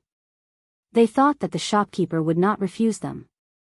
Unexpectedly, Ching Chimo's words were rejected by the shopkeeper. I'm sorry, young duke, but we're not selling that Hu Ji. What? Why not? Speak clearly for this old man. Ching Chimo was furious. This Hu shopkeeper was clearly not giving him any face. He said in front of the group of wastrels that he wanted to buy the Hu Ji and give it to Li Wangyu. Now, the shopkeeper of the wine shop actually refused to sell it. Did he not put the Duke Lu's residence in his eyes? Most of the who did business in Chang and city were Sogdians. They had 9 surnames, An, Chao, Shi, Mi, He, Shi, Mu, and Bai. The Tangs called them the 9 surnames of Jianghu, also known as the 9 surnames of Hu. The great Tang dynasty's terminator, An Lushan, was a Sogdian, a member of the 9 surnames of Jianghu. Just like the Jews in Europe, the Sogdians were also good at business. They bought silk from the Central Plains and transported it to the West regions. They also brought in glass beads, jade, agate, pearls, and other jewelry from the West regions. Selling livestock and even slaves was a way for the Sogdians to make money. They almost controlled the lifeline of the Silk Road trade. Almost every Sogdian merchant was a loan shark. Not only did they lend money, but they also lent silk. It was recorded in the Sufu Yuan Gui that the inner circle disciples of the capital were mostly fan merchants. The wastrels in Chang and city who borrowed money from the Sogdians could not afford to repay it. This showed how rich the Sogdians were. These Sogdian merchants were also good at relying on various political forces to gain political status and make it easier for them to do business. If it was an ordinary Chang and wastrel, they would not be able to do anything to these Sogdian merchants. However, Ching Chimo and the others were not ordinary wastrels. They were the top wastrels of the Great Tang. No matter how powerful the sweet merchants were, in the face of Ching Chimo's fury, they could only keep quiet out of fear. The Hu wine shop's shopkeeper repeatedly cupped his hands and said, Young Duke, please don't make things difficult for me. I don't have the final say in this matter. I really can't sell that Hu Ji. Why can't I sell it? If you don't make things clear today, do you believe that I won't set fire to your wine shop and burn it down completely? Ching Chimo was not the only one who was angered by the Hu shopkeeper's evasiveness. The group of silk pants also surrounded the shopkeeper furiously. They were all prepared to take action to teach this Hu shopkeeper who did not know the rules a lesson. He wanted to let him know who the Tang dynasty belonged to. How dare a man with a surname of Hu mess with them in Chang'an? He was really out of his mind. The Hu shopkeeper was on the verge of tears as he was surrounded by a group of hedonistic sons from the founding families of the Tang dynasty. If he had known earlier, he wouldn't have agreed to such a task. He even regretted summoning that Hu Ji girl to accompany the guests yesterday. Otherwise, such a thing wouldn't have happened. Seeing that there was no way to avoid it, the Hu shopkeeper had no choice but to invite everyone into the wine shop. He found a quiet room and respectfully invited everyone to take a seat. Then, he ordered someone to bring wine. After sending all the servants away, the Hu shopkeeper lowered his voice and explained to Li Wangyu and the others why he couldn't sell the Hu concubine. After hearing the Hu shopkeeper's explanation, Li Wangyu and the group of silk pants looked at each other in shock. No one would have thought that there was such a hidden story. Cheng Chimo silently scratched his head and said to Li Wangyu with a bitter face, "Brother Zio, there are plenty of Hu Ji girls. Why don't we change to another one? How about I go to the West Market and buy you another 2 beautiful Hu Ji girls?" Fang Yai, Wei Shuyu, and the others also persuaded, "That's right. Zio, Hu Ji girls are all the same. We will buy you a few other beauties." Li Wangyu only shook his head. He wasn't after beauties. He just wanted to save Aphrodite from her misery. What the Hu shopkeeper said didn't make him give up on his plan. Instead, it made him even more determined. "Brothers, if I don't buy that Hu Ji girl back home and let her become a lowly prostitute in this wine shop, I'm afraid I won't be able to rest easy. Last night, that Hu Ji girl risked her life to drag me out of the fire. How can I just walk away now? If I really do that, will you still be willing to be friends with me?" Li Wangyu's words were sincere and sincere. Fang Yai and the others were speechless.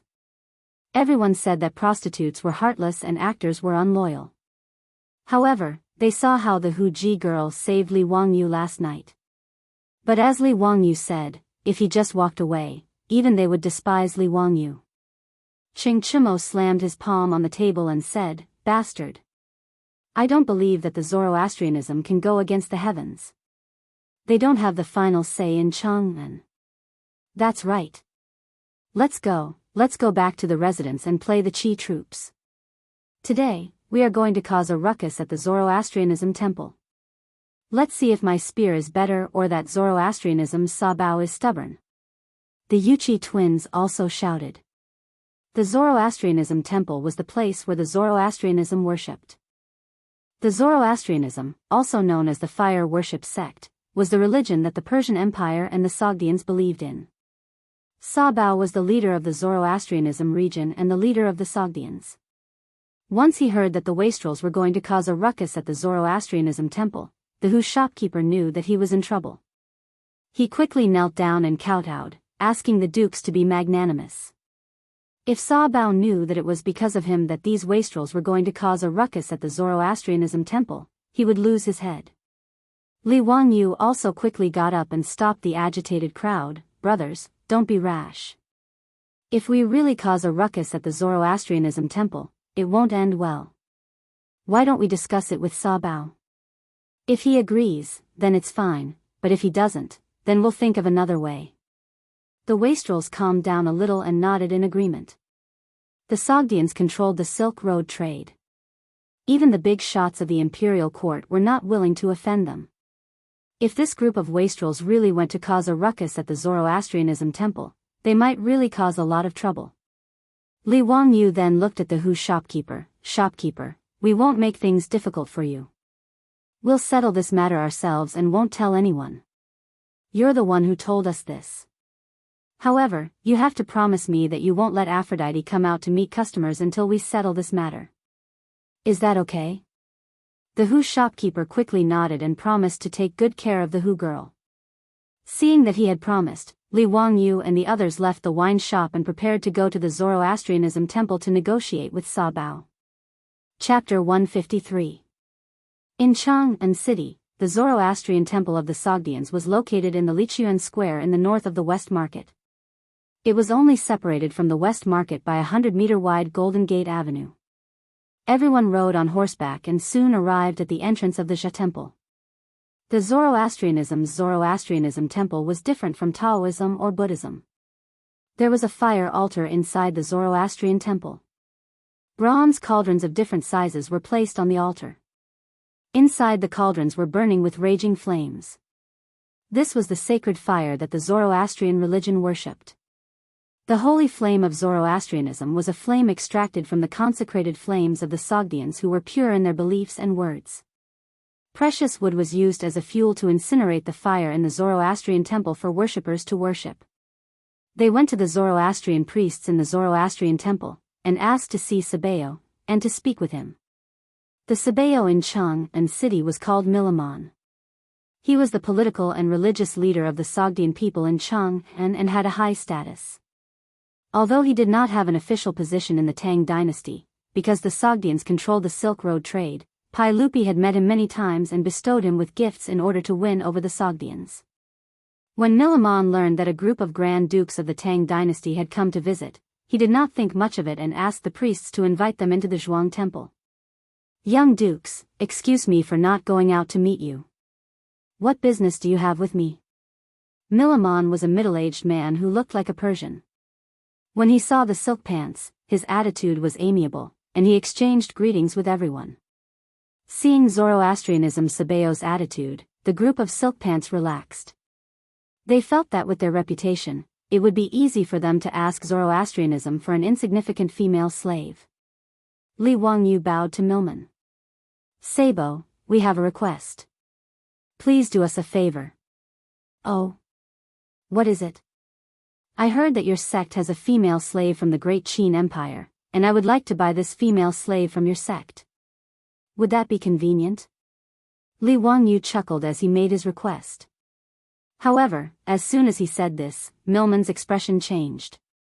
"Lord Xiaolang, I'm afraid you're mistaken. Our Zoroastrianism doesn't have any female slaves from the Great Qin." Where did Xiaolang Kun hear this from? Seeing Milman immediately stop smiling after hearing about Great Qin's female slaves, the other profligates felt quite startled. Was Milman really not going to give them any face? Li Wangyu smiled and said, "I'm very curious about Great Qin's women and I've been looking for them everywhere. Suli of Jianghu County told me that your Zoroastrianism has female slaves in the hands of the Great Qin. That's why I'm here to sincerely purchase them. Sabao, please do us a favor. The price is negotiable. We will definitely not let Sabao suffer a loss." Although there were all kinds of huji for sale in Jianghu and Shi City, there were very few European women. The main reason was that the Tang dynasty was too far away.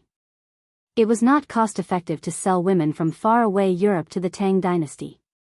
Most of the prostitutes in Jianghu and Shi City came from Central Asia, West Asia, and even South Asia. As for these concubines who entered the Tang dynasty, they had to apply for permission to enter the border and provide coupons.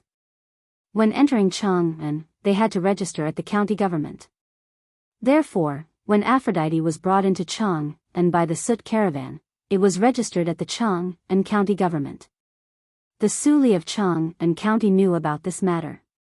However, Milamon still shook his head and said with a hint of impatience, "My Zoroastrianism did have a female slave from the Great Qin.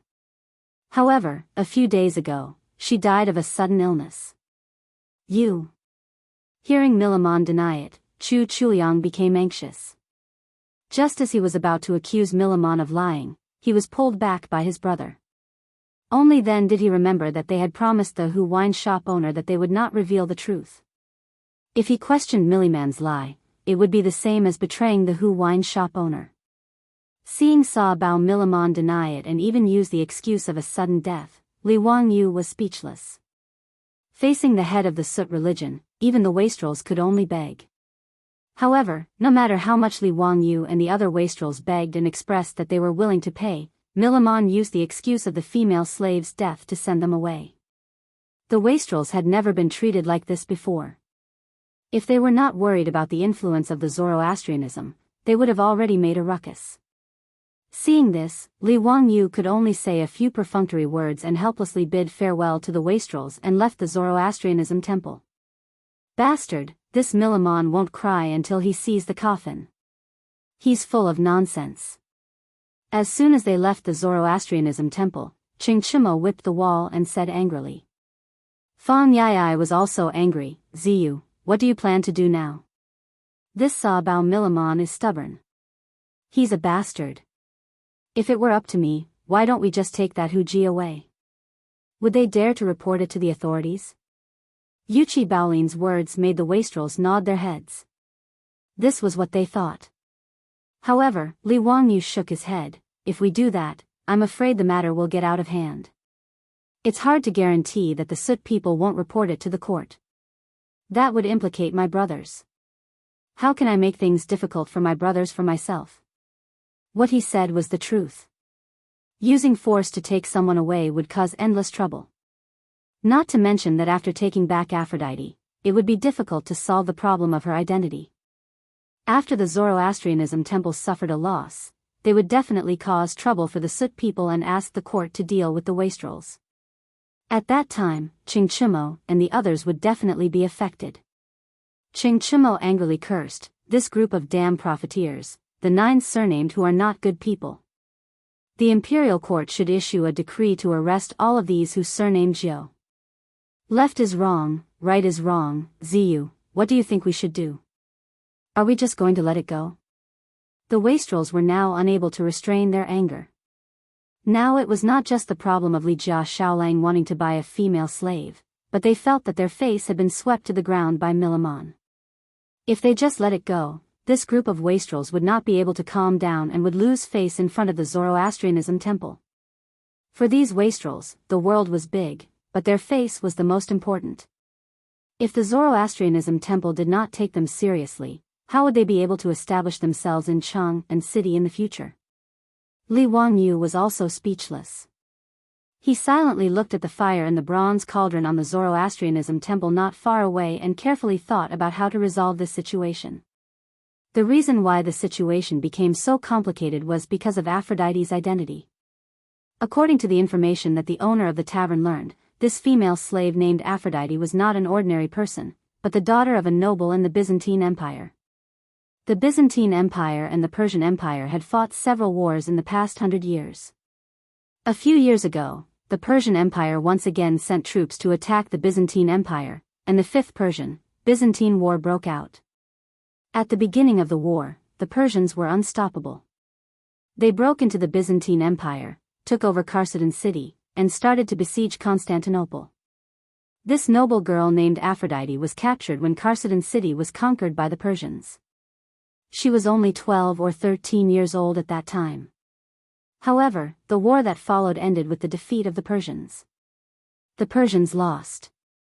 They needed to return the Byzantine Empire's territories, release the prisoners of war, return the Holy Cross that they took from Jerusalem, return all the treasures that they took from the Byzantine Empire, and pay back the military expenses for the past few years. The Persian flew into a rage out of humiliation and vented his anger on Aphrodite. They lied to the Byzantine Empire that she died in the war and secretly sold her to the Sogdians. They let the Sogdians sell her to the distant Eastern Empire. They also asked the Sogdians to demote her to a prostitute to humiliate the Byzantine Empire and vent the anger in the hearts of the losers. The Persians and the Sogdians followed the same religion, so the Zoroastrians naturally followed the Persians' request. Therefore, the poor Aphrodite became a sacrifice in the war between the two sides.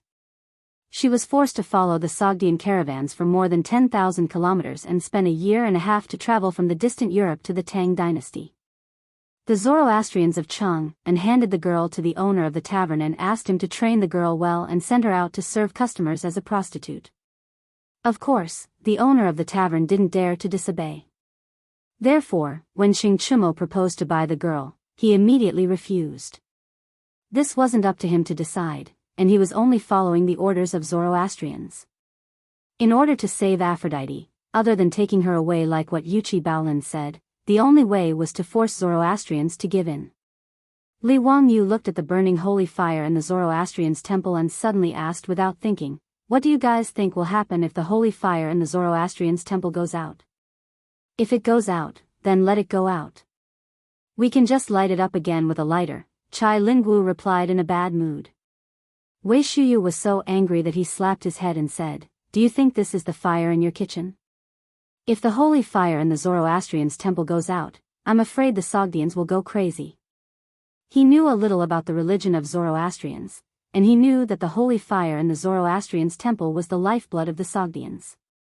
Once it went out, the consequences would be unimaginable. Li Wangyu suddenly smiled and revealed 8 white teeth. Brothers, I have an idea. Let's go and prepare. Later, we will ask Milamon to kneel down and bring Aphrodite to me. Chapter 154. Wei Shuyu hurriedly stopped Li Wangyu. Ziyu, you can't act recklessly. You can't be thinking of extinguishing the sacred fire of the Jia temple to threaten the Sut people, right? This will cause a big problem.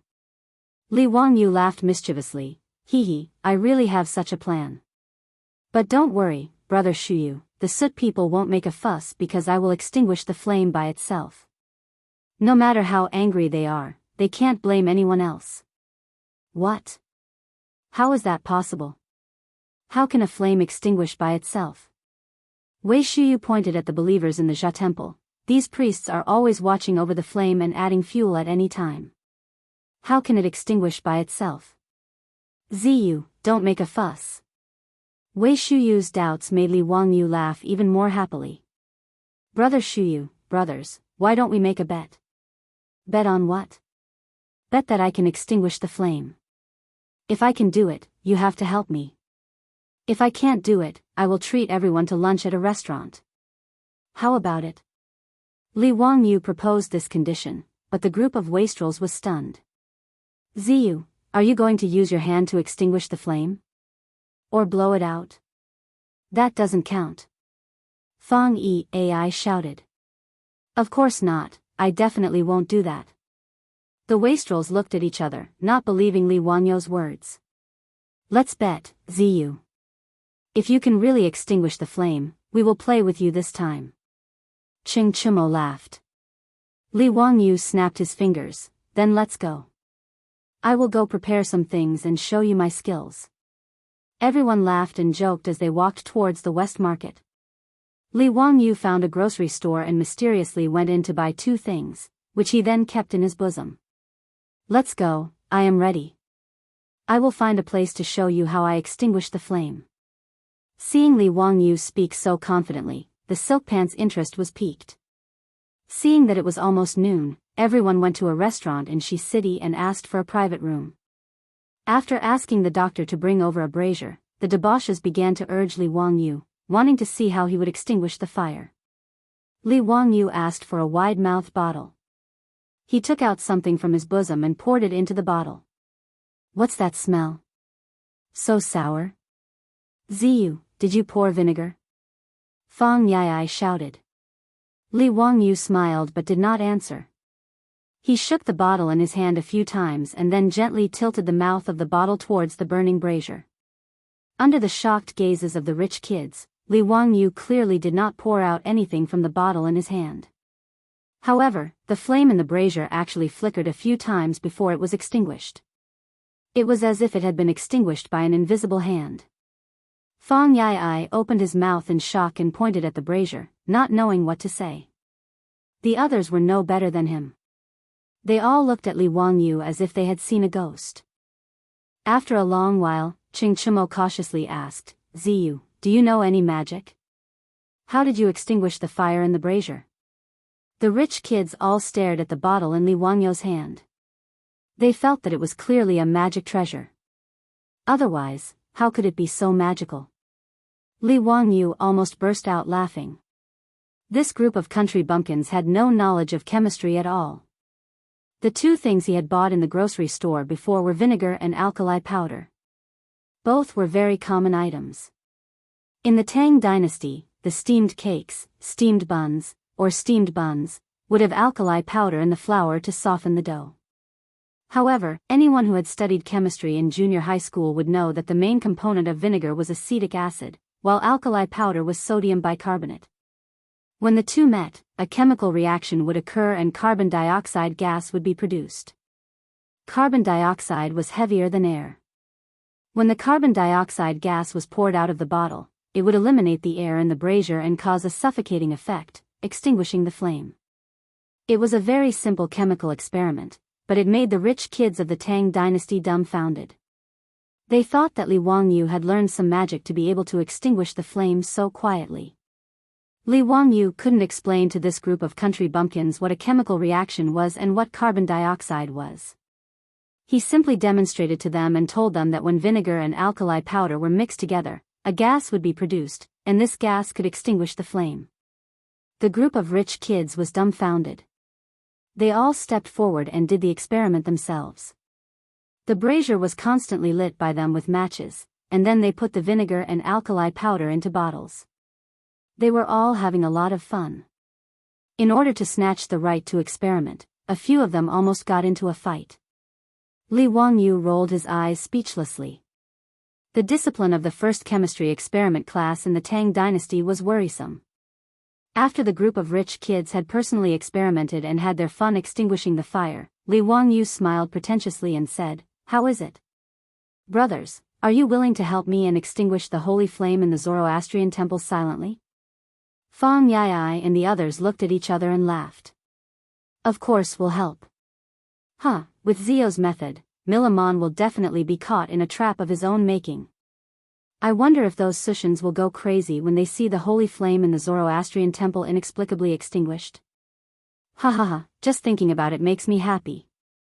I'm afraid they'll think that the gods are blaming them, right? These profiteers. We'll scare these bastards to death. The group of foppish playboys all laughed and joked. Not many Sushans in Chang'an liked them. Just like the Jews in Europe in the future, the profiteers were always disliked. They asked the restaurant's doctor to send them food. The group of people ate and drank while discussing in low voices what to do later. It had to be said that this group of rich kids had the potential to cause trouble and destroy. As for Li Wangyu's plan, they gave various opinions and soon perfected the extinguishing plan. After eating and drinking to their heart's content, everyone began to split up. Chai Lingwu, Wei Shuyu, and the Du brothers accompanied Li Wangyu to the Zoroastrian temple in Liquanfang to visit Sabeo Milamon. The Qing brothers, the Yuchi twins, Fang Yai, and Niu Jingping went to prepare other things. In the Zoroastrian temple in Liquanfang, Sabeo Milamon reluctantly received Li Wangyu and the others when they visited again. "What's the matter, young lords? If it's about the female slaves of the Great Qin, there's no need to talk about it." Milamon spoke in a tone that said there was no room for discussion. Li Wangyu shook his head and smiled, "That's not the case. We came to visit Sabeo to save you." Milamon was stunned and looked unhappy. "What nonsense are you talking about, Xiaolang? Why do I need you to save me? Could it be that there was still a strong person who dared to cause trouble in Chang'an City in the light of the universe? Aren't you afraid that we Sushans will complain to the emperor of the Tang dynasty?" He thought that Li Wangyu and the others wanted to cause trouble and use force to threaten him. Therefore, Milliman's words were a warning to Li Wangyu and the others that the Sushans were not pushovers. Li Wangyu laughed even more happily. No, why would Sabeo say that? We're sincerely here to save Sabeo. Don't you know that you're in trouble? Chapter 155. The Sogdian Sabeo Milliman naturally did not believe Li Wangyu's words. "Mr. Xiaolang, what trouble do I have?" "Sabeo, the holy fire that your Zhe temple enshrines is the fire of fire, right?" Li Wangyu asked. Milliman did not understand what he meant and nodded. "Yes, that's right." "So what?" The Zhe temple, also known as the fire worship sect, divided the holy fire into 3 levels according to the lighting ceremony. The lowest level was the ordinary holy fire. The ordinary holy fire was enshrined in the Sogdian family and could be extinguished. The second level of holy fire was the fire of fire. It was ignited by the holy fire embers contributed by the believers of different classes. The fire of fire was enshrined in the Zhe temple in each city. There were dedicated priests who added wood and spices at least 5 times a day to ensure that the flame would never be extinguished. The Zhe temple in Chang'an City enshrined the fire of fire. The wood used to ignite the fire was sandalwood, which was very luxurious. The highest level of holy fire was called the fire of victory. It came from the heavenly fire, which was the flame produced by lightning. The Jia temple that enshrined the fire of victory was the main temple of the Persians and Sogdians. These things were not a secret in Chang and city as the Sogdian Jia temple preached. For his plan, Li Wangyu had specially asked someone to inquire about the teachings of the Jia temple. He was more confident in his heart. Li Wangyu said, Sabeo, as far as I know, your Jia temple has 3 kinds of redemption, right? Good thoughts, good words, and good deeds, right? Milliman nodded again. Yes, that's right. Li Wangyu's expression suddenly became solemn. He stared at Milliman and said, the teachings of the Jia temple, good words prevent people from lying and cheating. Sabeo, can you tell me if you were lying and cheating when you said that the female slaves of the great Qin Empire were infected? This. Milliman did not expect Li Wangyu to suddenly change the topic and could not help but be speechless for a moment. Li Wangyu did not wait for him to answer and continued, Sabeo, as the leader of the Jia temple, how can you lie? You will be punished by your gods. Be careful that the holy fire of your Zhan temple is extinguished because of this. Milliman was like a dragon whose reverse scale had been touched. He was instantly enraged. He pointed at Li Wangyu and shouted, what nonsense are you talking about? You dare to curse our holy flame to be extinguished? If the holy fire of your Sabeo temple is extinguished, then it can only be caused by you, Sabeo, not abiding by the teachings. What does it have to do with us? I'm warning you, don't talk nonsense. Otherwise, the consequences will be severe. A few of the silk pants immediately became spirited and began to spit at Milliman. As long as they did not smash the Zoda temple of the Sogdians, the top playboys of the Tang dynasty did not take Milliman's words to heart.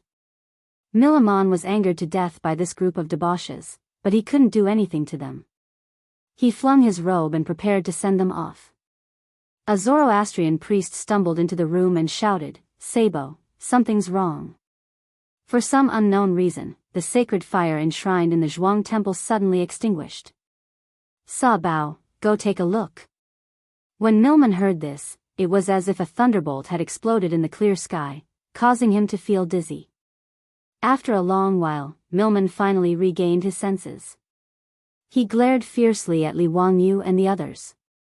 His expression was fierce and ferocious, like a ferocious beast that was about to choose a person to devour. It's you. It must be you who did this. Do you want to become enemies with all of us Sogdians?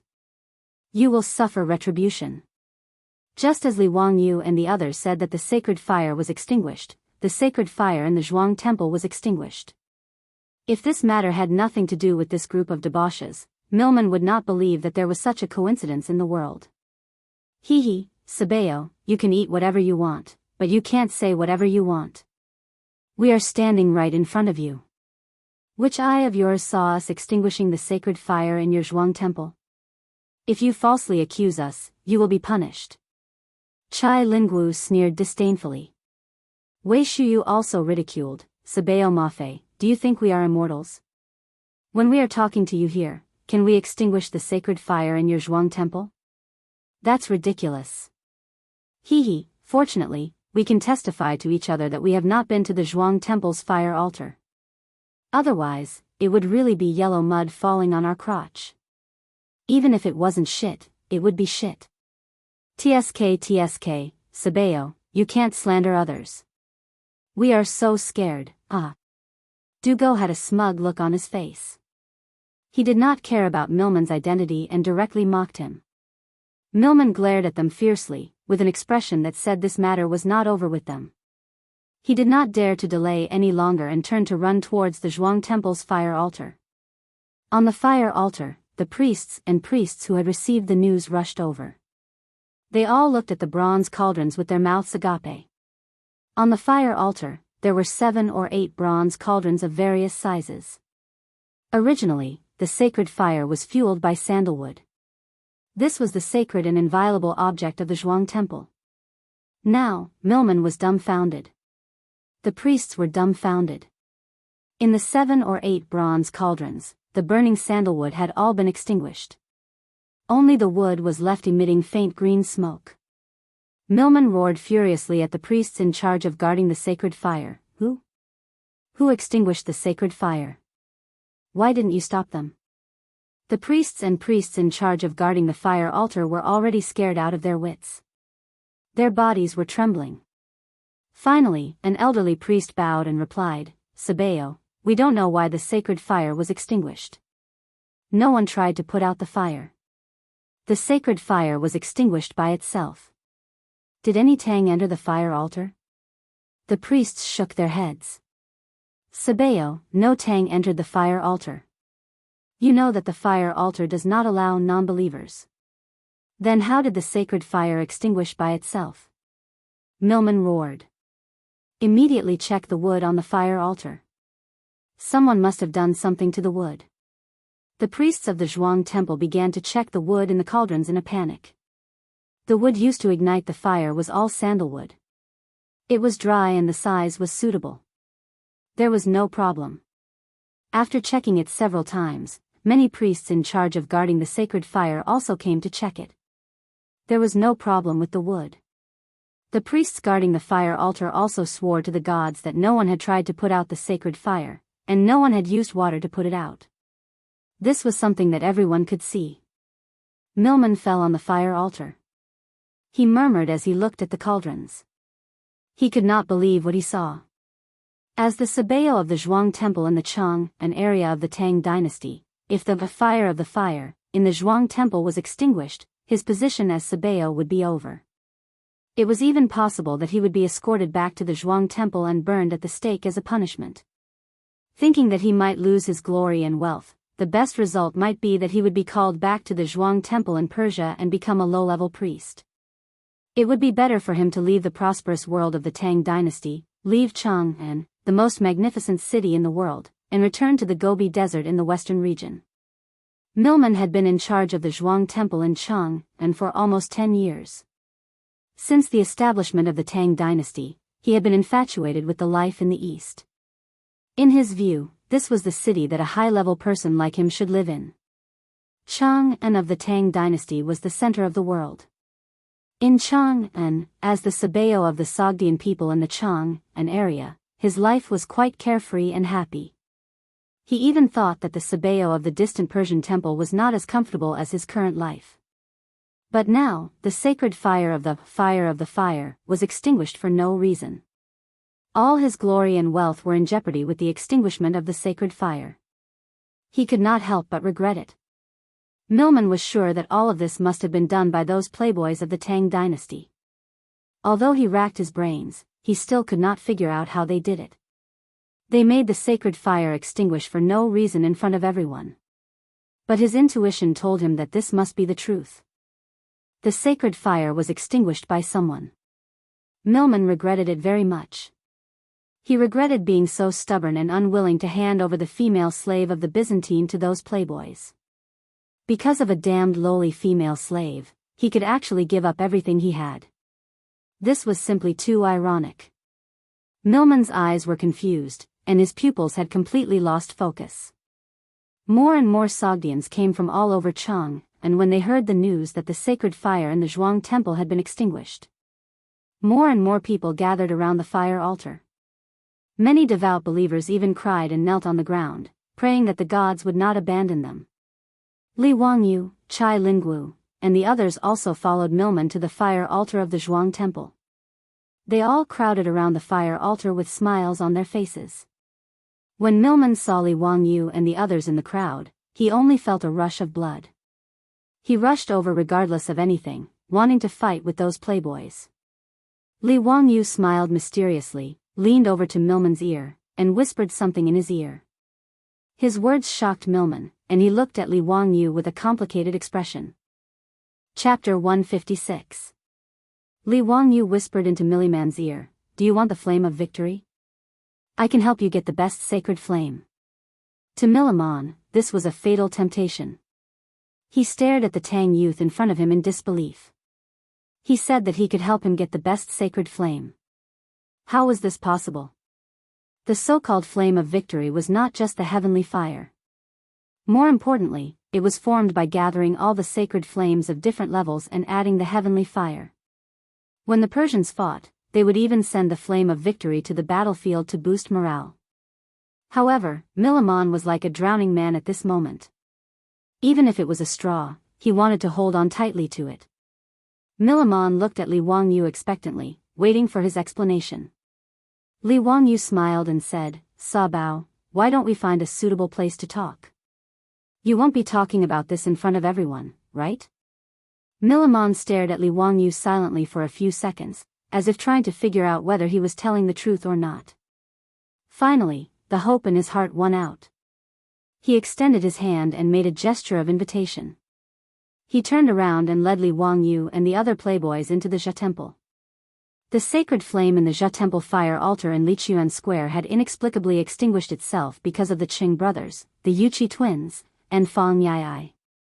The Sogdians did not allow non-believers to enter the Jia Temple. However, as the saying goes, money makes the world go round. With the influence of these playboys and their families in Chang and city, it was not difficult to find people who were willing to sell their souls for money, not to mention some Sogdians who were not pure believers. After promising a few Sogdians great rewards, these Sogdians did not hesitate to be the accomplices in extinguishing the sacred fire of the Zoroastrian shrine. The Qing brothers and the Yuqi twins immediately ordered people to make a few leather bags and tied them into the clothes of the Sogdians. One end of the leather bags was opened, and they were worn through the sleeves of the clothes. With the wide clothes covering them, no one could see any flaws. After that, he poured vinegar and alkali powder into the leather pouch. Then, he asked the Sushans to pretend to be devout believers and enter the fire altar to pray to the sacred fire. None of the priests who were guarding the fire altar noticed that among the Sogdians who were praying in the fire altar, a few of them were secretly aiming their sleeves at the bronze cauldron that was burning with the sacred fire. The vinegar in the leather bag had a chemical reaction with the alkali powder, constantly producing carbon dioxide gas. The carbon dioxide gas flowed into the copper cauldron through the opening of the leather pouch and into the cuffs of the Sushans' robes. Carbon dioxide gas was heavier than air. After flowing into the copper cauldron, it quickly gathered in the copper cauldron, isolating the air needed to burn the wood and extinguishing the flames. This carbon dioxide gas was colorless and odorless, so the priests guarding the fire altar in the Jia Temple naturally could not find any clues. When they noticed that the holy fire in the copper cauldrons on the fire altar had been extinguished, the Sogdian believers who were praying in the fire altar also noticed it. The scene was in chaos. The Sogdians who had completed their mission took advantage of the chaos and slipped out of the Jia Temple. All of this happened without anyone noticing. In an era where there was almost no knowledge of chemistry, even if the priests of the Jia Temple racked their brains, they would not know how the holy fire was extinguished. In fact, the Sogdians who were acting as spies did not know either. They only followed orders and tied a large leather pouch under their robes. After that, they stood beside the holy fire and aimed their sleeves at the holy fire in the copper cauldron. When the holy fire in the copper cauldron was extinguished, the Sogdians were shocked. They had no idea what had happened. They only vaguely sensed that the extinguishing of the holy fire had something to do with them. The Sogdians began to feel afraid. After collecting money from the rich playboys, they left Chang'an and went to the western region. This matter became an unsolved case. Milman invited Li Wangyu and the others into a quiet room in the Jia Temple. He changed his arrogant attitude and asked humbly, "Xiao Lang, Kuan, what do you mean by the holy fire?" "It means the heavenly fire." "I can help you find the purest heavenly fire," Li Wangyu said with a smile. He had already thought of how to fool this Jia Temple Sabeo. Although Milman did not know how the holy fire was extinguished, he was sure that it had something to do with the people in front of him. However, he did not have any evidence. He did not even know how the other party operated it. It was meaningless to continue to dwell on this matter. Now, he just wanted to know if Li Wangyu was telling the truth. "If it's just the lightning fire, I don't seem to need your help," Milman replied calmly as he regained a bit of his rationality. The best holy fire was not so easy to collect. Although it was difficult to collect the lightning fire, the Jia Temple could do it. The key to the victory fire was to collect the holy fire of the various classes of believers. This was a very complicated ritual that could take years to complete. Li Wangyu smiled and shook his head. No, I think you are mistaken. The lightning fire is not the real heavenly fire. The real heavenly fire should come from the sun. The sun? Yes, the fire from the sun is the purest holy fire. Do you want it? I can help you collect it. Li Wangyu's words made Milman stand up and stare at him. After a long time, Milman's expression became serious. He asked word by word, "Are you sure it's the heavenly fire from the sun?" Xiao Lang, Kuan, think carefully. The consequences of deceiving our Jia temple are very serious. Milman had never heard of the sun's heavenly fire being collected, but if it was really the sun's heavenly fire, he was sure that it was the best holy fire. It was even rarer than the victory fire stipulated in the doctrine. Li Wangyu chuckled, "What's the benefit of lying to you? I will collect the sun's heavenly fire in front of your Jia temple." He was confident that he could collect the so-called sun's heavenly fire. Wasn't it the same as the process of collecting the Olympic holy fire in the future? By concentrating the sunlight in the center of the concave mirror, the high temperature generated to ignite the holy fire was the only way to collect the Olympic holy fire. Although Li Wangyu couldn't make a concave mirror in the Tang dynasty, he could collect the so-called sun's holy fire by similar means. Even the Olympic Games in the future recognized the holy fire. How could he not fool the Jia temple? Then please start quickly. What do you need? Jia temple will provide everything. Milman believed Li Wangyu's words. Li Wangyu really couldn't fool them. If Li Wangyu dared to deceive them, Milman swore that he would complain to the emperor of the Tang dynasty. He would even ask all the soot merchants in Chang and to go on strike to pressure the Tang dynasty. Milman did not believe that the emperor of the Great Tang would not uphold justice for them, given that he controlled the trade of the Silk Road. Li Wangyu waved his hand. "I can help you collect the heavenly fire, but what can you give me in exchange? I'm not a follower of your Jia temple, so I have no obligation to help you. Gold, jewels, women. I can give you anything you want as long as you can collect the sun's heavenly fire," Milman said arrogantly. To the Sogdians, any problem that could be solved with money was not a problem at all. Li Wangyu looked at Milman with a faint smile. "Sabeo, you know what I want. Give me that female slave of the Great Qin in exchange for the sun's heavenly fire." Milman hesitated. Turning the Great Qin woman into a prostitute was an order from the Persian Jia temple. He didn't know if he should go against it. He had completely forgotten how much he regretted not giving the female slave to the wastrels when they asked for it. Seeing Milman hesitate, Li Wangyu said again, "Sabeo, Persia is far away from the Tang dynasty. You can just say that the female slave died of illness. You should know that compared to an insignificant female slave, the sun's heavenly fire is a 1 in a million divine item." Milman was convinced by Li Wangyu and nodded. "Xiao Lang, Kuan, as long as you can help me collect the sun's heavenly fire, you can take the female slave away and do whatever you want with her." After a long time, Milman finally agreed. Li Wangyu couldn't help but smile. No matter how arrogant Milman was, he was just a country bumpkin who hadn't seen the world.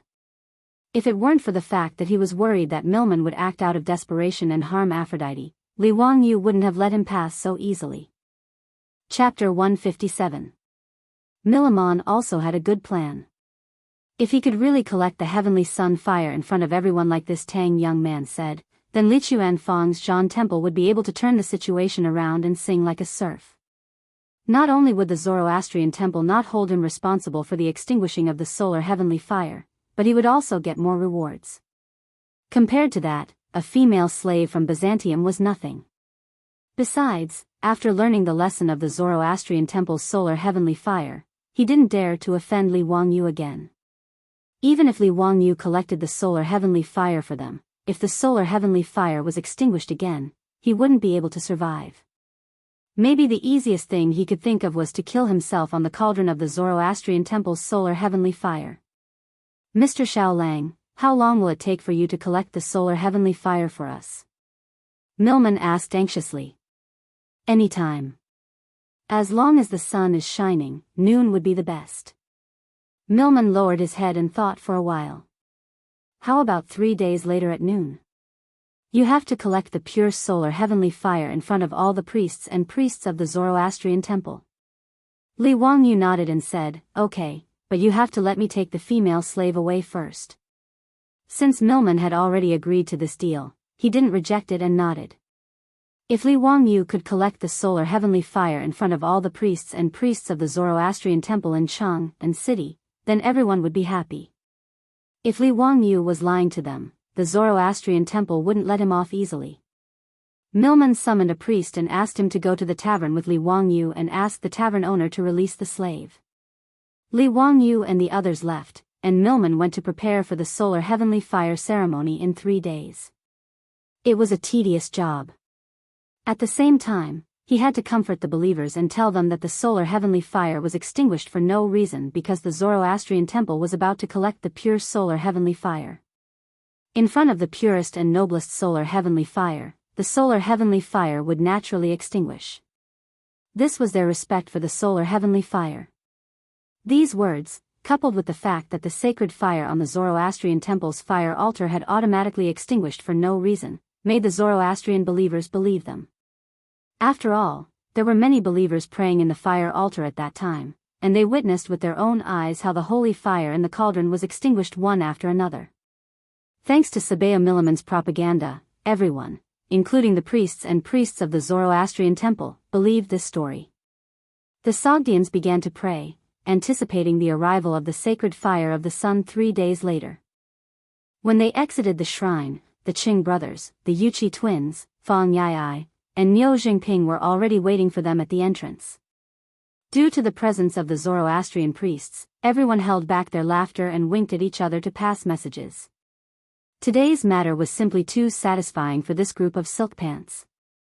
Extinguishing the sacred flame of the Zoroastrianism, this kind of thing was simply too exciting for this group of idle playboys. However, they also knew that this matter couldn't be made public. It wasn't even convenient for them to tell their parents, so they could only secretly laugh amongst themselves. This made the silk pants feel very regretful, as they felt like they were walking in the dark. The group once again returned to the Hu wine shop in Shi City. The Zoroastrian priests passed on Sabea Milliman's orders to the Hu shopkeeper, asking him to hand over the Qin female slave. The Hu shopkeeper didn't expect that in just half a day, Li Wangyu would be able to convince Sabea Milliman.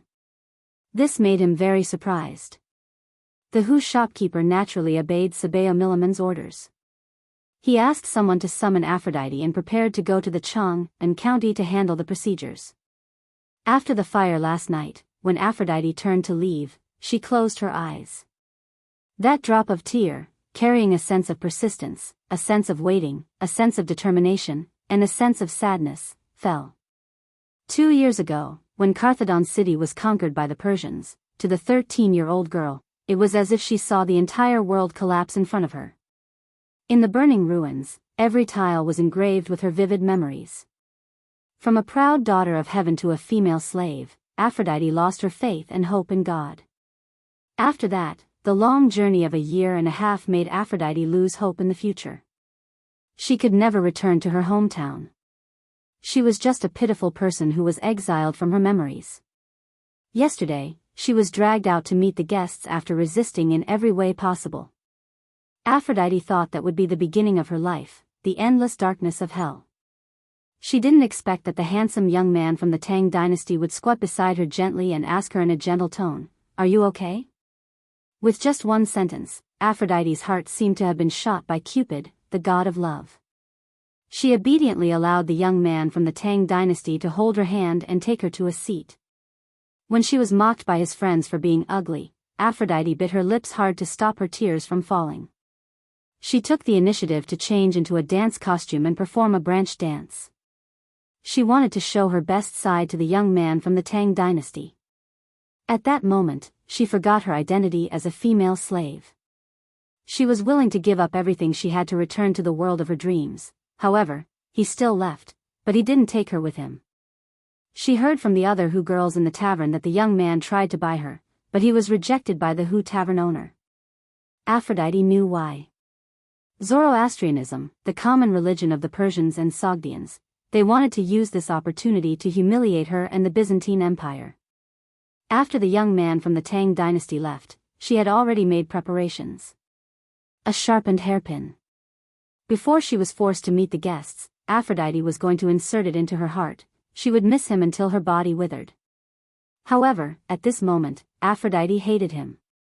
All the beautiful days were long gone, and they would never return. Aphrodite's heart couldn't produce a trace of sadness because there were no ifs in the world of living. When the Hu Tavern owner ordered someone to summon her, Aphrodite's hand was already clenched tightly around the sharp hairpin. To her surprise, the person who appeared in front of her was the young man from the Tang dynasty with a warm smile on his face. A drop of tear fell from Aphrodite's wooden face again. She wiped her tears and smiled like a flower. "Are you here to take me with you?" "Yes, are you willing to come with me?" "I'm willing." Li Wangyu reached out his hand to the young girl again and held Aphrodite's hand.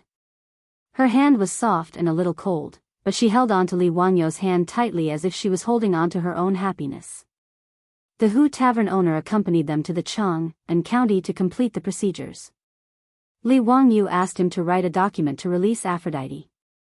He took the document from the Chang and county and the document from the Hu Tavern owner and said goodbye to the foppish young masters. He was going to take the Hu girl back home. Li Wangyu originally wanted to borrow a horse from the foppish young masters for Aphrodite to ride, but the Hu girl refused. Aphrodite didn't feel shy at all when the foppish young masters were laughing at her. She stubbornly asked to ride with Li Wangyu. Ever since they left the Hu Tavern, the smile on her face never disappeared. The two of them squeezed on the horse. She curled up in Li Wangyu's arms and looked around curiously. They rode the horse to Jianghu village, but Li Wangyu was a little troubled. How should he explain Aphrodite's situation to his beautiful boss? "It's urgent. I'm waiting online for an answer." Chapter 158. Li Wangyu brought Aphrodite back to Jianghu village while feeling uneasy. With a 16-year-old beauty in his arms, and such a beautiful young girl version of Angelina Jolie, it would be a lie if Li Wangyu said that his heart wasn't moved. The girl's delicate body was in his arms, bumping and rubbing along with the galloping horse. Li Wangyu almost turned into a wolf. If Li Wangyu wasn't worried about how to explain it to his beautiful boss, he might have really done it. Anyway, Aphrodite's heart was now completely tied to Li Wangyu. If he really wanted to do something bad, the girl would never refuse. Only now did Aphrodite know that this young man from the Tang dynasty was called Li Wangyu. It was a very nice name. "Wangyu, forget your worries." Is this a hint from God to me? Does he want me to forget my worries and live happily in the Tang dynasty? Aphrodite knew that it would be difficult for her to return to her hometown thousands of miles away.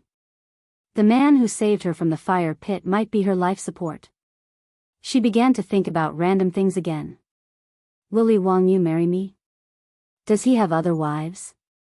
Will his wives accept me? Although the Byzantine Empire had a monogamous system, Aphrodite didn't mind sharing Li Wangyu with other women at this time. As long as I can stay by his side, it's enough. For a moment, the two people on the horse were thinking about their own things and didn't speak anymore. It was less than 100 miles away. No matter how slow the horse was, it only took them an hour to return to Jianghu village from Chang'an. When the old butler and Miao Wu saw their Langjun return, they quickly came out to greet him. Ma Zhou also came out to greet his teacher. The three of them were surprised to see the girl who was riding with Li Wangyu. "Li Heng, this is Aphrodite, she is." Li Wangyu got off the horse and scratched his head. He didn't know how to explain the girl's identity, so he just laughed it off. "I'll tell you later." "Li Heng, go and let the maids arrange a room for her. She will stay at home from now on." Li Heng and Miao Wu's old faces showed a smile that all men understood. Their Langjun finally grew up. Although he brought back a girl, it was nothing. In the Tang dynasty, who didn't have a few girls as concubines? Madame Su at home was also good, except that she was a little old. However, these days, the old butler admired Su Changqing's ability to take care of things in the manor. Not to mention that the four-wheeled carriage company was now managed by Su Changqing.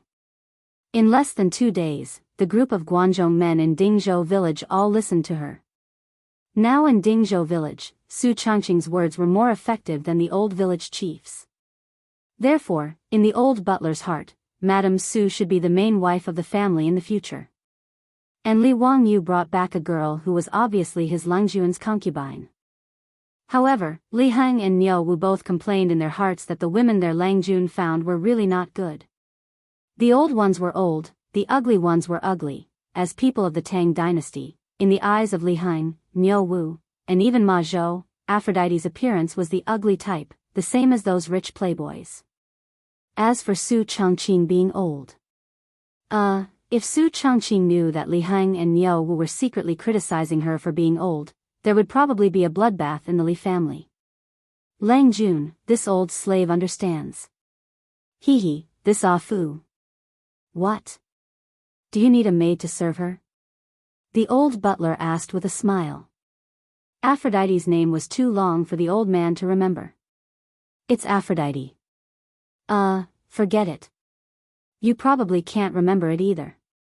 Arrange a maid to take care of her. Li Wangyu repeated it again.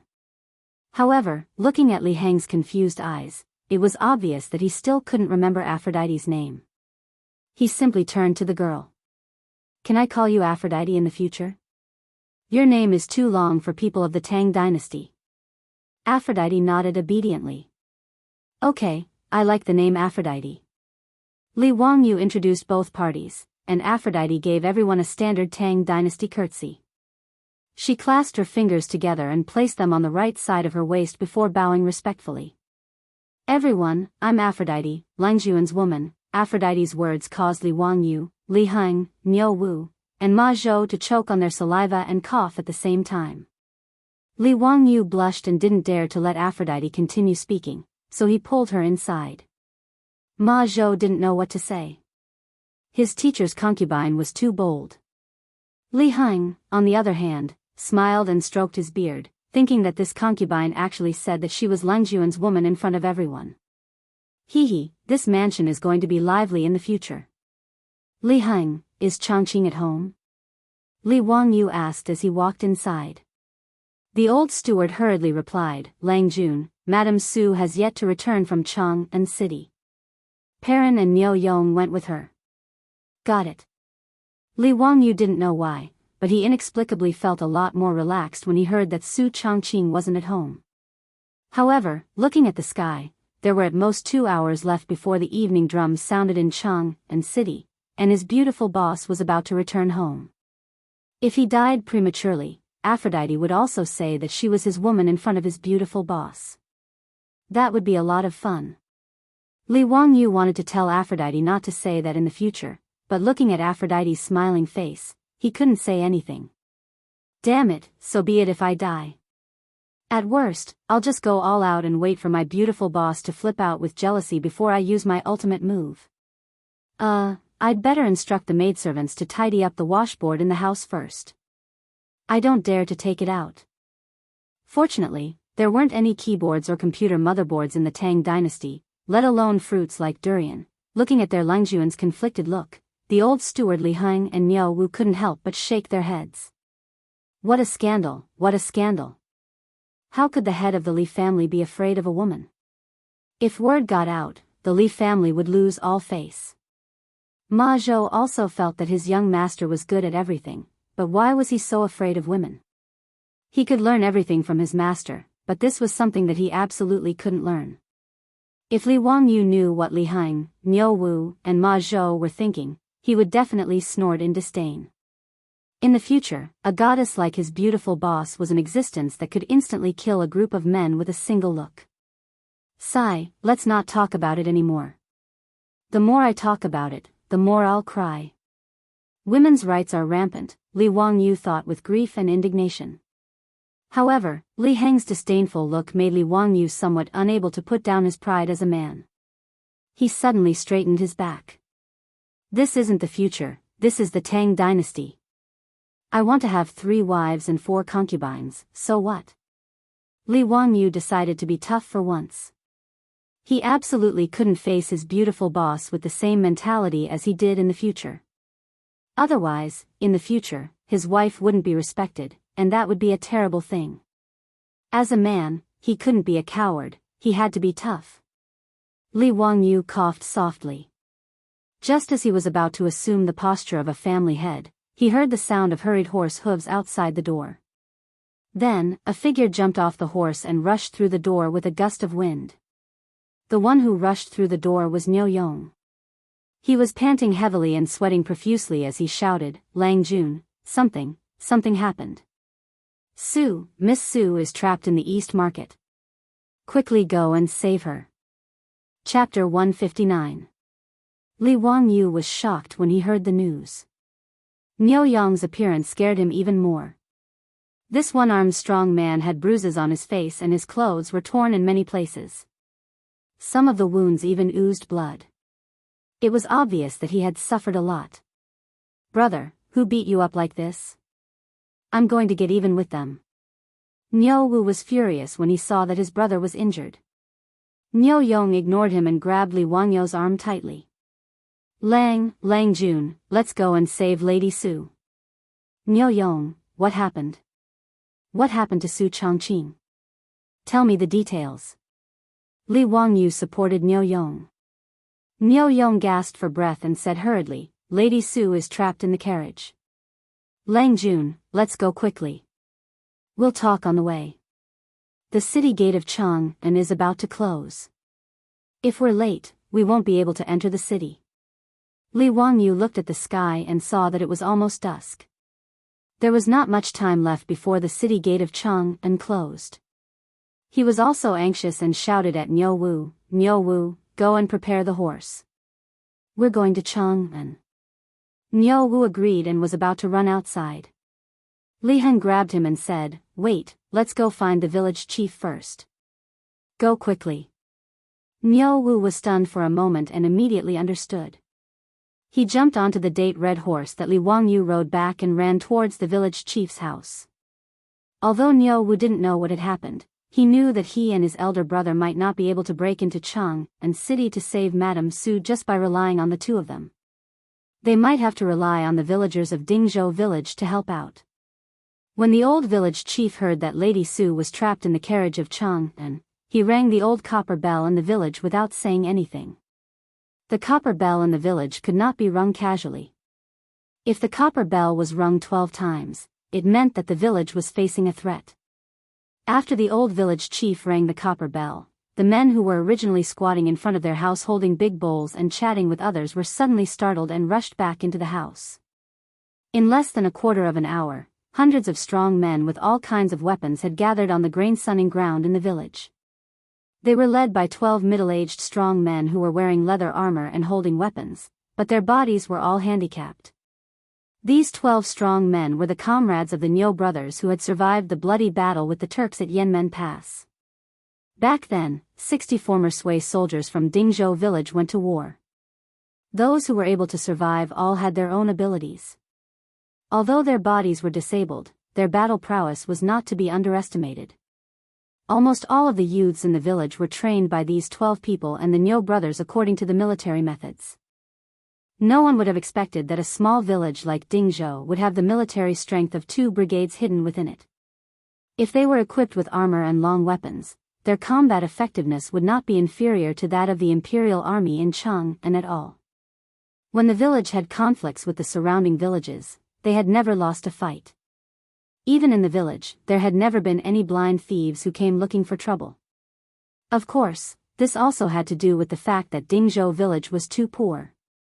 For a village that was so poor that it only lacked pants, naturally, no thieves would be stupid enough to come here and steal. "Village chief, why are you ringing the bell? Are there any blind thieves?" One of the 12 handicapped soldiers asked in a low, muffled voice. He held an old long spear in his hand. The body of the spear was covered with all kinds of scratches. It was obvious that this weapon had been used for a long time. This long spear was a prohibited weapon among the people, but no one in the village cared. Almost all of them had such prohibited weapons in their homes. Seeing that most of the people had arrived, the old village chief did not have time to talk nonsense. He raised his voice and shouted, "Lady Su of the Li family is in trouble. She is trapped in the East Market of Chang'an. Good people, come with me. Let's go and save Lady Su. Ever since Su Changqing took over the four-wheeled carriage business, the carriage business had already begun to take shape in just a few days. Many of the villagers of Dingzhou village had already started driving carriages to help the merchants in the East Market and West Market transport goods.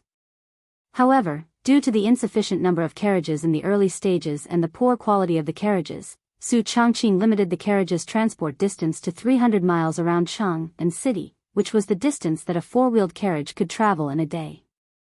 Su Changqing also contacted many merchants in the East Market and West Market and recommended the four-wheeled carriage business of Dingzhou village to them. Dingzhou village and the Li family jointly opened the four-wheeled carriage business. Li Wangyu shamelessly named it the Shunfeng Express four-wheeled carriage business. His beautiful superior just rolled her eyes speechlessly. She did not object to this. The Shunfeng Express four-wheeled carriage business charged 2 copper coins for each carriage of goods for a distance of 100 miles. Su Changqing had formulated a detailed distribution plan for the transportation of these 2 copper coins. The first was to pay taxes. However, the business tax in the Tang dynasty was frighteningly low. Each copper coin was 20 copper coins. The tax rate of 2% was almost nothing. In the Tang dynasty, only high-end goods such as silk, bamboo, tea, and lacquer had a business tax of 10%. After deducting 40 copper coins from the business tax, the remaining 1,960 copper coins would be 200 copper coins for each carriage and 2 coachmen. 30% of the carriage business's income would be added to the public account of the carriage business. It would be used to purchase horses, expand the scale of the carriage business, and pay for its operating expenses. The Li family would take 60% of the remaining money, while Dingzhou village would take 40%. The old village chief would distribute the remaining money equally according to the number of households. In this way, each carriage of the Shunfeng Express could bring the Li family more than 700 copper coins for every 100 miles of transportation. Dingzhou village could get about 500 copper coins. It might not seem like much, but the carriage business now had nearly 30 carriages. It could bring in an almost endless stream of cash flow every day. In just a few days, not to mention the villagers who had taken up the post as coachmen, even the ordinary villagers could get a few hundred copper coins out of thin air. It had only been a few days, and there were not many carriages in the village at present. The villagers of Dingzhou village now walked with the wind and felt that their backs were much straighter. Carpenter Lu's family was even busier. Every day, with the help of the villagers, they were busy forging and repairing carriages. They even selected a few clever young men from the village to be their apprentices. Therefore, in the eyes of the villagers of Dingzhou village, the Li family was the Buddha of all families. Madame Su was the goddess of wealth and the lifeblood of the entire village. Now that they heard from the old village chief that Madame Su was trapped in Chang, an East city, more than 100 young men were furious. Motherf ****, who dares to touch Madame Su? I'll chop him up alive. Village chief, stop talking. Tell us, should we attack Chang and city now? Motherf ****. How dare they touch Madame Su of the Li family? We'll fight them to the death. Nearly 200 young men, under the leadership of the 12 disabled soldiers, wanted to immediately attack Chang and city and fight the Southern Yamen Imperial Army to the death. Li Wangyu, who had just arrived at the grain-sunning field in the village, saw this scene. Large beads of sweat dripped down from his forehead. Are you going to start another rebellion like what happened at the Black Tortoise Gate? Chapter 160. Li Wangyu hurriedly stepped forward and stopped the furious old Muramasa. He had already communicated with Niu Yong. Su Changqing was not in danger for now, but he was trapped in the SF Express carriage and could not leave. If he really led 200 people and farmers with all kinds of weapons to Chang'an, the guards at the city gate would be mobilized. With great difficulty, Li Wangyu managed to calm down the agitated village chief and the villagers. However, under the unanimous request of the villagers, he finally led the Niu brothers and the 12 soldiers who had survived hundreds of battles. They mounted their horses and galloped towards Chang'an city. The huge Chang'an city had many city gates, palace gates, halls, pavilions, and streets. It took hours to open and close these gates every day. Night fell. After the first drumbeat, the palace gates closed. After the second drumbeat, the palace gates began to close. After the second drumbeat, the palace city gates, left and right eternal light gates, the imperial city gates, and the capital city gates began to close. After 800 drumbeats, the city gates closed. Li Wangyu led 14 horses and galloped all the way. They did not care about the horses and kept whipping their horses. Finally, they rushed into the illustrious Virtue Gate after the first drumbeat. Let's not talk about how Li Wangyu and the others were rushing to the East Market. This morning, Su Changqing led Pei Lan and Miao Yong to the Shun Feng Express Carriage Company in Chang and City as usual. The little girl Perrin and Su Changqing rode on the same horse. Miao Yong rode beside them to protect them. Perrin curled up in the arms of her beautiful boss. The two of them chatted in a low voice. Perrin wanted to go to the East Market, so she begged Su Changqing to take her to Chang'an. Sister Changqing, Lang Jun did not come back last night. Humph, it must be that group of rich playboys who took him to indulge in wine and women, Perrin pouted and said unhappily. Yesterday, Li Wangyu and the other hedonistic sons of rich families stayed overnight at the Hu People's wine shop in the western city. He only sent someone back to inform them that he would not be returning to Dingzhou village that night. Regarding this, the little girl Perrin had a rather strong opinion. The beautiful boss reached out and pinched her face. Little girl, you have a lot of little ideas. Perrin twisted her body and said, I'm not. I'm just thinking for you, Sister Changqing. Hee, sister, don't you care about Lang Jun? Men, they're all like this. Let him be. Su Changqing came from the future, so he wasn't surprised by such things. She also knew that in the company, including Li Wangyu, it was not uncommon for white-collar workers like them to accompany customers to places like nightclubs in order to get an order. For Su Changqing, she didn't care much about men playing outside. She cared more about whether the two of them could be together for the rest of their lives. Some of the beautiful bosses liked the lyrics of the song, the most romantic thing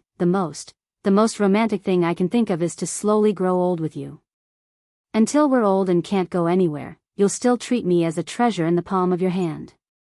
Ever since Su Changqing transmigrated to the prosperous Tang dynasty, she regarded Li Wangyu as her lifelong partner. In addition to having a good impression of Li Wangyu, the main reason was that in the Tang dynasty, Li Wangyu was the only one who could understand her. It was like a man and a woman living on a deserted island. If you didn't choose him, did you have any other choice? Although the Tang dynasty was not a deserted island, in Su Changqing's mind, except for Li Wangyu, there was no one else she could open her heart to and communicate with. To her, this world was no different from a deserted island. Su Changqing didn't think that she could be like those female protagonists in novels who transmigrated to ancient times and lived happily with an ancient person. That was too much of a fantasy. She couldn't imagine marrying an ancient person from the Tang dynasty and then living a life of seclusion in the backyard. That was simply a disaster. However, the beautiful boss also had some worries in her heart. That was, the age gap between her and Li Wangyu was too big. Although she knew that Li Wangyu was actually 2 or 3 years older than her, no matter what, Li Wangyu's physical age was only 16 years old, and she was already 24 years old. As the saying went, a woman 3 years older than her husband would hold a golden brick, a woman 8 years older would make a fortune. However, Su Changqing was nervous. For her, this matter had become a sore point. The soul of the man she liked was possessed by a young man. It felt really strange. It was precisely because of this fear that Li Wangyu would despise her age that she did not want to be intimate with Li Wangyu. The two people holding hands already made her feel very awkward. This kind of worry about personal gains and losses made the beautiful boss jealous of the young maidservant sent by Cho Kun on one hand, but on the other hand, she was particularly indulgent with Li Wangyu. Even if she knew that Qing Chumo was a playboy and took Li Wangyu to indulge in wine and women, she did not want to interfere. Contradiction, entanglement, this was Su Changqing's current state of mind. Suppressing the emotions in her heart, the three people entered Chang and city and went straight to the East Market. The Shunfeng Express Carriage Company had rented a courtyard in the East Market as a temporary stop for the carriage company in Chang and city.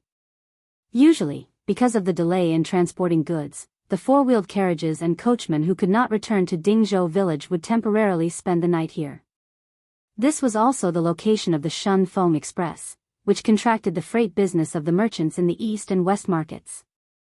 The reason why they chose to open the carriage company in the East Market was mainly because the Chou family had a business here. Since planning to open a carriage company in Chang and city, Su Changqing first contacted Chou Kun and asked him to help find a suitable shop in Chang and city. The Chou family was surprised to learn that Li Wangyu actually wanted to open a carriage company business. However, after Chou Yuanliang saw the carrying capacity and speed of the four-wheeled carriage, he immediately decided to cooperate with the Shunfeng Express for a long time. The biggest problem for the Chou family in the grain business was the transportation of grain. The Shunfeng Express simply made Chou Yuanliang overjoyed. The courtyard in the East Market was the property of the Chou family. It was rented to Su Changqing by Chou Yuanliang at a very low price. The condition was that all the grain of the Chou family would be transported by the Shunfeng Express in the future. In this regard, Su Changqing naturally had no objection. The two sides happily signed the contract. In the past few days, the Shunfeng Carriage Company had helped the Chou family transport several batches of grain. Both the speed and the price made Chou Yuanliang very satisfied. After Su Changqing and others arrived at the carriage company, she first checked the account book and confirmed that there was no problem. Then she dealt with some trivial matters of the carriage company. These days, the most troublesome thing for the beautiful boss was that there was no one to help her. Now the carriage company had just started, so she could do it by herself. But once it developed, she would have to do all these things by herself. That would be really terrible. In Dingzhou village, there were many farmers who worked, and they were all good at it. But there was no one who could read to help with the management. Sure enough, talent was the most precious thing even in the 21st century. After busying himself for more than 2 hours, he was finally almost done. Only then did Su Changqing lead Pei Lan to stroll around the Eastern Market. Niu Yong wanted to accompany them, but Su Changqing refused with a smile. In Chang and city of the Tang dynasty, especially in the East Market, the security was still good. She and Perrin were not worried about any accidents. Shopping was a woman's nature. Maybe no matter where, no matter which era, women liked to walk around and look around, because they liked this feeling. It was the first time that Perrin came to the East Market. In this era, the most prosperous shopping center in the world was located, which made the little girl very excited. Although Perrin insisted on serving Li Wangyu in the mansion, no one treated her as a maid in the mansion. After asking Li Wangyu and the old housekeeper for their opinions, Su Changqing simply set a monthly salary for Perrin, which was the treatment of a member of the family. The servants in the Tang dynasty were the property of the master. Naturally, they were not like the maids in Dream of the Red Chamber, who had a monthly salary. Generally speaking, the master would take care of the servants' food and accommodation, and reward them according to his mood. Today, Perrin came to the East Market of Chang and city with all the copper coins she had saved these days, saying that she wanted to buy something. But whether it was a rouge shop or a jewelry shop, the little girl could go in and look around. However, although the little girl had money in her pocket, she just looked around and did not spend money to buy anything. Perrin, what do you want to buy? Su Changqing asked curiously. Perrin blushed and stuck out her tongue at her. Sister Changqing, I want to buy a sachet for Langjun.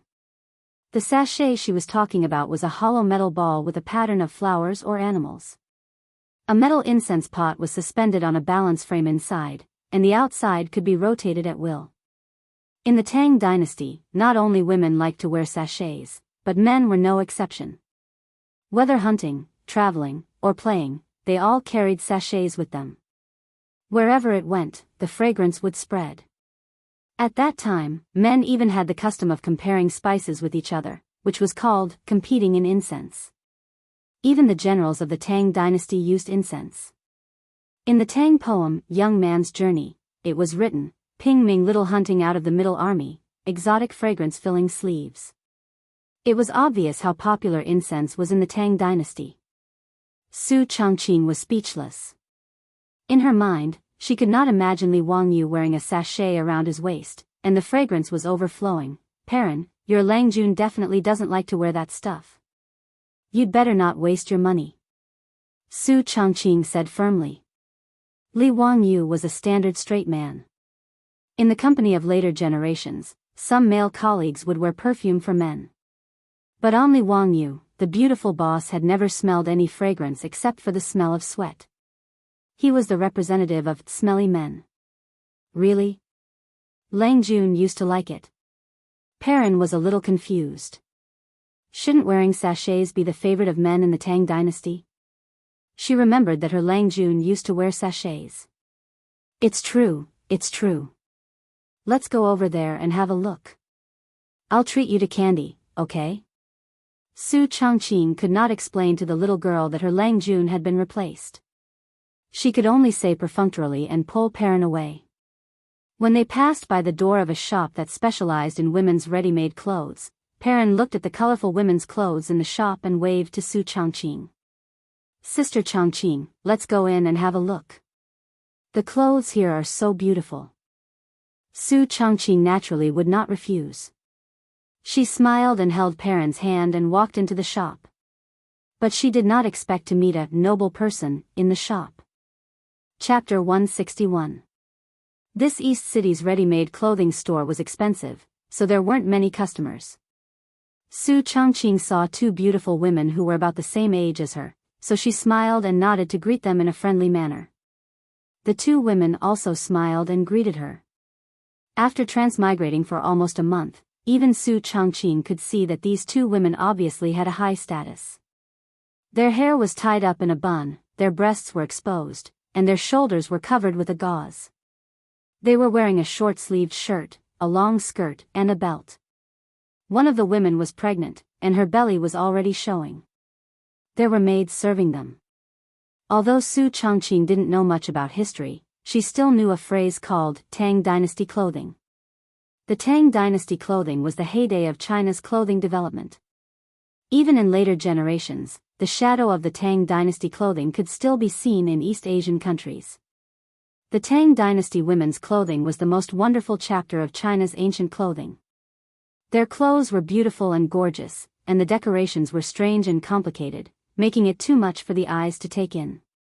Speaking of which, Su Changqing was secretly shocked by the Tang Dynasty women's clothing, because even in the eyes of later generations, the Tang Dynasty women's clothing was too bold.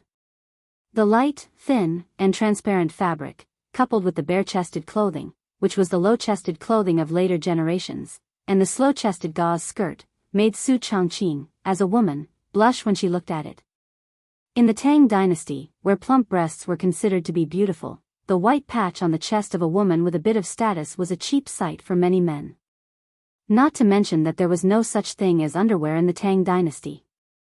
With such a low neckline, when these women bent down, the fatal temptation of exposing their bodies was simply too deadly. In the Tang Dynasty, bare-chested clothing was not something that just anyone could wear. Women from ordinary families were not allowed to wear such clothes. Only women with high status could wear such clothes. Just like the two beautiful women in the store at this time, who were wearing bare-chested clothing, revealing their plump and snow-white chests. Obviously, they were of noble status. Su Changqing didn't want to disturb them, so she led Perrin and whispered about the various clothing in the store. But she accidentally overheard the conversation of the two beautiful women. Sister, look at this belt. It suits you so well. It does look good, but it's not convenient for me to wear this belt right now. The pregnant woman sighed and said, I look ugly no matter what I wear now. I don't even dare to let Erlang see me like this. The beautiful boss stole a glance at the pregnant woman and couldn't help but laugh out loud. Her laughter immediately alerted the two beautiful women, and they both cast inquisitive gazes over. Su Changqing hurriedly bowed to them and explained, Ladies, I'm really sorry. I accidentally overheard your conversation and disturbed you. However, the two beautiful women didn't blame her and just laughed it off. Su Changqing was a little embarrassed. His laughter just now was indeed a little impolite. He hurriedly said, "My 2 wives, actually, I know of clothes that are suitable for pregnant women. Would you be interested?" "Oh." The pregnant woman's eyes lit up upon hearing this, and she hurriedly asked, "Young lady, tell me about it." What Su Changqing thought of was the maternity clothes of the future. When women in the future were pregnant, they would usually buy maternity clothes that were wide, comfortable, breathable, sweat-absorbent, and easy to wear.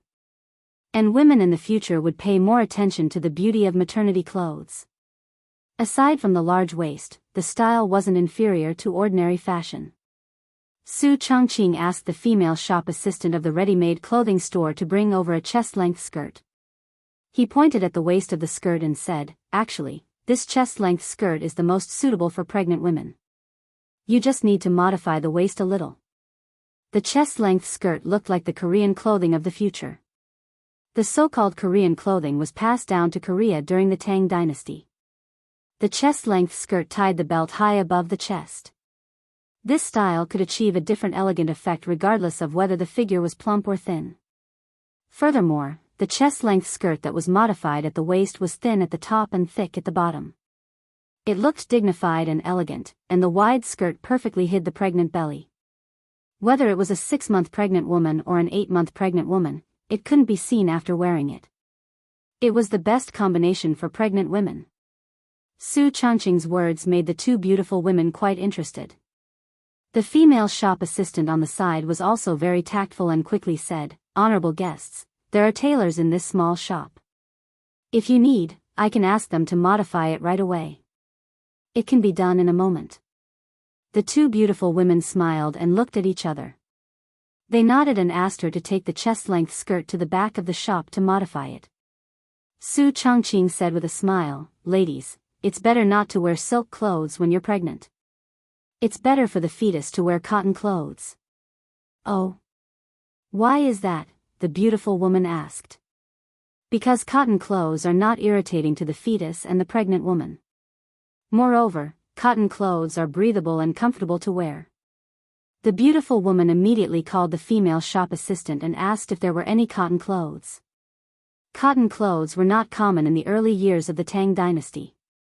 It was just a novelty. It wasn't until the middle of the Tang dynasty that cotton clothes became popular. There was no cotton cultivation in the Tang dynasty. At that time, there was only cotton from Gaochang in the western regions. The 7 indigenous people in Gaochang planted cotton, then spun and weaved cloth before sending it to the interior of the Tang dynasty. Because of its high price, its quality was not as smooth as silk, and it was much more expensive than linen. Therefore, cotton clothes were still a very small luxury at this time. This ready-to-wear shop specialized in making all kinds of women's clothes. They also had chest-length skirts made of cotton. The beautiful woman immediately asked the female shop assistant to modify it. While waiting for the shop to modify the clothes, Su Changqing talked with the 2 beautiful women again. He talked about many methods and tricks for pregnant women in the later generations, which greatly interested the 2 beautiful women. In fact, these were all common sense for women in the later generations. Although the beautiful boss was a virgin, she also had relatives, friends, and classmates who were married and pregnant. Therefore, she also knew a thing or two. The beautiful boss now understood why Li Wangyu often shamelessly plagiarized. She was also the same now. Showing off some common sense of the later generations made the 2 beautiful women exclaim again and again, giving her a great sense of satisfaction. The 2 sides chatted happily. Then, the topic changed to the problem of maintaining a pregnant woman's figure. Although women in the Tang dynasty were beautiful with plump bodies did not mean that they were fat. However, it was easy for women to gain weight and lose their shape when they were pregnant. In this regard, the 2 beautiful women, who were already mothers, were also very distressed. Su Changqing said, "Ladies, you can try practicing yoga. It is very effective for maintaining your figure." "Yoga? Isn't that a Buddhist technique?" the beautiful woman asked in astonishment. Yoga had been introduced to China as early as the Han dynasty along with Buddhism. It was mainly used as a Buddhist cultivation method. The Chinese transliteration of yoga was also yoga, which first appeared in the Chinese translation of Buddhist scriptures. However, yoga at this time was very different from the yoga of the later generations. Ancient yoga was mainly used for meditation, which was the so-called repair of the soul. However, the modern yoga of the later generations was used to exercise the body. Modern yoga could adjust the body's muscles, bones, and endocrine system to the healthiest state through long-term exercise. In order to maintain her figure, Su Changqing specially learned yoga exercises and insisted on practicing every day to maintain her good figure. In response to the two beautiful women's questions, Su Changqing smiled and explained the difference between her yoga and Buddhist yoga. Hearing that yoga could maintain one's figure and make one young, the two beautiful women's eyes lit up. Women loved beauty, and this was the case no matter which dynasty it was. "Young lady, I wonder if it's convenient for you to teach us yoga?" the beautiful woman asked expectantly. Chapter 162. Su Changqing didn't refuse the two beautiful women's request. She didn't mind getting to know a few more noble women of the Tang dynasty.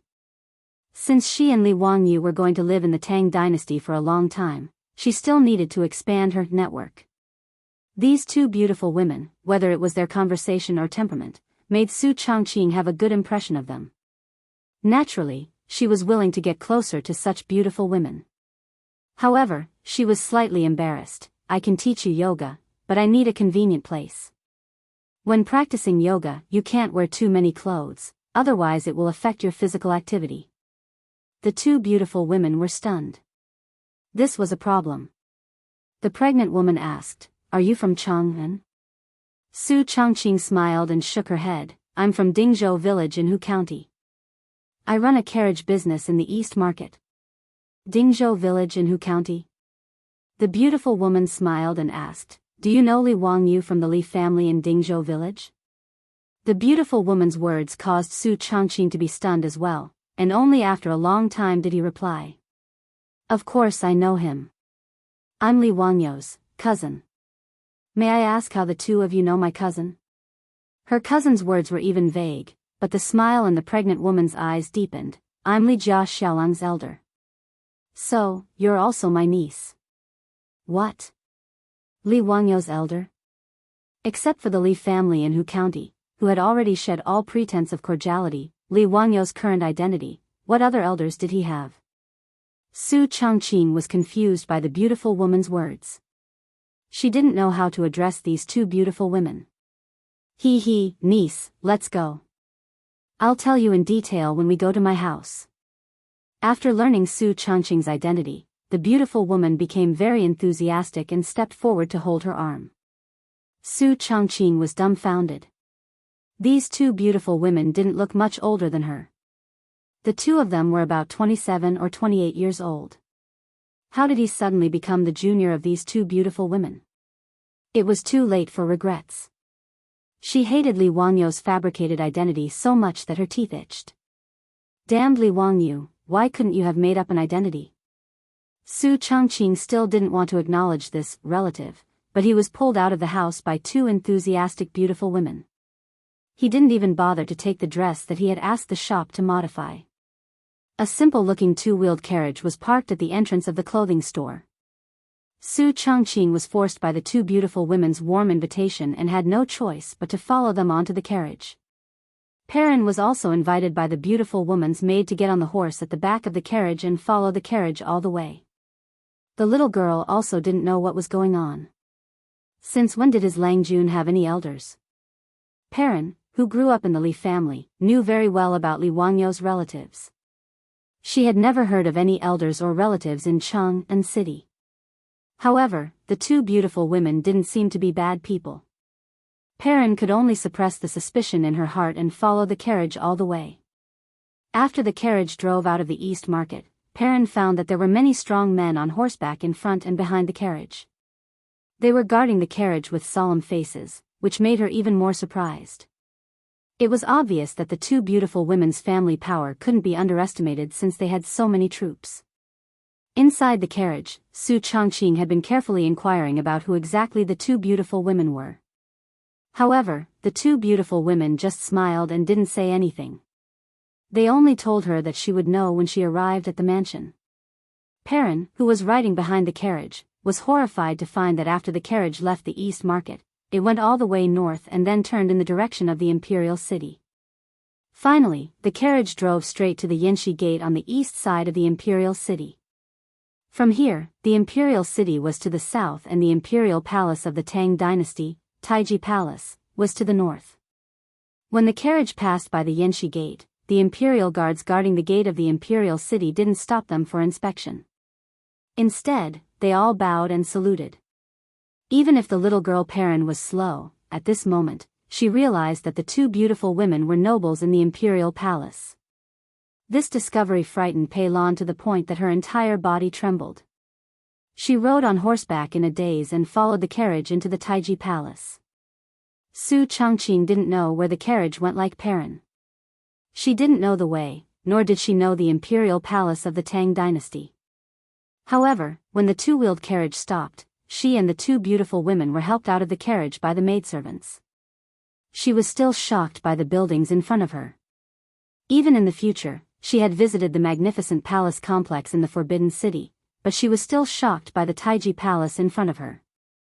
The continuous Imperial City and the Imperial City, the Imperial Palace was majestic, gorgeous, solemn, and had strict security. It had an irreplaceable sense of oppression. In the magnificent era of the Tang Dynasty, whether it was the 150-meter-wide Vermilion Bird Avenue or the palace complex in front of her, they were all so magnificent. The palace complex in front of Taiji Palace was 40 feet above the ground, with its back against the blue sky. It was tall and majestic, and it was breathtaking. On both sides of the stairs leading to the main hall were blue stone handrails. The handrails on the upper level were engraved with the image of a swordsman's head, while the middle and lower levels were engraved with the image of a lotus flower. Su Changqing was stunned. A group of palace maids bowed to the two beautiful women beside her and saluted. "Welcome back to the Imperial Palace, Your Highness." "Welcome back to the Imperial Palace." "Empress? Imperial concubine?" The beautiful superior was completely dumbfounded. Her body was stiff, and she didn't know whether she should bow like those palace maids at this time. She actually saw the living Empress Jiangsun. She didn't look like the Empress Jiangsun she had seen in the TV series, but she looked more graceful and luxurious, with a myriad of manners. Perrin had already rolled off the back of the horse. She anxiously bowed and didn't dare to raise her head for a long time. The two beautiful women in Su Changqing's eyes were Empress Jiangsun, who was 5 or 6 months pregnant, and one of the 4 concubines of Pai Lupi, Concubine Yang. Concubine Yang's identity was also very noble. Her father was Emperor Yang of the Sui dynasty. She was a princess of the royal family and was born as an emperor. After Sui dynasty was subjugated by Tang Xing and replaced the Sui dynasty, Concubine Yang married Pai Lupi and gave birth to the 3rd Prince Li Gu and the 6th Prince Li Gu. Because of the special background of Concubine Yang, she didn't want to fight for power. Among the concubines in Pai Lupi's harem, she had a very harmonious relationship with Empress Jiangsun. Today, because Empress Jiangsun felt depressed in the imperial palace, and because she was pregnant, she took Concubine Yang out of the imperial palace and went to the East Market to relax. Even the Honorable Empress Jiangsun and Concubine Yang had a strong interest in things like shopping. Although the two women were already the mothers of several princes and princesses, and Empress Jiangsun was the mother of the world and the ruler of the imperial harem, in the end, she was only a young woman in her 20s. As the most powerful and open country in history, the imperial palace of the Tang dynasty didn't have the same strict restrictions on the imperial harem in the Ming and Qing dynasties. Not only could the imperial harem leave the imperial harem, but even the concubines didn't live in the imperial palace and built their own mansion outside. Compared to the imperial harem in the Ming and Qing dynasties, it was simply a heaven-like existence. Therefore, it wasn't very surprising that Su Changqing would encounter Empress Jiangsun and Concubine Yang in the East Market today. Su Changqing understood a little bit why Jiangsun and Concubine Yang said that they were her elders. Li Wangyu was born in the imperial family and hadn't left the imperial harem. Weren't Empress Jiangsun and Concubine Yang her and Li Wangyu's elders? My life. I'm afraid that my fake cousin will be exposed. Chapter 163. While the beautiful boss was feeling uneasy, she didn't notice that Empress Jiangsun and concubine Yang were both smiling. She didn't know that ever since Li Wangyu did a series of things, the Li family had entered Pai Lupi's sight. The 100 Horsemen Department, the secret service of the imperial family, had already secretly investigated Li Wangyu and reported all of his recent activities to Pai Lupi. Su Changqing, this woman who suddenly appeared in the Li family, even the 100 Horsemen Department couldn't find out her origin. She was very mysterious. The 100 Horsemen Department even found those servants who were released by Li Wangyu, but they only found out that this woman appeared out of nowhere in the Li family's residence a month ago. As for where she came from, the 100 Horsemen Department didn't know. It was as if this woman suddenly fell from the sky.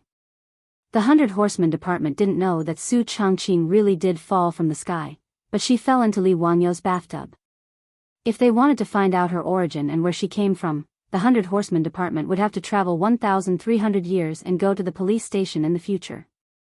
The Li family announced to the public that this woman named Su Changqing was Li Wangyu's cousin, but no one believed this. However, the 100 Horsemen Department's report clearly stated that this woman was very smart and capable, and that she had feelings for Li Xiaolang.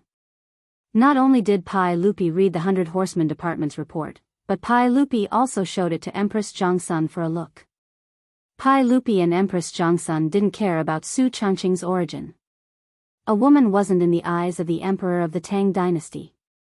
She was just Li Xiaolang's concubine, although she was a bit older.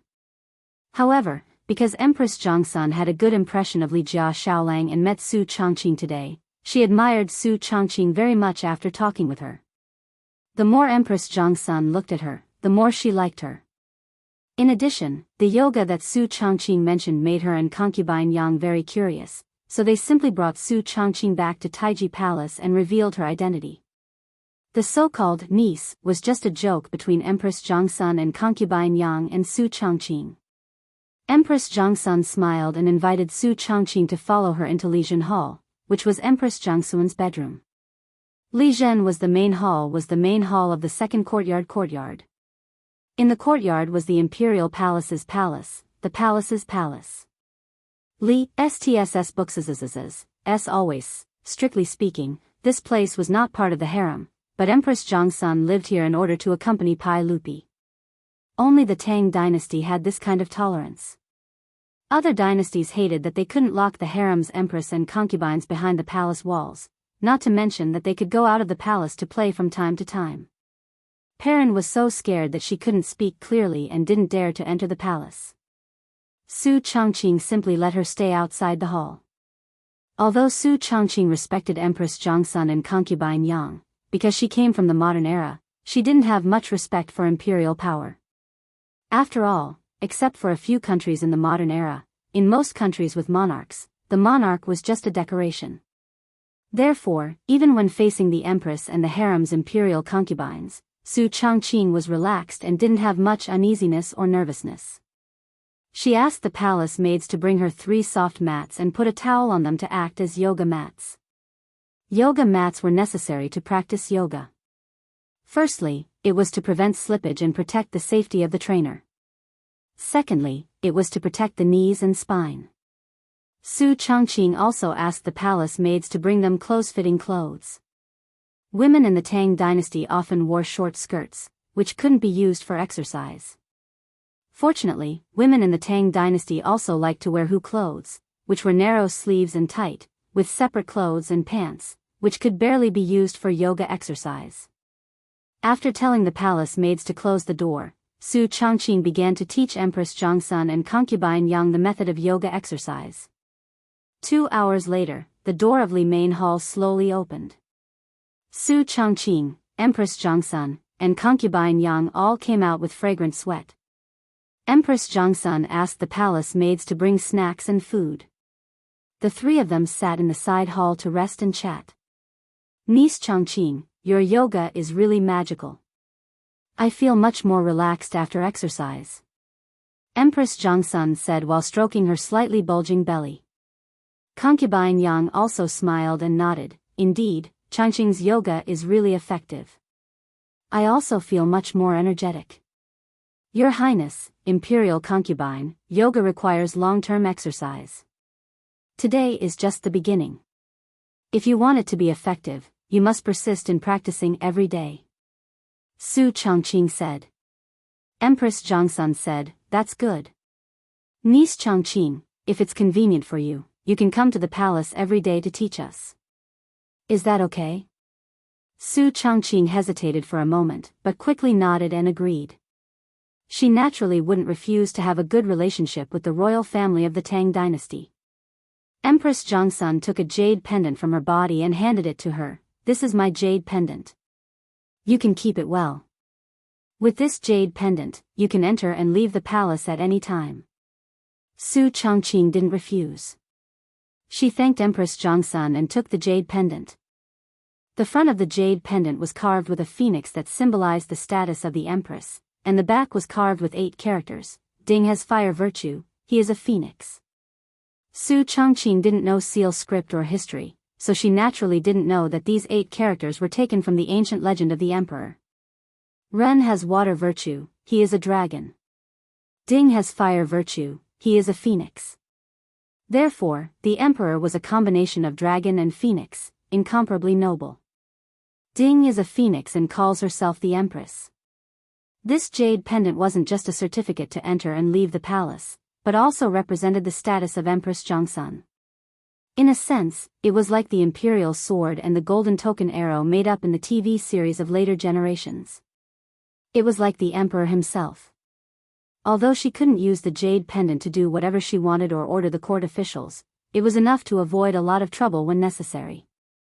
This jade pendant represented that the holder had a close relationship with Empress Zhongsun. At least no one in Chang'an would be blind enough to offend the holder of the empress's jade pendant. The reason why Empress Zhongsun gave the jade pendant that represented her status. She gave it to Su Changqing to give Li Wangyu a backer. She had long known about the filthy things that the Li clan of Hu County had done before. Empress Zhongsun wanted nothing more than to have Pai Lupi remove all of them from the imperial family. They had simply lost all of the imperial family's face. Li Wangyu was now showing more and more ability, so Empress Zhongsun's impression of him was getting better and better. That was why she gave Su Changqing such a jade pendant.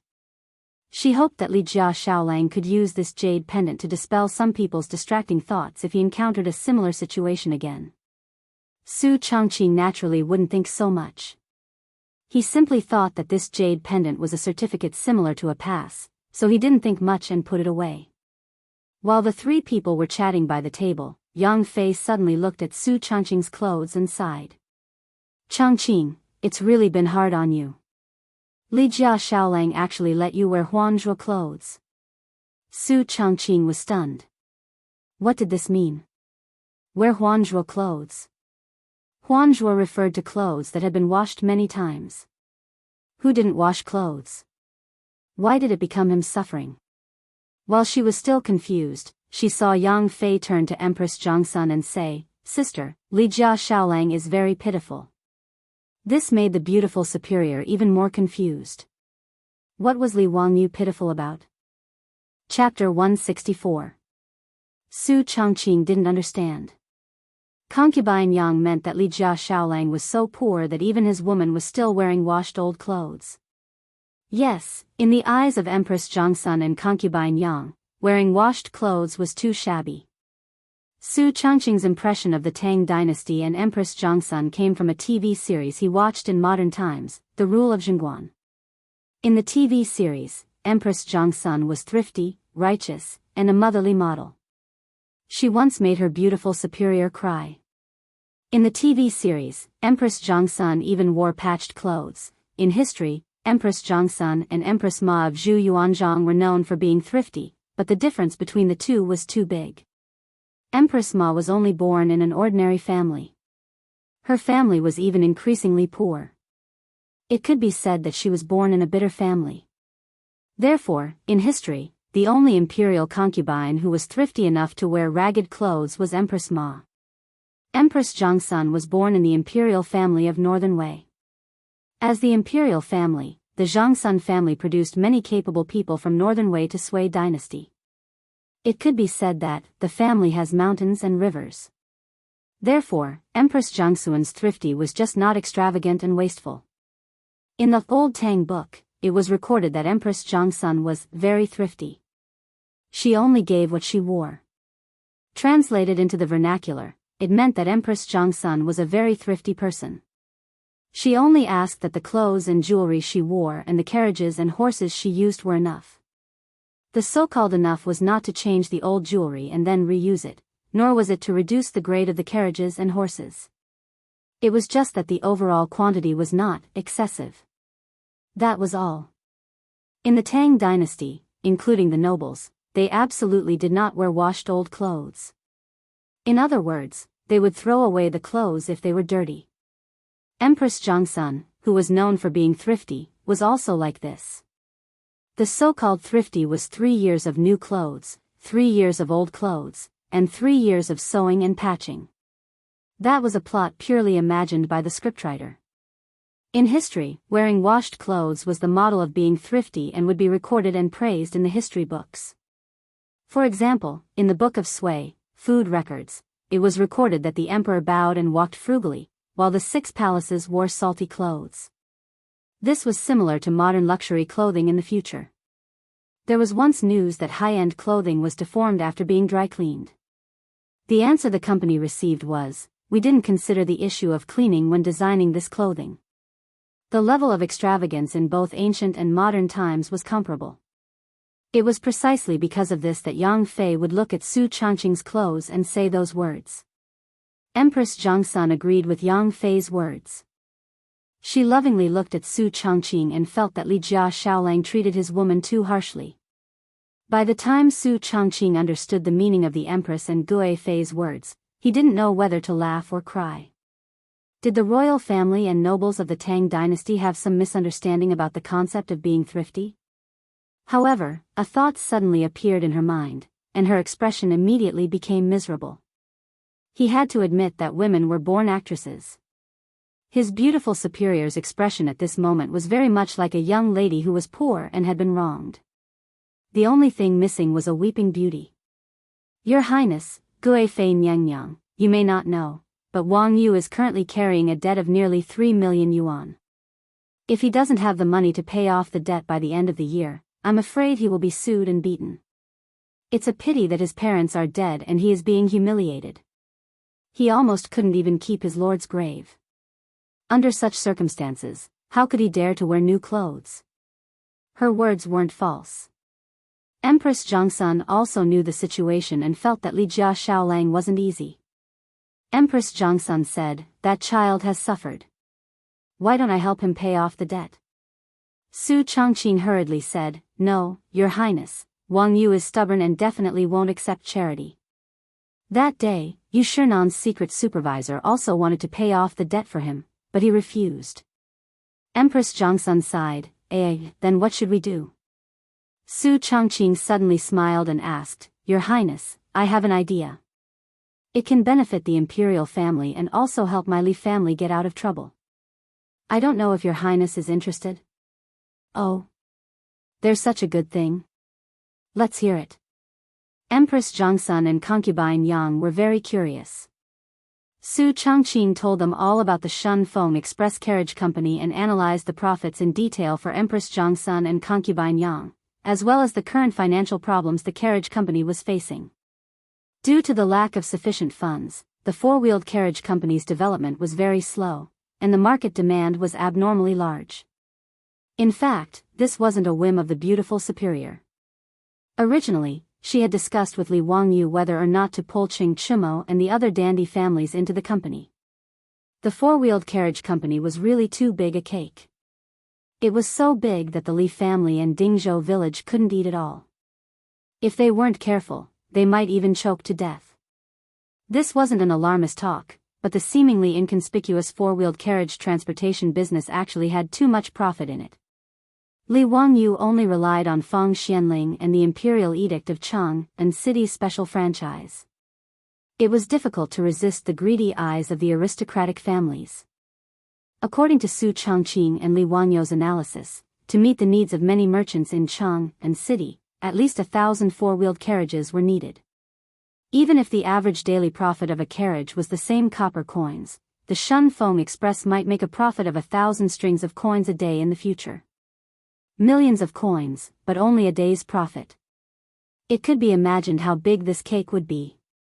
Before she and Li Wangyu discussed how to invite the dandy families to invest in the carriage company, she unexpectedly met Empress Jiangsun today. If they wanted to choose a partner, was there anyone more suitable than the imperial family in the world? No matter how greedy the aristocratic families were, they didn't dare to extend their claws to the imperial property. And once the imperial family invested in the Shunfeng Express, not only could they solve the initial capital needs of the development of the carriage company, but they could also find a group of managers from the imperial family who could write and calculate. Why not? Su Changqing believed that Empress Jiangsun would not refuse her proposal, which was a win-win choice. Sure enough, after she explained the key points, Empress Jiangsun didn't hesitate to decide to cooperate. Empress Jiangsun was not only the master of the harem, but also all the imperial property was under her jurisdiction. She could decide the cooperation with the Li family in one word. This empress will offer 800 horses and 5,000 strings of copper coins. Niece, how much can you give this empress? Empress Jiangsun looked at Su Changqing with interest, wanting to see how she would answer. Su Changqing didn't hesitate at all and directly replied, Your Highness, the imperial family will take 50% of the carriage company, the Li family will take 30%, and the villagers will take 20%. What do you think? Okay. Empress Jiangsun nodded with satisfaction and was very satisfied with Su Changqing's proposal. But I have two conditions, and I hope Your Highness can agree. Before Empress Jiangsun spoke, Su Changqing quickly said her conditions. I hope that the Shunfeng Express will still be managed by me, and the imperial family will send accountants and managers to supervise. Is that okay? Okay. Empress Jiangsun nodded again. She didn't want to take this property away from the Li family, which was not her original intention. Su Changqing couldn't help but smile. He didn't expect that he would get such a big backer for his family when he accompanied the little girl to stroll in the street today. Chapter 165. After settling the matter of the imperial family investing in SF Express, Su Changqing only felt that a large stone had been lifted from his heart. The Li family had a backer, and the carriage company also had the capital to develop. She believed that with her management ability, she could complete the monopoly of Chang'an's transportation business within a year. After making an appointment with Empress Jiangsun and concubine Yang to teach yoga in the palace the next day, Su Changqing led the trembling little girl Perrin out of the Tang dynasty's palace. Seeing that it was getting late, she prepared to return to SF Express to meet Niu Yong and then return to Dingzhou village to share today's unexpected harvest with Li Wangyu. Empress Jiangsun considerately asked the palace maid to prepare 2 horses for them to ride. Su Changqing disliked that kind of hat that was connected to a circle of long black muslin. After wearing it, it would cover the face and body. The conical hat was stuffy, so she never wore this kind of thing called a hedgerow when riding a horse. But she didn't expect that today she would get into trouble because she didn't bring this hedgerow. The Zheng family of Xinjiang was one of the 5 families and 7 kings of the Tang dynasty. The ancestors of the Zheng family of Xinjiang could be traced back to the Zheng state that was infected by King Xianwang of Zhou. After the fall of the state, the royal family still used Zheng as their surname and Xinjiang as their capital. At the end of the Eastern Han dynasty, the Zheng family gradually developed into a noble family. When the Tang dynasty was established, the Zheng family of Xinjiang was the most prominent Zheng family in the world. There was a saying that the Zheng family of the world came from Xinjiang. The Zheng family of Xinjiang had many officials in the imperial court. The head of the family, Zheng Yuanshou, was an official in the Sui and Tang dynasties. Zheng Yuanshou's cousin, Zheng Shanghua, was the Minister of War, Civil Affairs, and works in the Sui and Tang dynasties. The other members of the Zheng family of Xinjiang held the positions of General, Minister of War, Commander of the Army, and so on. Not only did the family have such great power in the imperial court, but the Zheng family of Xinjiang had been doing business for generations. The wealth of the Zheng family was piled up like a mountain. The number of horses, fields, grains, silk, and jewelry was comparable to the Pai Lupi's imperial treasury. Just the interest from the loans alone was no less than 100,000 strings of cash every year. It could be said to be the richest in the world. The luxurious lifestyle of the Zheng family in Xinjiang was well known in Chang'an. Just in Chang'an city alone, there were 600 to 700 servants in the Zheng mansion. Every day, there would be banquets, singing and dancing, bathing, sightseeing, luxurious clothes, and delicious food. Zheng Kongbua, the eldest son of Zheng Yuanshou, the head of the Zheng family in Xinjiang, was 20 years old, but he was a famous playboy in Chang'an. Unlike Qing Chimo and the other top playboys, Zheng Kongbua could be said to be the top scum of the Tang dynasty. Although Qing Chimo, Fang Yai, and the others loved to play around, they knew when to stop and did not use their family's power to do evil. But Zheng Kongbua, on the other hand, kicked a widow's door, dug up a family's grave, drank the mother's milk during confinement, and scolded a big blind man as a mute. It could be said that the top of his head was oozing pus, and the soles of his feet were covered in ulcers. Furthermore, Zheng Kongbua also had a huge hobby, which was that he loved beauties the most, especially the women of good families. He would often bring his men to snatch women from the common people and make merry every night. Because of this, the people in Chang'an city who sued the Zheng family almost broke the drum of grievance of the Chang'an county and Wanyan county. However, the Zheng family in Xinjiang had power and money. These people who complained were often coerced by the Zheng family, or used both the carrot and the stick. They paid a small sum of money and sent them away. Now in Chang'an city, when Zheng Kongbua brought his men to the streets, they could almost achieve the effect of clearing the streets, and people could not wait to avoid them. On this day, Zheng Kongbua was idle and bored, so he led a group of servants and was ready to go to Ping Kong Square to have fun. The Zheng mansion was located in Daning Square, which was not far from the imperial city. When they came out of the square, a group of people shouted and shouted as they went to Ping Kong Square in the south. When they arrived at Wuxia Street, Zheng Kongbua's eyes suddenly lit up. What a beautiful girl! There were 2 rouge horses in front of them, and one of them had a young lady sitting on its back. Although her figure appeared thin and frail, she had the countenance of a flower and the face of the moon, and was indescribably beautiful. Beside her on the horse, there was a 13 or 14-year-old girl, who also looked lovely. When Zheng Kongbua saw her, he felt a burst of heat in his lower abdomen. This woman was delicious, and she was his type. He did not care about the people coming and going on the street, and they were near the imperial palace. He waved his hand and was ready to let the troops surround them. He had done this kind of thing many times, so he did not have any scruples. In Chang'an city, no one dared to interfere with the Zheng family's business, including those martial marquises who were patrolling the streets. When he thought that he could drag this young lady back to the mansion, press her on the bed and wantonly ravage her, he felt hot blood rushing to his body. He did not even intend to let go of the pretty girl. Although she was young, she also had a unique flavor. Today's luck was really good, to be able to meet such a pair of beauties as soon as he went out. He, Zheng Kongbua, was going to have a second chance today.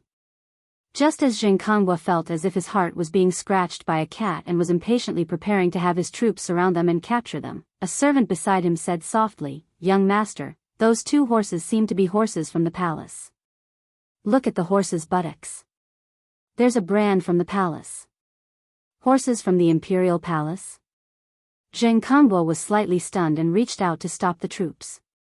He looked up carefully and found that the buttocks of the 2 rouge horses indeed had a mark of the imperial palace of the Tang dynasty. Damn it, are these 2 bitches from the imperial palace? Zheng Kongbua was full of anger. He thought that he could capture the 2 beauties back to the mansion and enjoy himself, but he did not expect to meet people from the imperial palace. Although he was arrogant and domineering, he was not stupid enough to rob Pai Lupi's women. That would cost him his head. Even the Zheng family of Xinjiang could not protect him. Zheng Kongbua knew his own limits at least.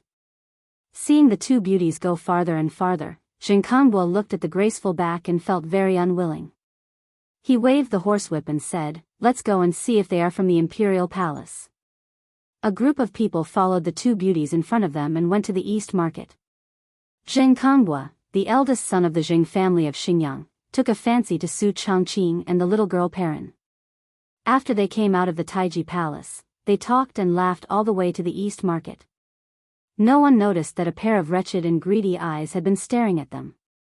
If Empress Zhongsun had not arranged 2 horses for them, they would have been taken into the mansion by Zheng Konghua at this time. It was lucky. Zheng Konghua and his people followed the beautiful boss and Perrin all the way to the yard of the Shun Feng Express carriage in the East Market. Seeing the 2 beauties he took a fancy to today riding into the yard of the carriage, Zheng Konghua immediately asked the servants to inquire about the 2 women's background. At the door of the carriage, several villagers of Dingzhou who did not carry goods were squatting on the ground and chatting. The servants of the Zheng family used the pretense of looking for people to get information from these simple men easily. When he came back, his face became quite strange. Did you get the information? Are the 2 beauties from the imperial palace? Zheng Konghua asked impatiently. The servant shook his head and said, yes, they are not from the imperial palace. They are from the Li family of Dingzhou village in Hu County. Zheng Konghua was stunned. Li family of Dingzhou village in Hu County? Is there a noble surnamed Li in my dynasty who lives in that Dingzhou village? The servants and troops shook their heads again and again, which made Zheng Konghua slap his thigh regretfully. Damn it, I made a mistake.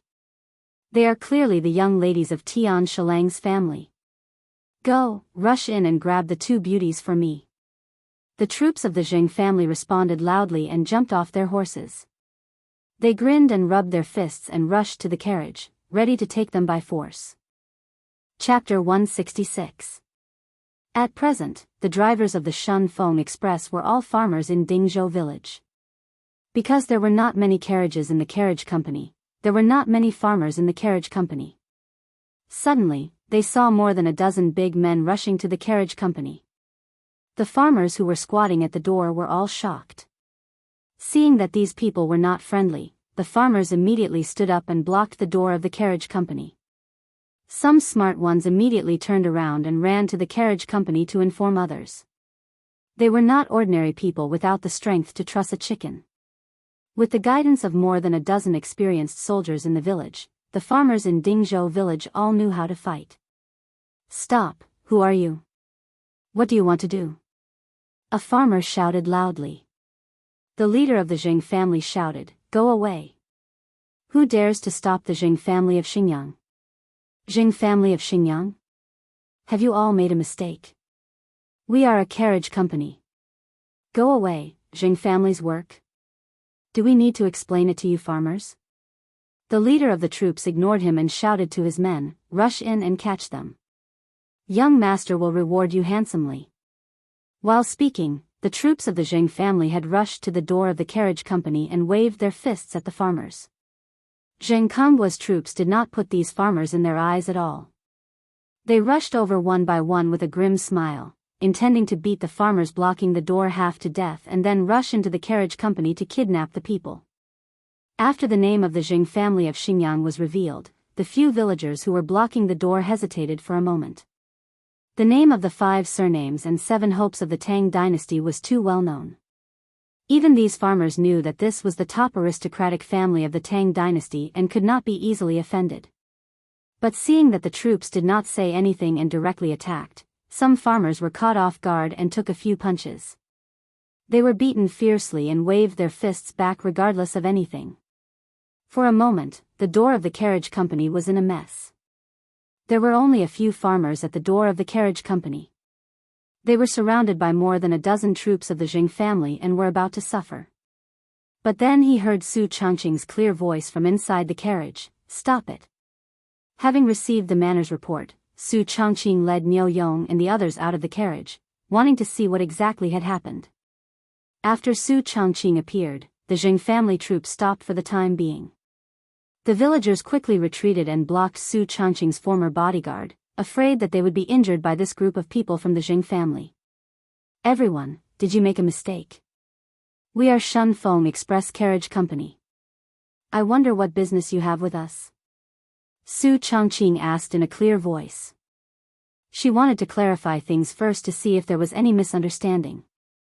Their carriage company did not receive any transportation orders from the Zheng family in Xinjiang, so they did not have any dealings with the Jing family. Why did the Jing family's troops come to their doorstep with such ferocious expressions? It would have been better if the beautiful boss did not appear. When her beautiful figure appeared at the door of the carriage company, Jianghu's evil thoughts were aroused.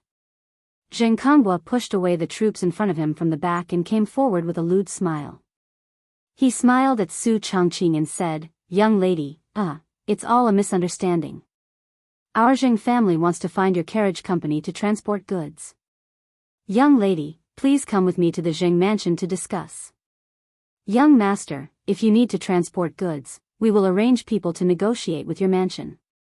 Please don't block the door of our carriage company." Su Changqing saw this man's pair of peach blossom eyes staring at her lustfully. She felt disgusted and immediately said perfunctorily. Jianghu smiled and said, "How can other people come to discuss? My goods are very important. I need to talk to young lady personally." "Young lady, you won't not give face to the Jing family in Xinjiang, right?" Su Changqing did not want to be entangled with this person and coldly refused, "I'm sorry, we can't do business with your mansion. Please find another place." "Young lady, you don't want to give face to the Jing family?" Jianghu suddenly put on a straight face and shouted at the troops of the Jing family, "Go! Capture that young lady and bring her back to the mansion. Lowly servant, you don't want face." As soon as he said this, the villagers of Dingzhou village were suddenly awakened.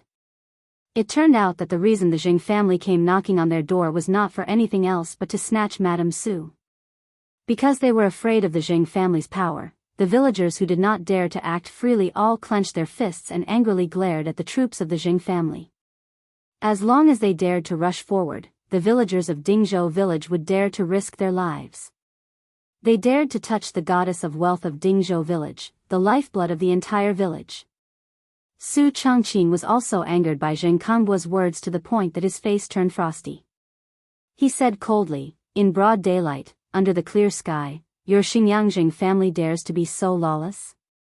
As if he heard a funny joke, Jianghu raised his head and laughed loudly, To you farmers, our Jing family is the law. Young lady, why bother to be a farmer's slave? Isn't it good to pleasure under this young master's crotch? This young master promises to make you wish you were dead, You! The beautiful superior was so angry by Jianghu's filthy words that her body trembled and she was speechless for a long time. Jianghu continued to tease, "Lowly servant, as long as you serve this young master well in bed, this young master promises you endless glory, splendor, wealth and rank in the future. That's right, bring that young lady along too. Today, this young master wants to eat both young and old." His words angered Niu Yong to the point that he could not restrain his anger. Niu Yong did not wait for Su Changqing to speak and rushed out of the main door. He waved his iron fist and rushed towards the Jing family troops. When the villagers who were blocking the entrance saw Niu Yong rushing forward, they all rushed forward and fought with the Jing family troops. At this time, in the carriage, there were no more than 10 villagers of Dingzhou village while the Jing family troops numbered no less than 20 to 30 people. However, although Jianghu's troops had a lot of people, they had already been spoiled by the luxurious lifestyle of the Jing family. Those who could be recruited into the Jing family troops were originally fierce soldiers in the army. However, ever since they joined the Jing family, especially the troops that followed Jianghu, they had been indulging in debauchery and committing atrocities every day. They had long lost the courage they had in the past and could only bully some ordinary people. At this moment, the group of villagers led by Niu Yong rushed forward and barely resisted for a few rounds. They were somewhat unable to withstand it and retreated in a mess. Jianghu was so angry at the clumsy performance of his own troops that he stomped his feet. "Trash, you bunch of trash. Go! Beat this bunch of farmers to death." The 20 to 30 troops gathered again after being yelled at by their own Langjun.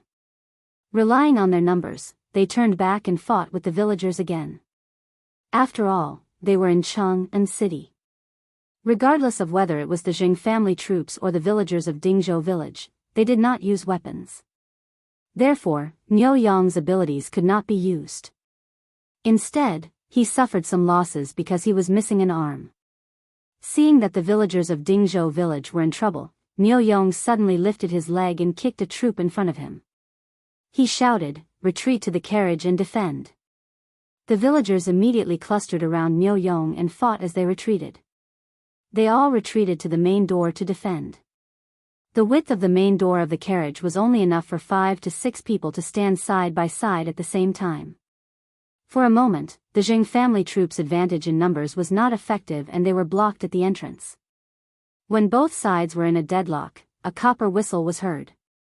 It was the marquises of the East City who had heard the news and rushed over. Chapter 167. Seeing the marquises of the marquis shop arrive, Jianghu coldly snorted and waved his hand to signal his troops to retreat. Although he was arrogant and did not put these marquises in his eyes, he was not arrogant enough to kidnap people in front of them. After all, the Jing family of Xinjiang was only one of the 5 surnames and 7 nobles, not the royal family of the Tang dynasty. If this matter was reported to the government, it would be troublesome. When Su Changqing opened the carriage business in Chang'an, he had already taken the initiative to visit the Qing family. Although he did not say it explicitly, he meant that he wanted Lu Guogong to take care of them when it was convenient. Qing Yaojin naturally did not refuse. After knowing that the carriage business was opened in the East Market, he ordered the housekeeper to pass a message to the colonel of the East Market Marquis shop to take care of the Li family's business. The colonel of the East Market Marquis shop was called Qin Xian, a collateral relative of Qin Qiong. The Qin family had a good relationship with the Qing family, Yuqi family, and other military leaders. This could be seen from the fact that these playboys could gather together to eat, drink, and play. Of course, the reason why Qin Huaidao, Qin Qiong's son, was not invited to play with the playboys was because Qin Huaidao was only 3 years old this year. He was too young, therefore, with Lu Guogong's words, Qin Xian naturally obeyed. He also often sent marquises to patrol the streets of the East Market to prevent Chang and ruffians from causing trouble. Today, the Jing family suddenly made trouble. 20 to 30 Jing troops surrounded the carriage business. This gave Qin Xian a headache when he received the report. He was a small 8th-grade general and a collateral relative of the Qin family. How could he dare to go against the Jing family of Xinjiang? But if he allowed the Jing family to cause trouble and Lu Guogong found out, he would not be able to get away with it. In a dilemma, Qin Xian ordered all the marquises of the marquis shop and rushed to the carriage business. He planned to see what happened first and think about whether he could mediate. It would be best if he could resolve this conflict. When Qin Xian saw that Jianghu was there, he felt a headache. Why was it this playboy?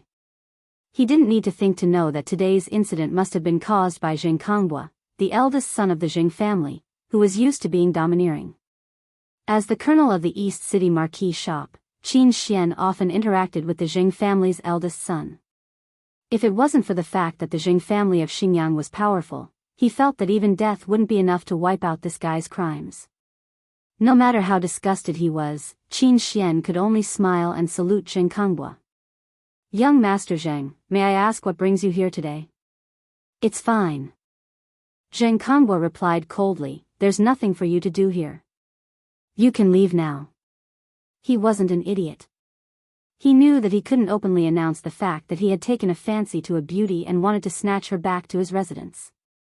Although Jianghu knew that in Chang'an City, none of these marquises dared to meddle in the affairs of the Jing family. But no matter what, this was not a glorious matter. Therefore, he only wanted to send these martial marquis away, and then let the troops rush into the carriage to kidnap them. "Young Master Zheng, look, there are so many people coming and going in the East City. If this matter gets out of hand, it won't look good for everyone. Why don't you give me face and let this matter go?"